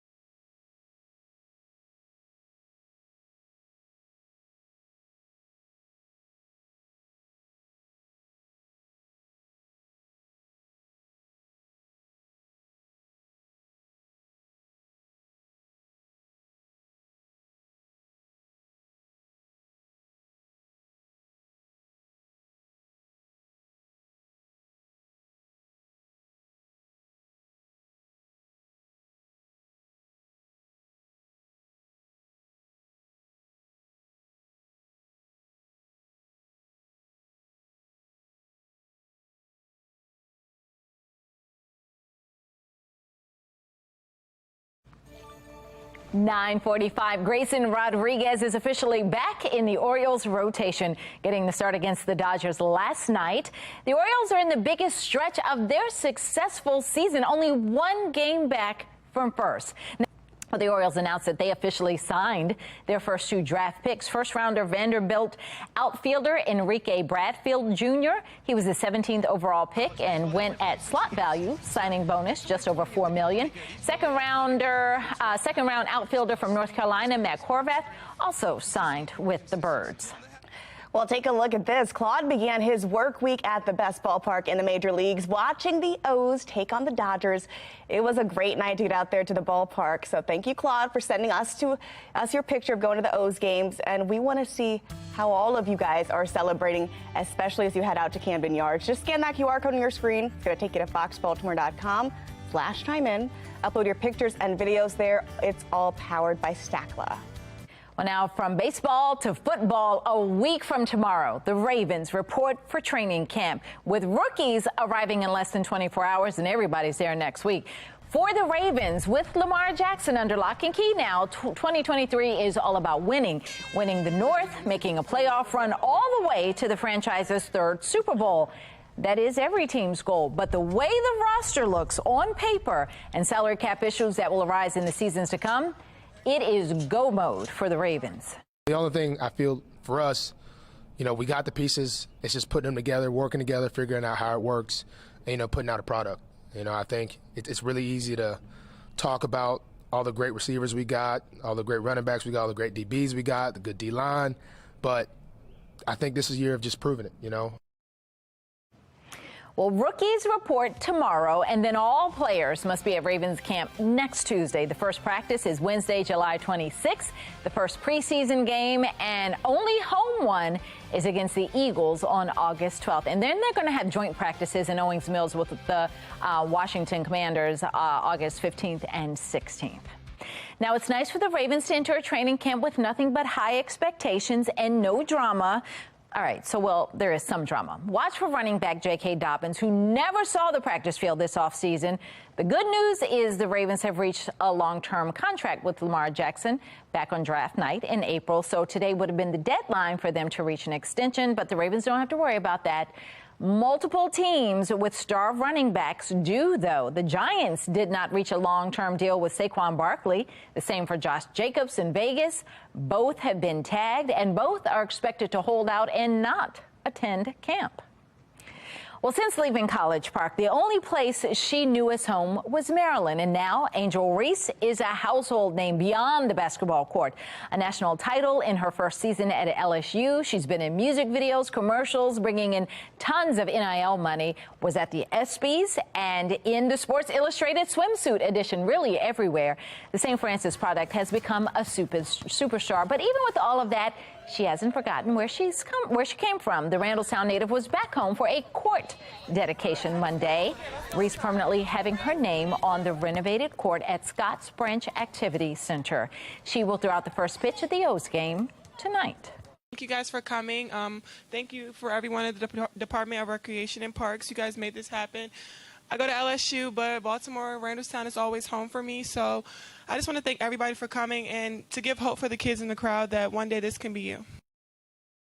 All right, let's get on over to meteorologist Justin Chambers for another look at your full weather authority forecast. Yeah, Justin? and she won that ESPY award, too. I mean, that was awesome that she was at the ESPYs and Angels. Hometown winner, Our man. hometown girl is doing big things, and we love that she's back here. Should be good to see her. I mean, she's an amazing athlete, so I want to see. Sometimes, though, the athletes, like from different sports, when they throw out the first pitch and you're like, I mean, 50 Cent's not an athlete, as we all know, so we all remember that one. But either way, we'll see what happens tonight at Camden Yards. Our Towson Cam, good morning to you. I've got faith. She's going to just get it right over the plate. Maybe not the heater that Grayson was throwing last night. Man, those 100-mile-an-hour fastballs, man, that was fun to watch. All right, Towson Cam, a little bit on the hazy side right now. You can kind of see the smoke that has settled in from those Canadian wildfires returning, not only here, but up and down the East Coast, the Northeast, and parts of the U.S. are getting inundated with this continuing wildfire smoke. Those fires burning out of control. 81 your temp in Towson right now. The dew point at 66 degrees. So the good news is our dew points should stay in check today, hanging out in the 60s. We'll see those numbers for your air temperatures in the mid-90s. But then those dew points are going to climb on Wednesday and Thursday. That's when the best chance of that moisture is coming in and a better chance of thunderstorms as well. But then look at that nice little drop off into Friday and Saturday, heading toward the weekend with less humidity and also less of a chance of storms and slightly cooler temperatures. I think you're really going to like this weekend. So our HD radar, pretty quiet right now. We are tracking what we call this trough of low pressure. So some unsettled air is going to be hanging out, and some moisture that can build in with some of that daytime heating will potentially bring the pop-up thunderstorms as we head toward the afternoon. Lower 80s next hour on your day planner, hanging out there at Pickles, getting ready for the game this afternoon. 94 by 2 o'clock, and into that 4 and 5 o'clock hour, we're still going to be hanging on to those 90s as well. And you can see those 90s up and down the areas for Carroll and Baltimore counties here with a few upper 80s out there, but low to mid 90s continue for Ellicott City and Elkridge down through Severna Park, Pasadena as well. And if you are heading out to the game, 7:05 for the first pitch against the Dodgers. Tyler Wells on the mound tonight. Then they have an afternoon game tomorrow.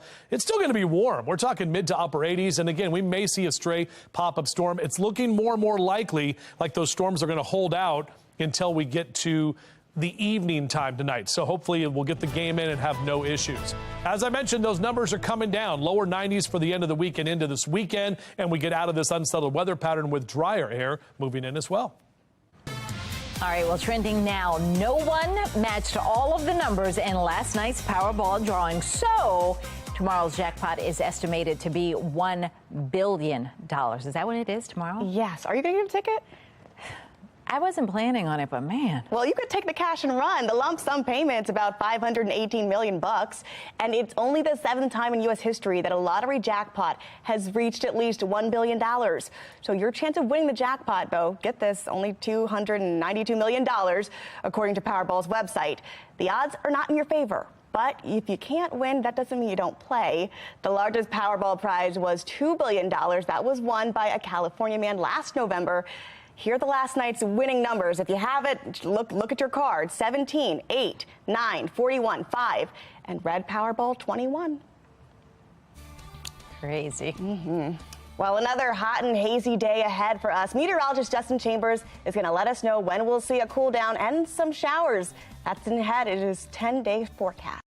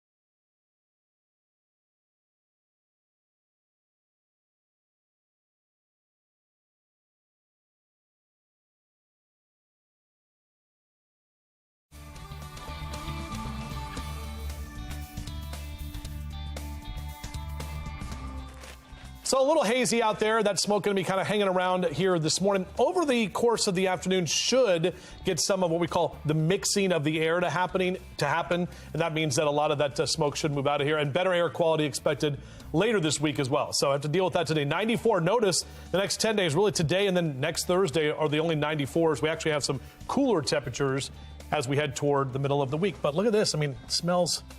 Just smell the flowers. It's time to smell the flowers. We've got time. Stop and Smells do good. that. Yeah. All right. Yeah. Well, we'll see you back here tomorrow while we all just Smell the flowers. Smells good.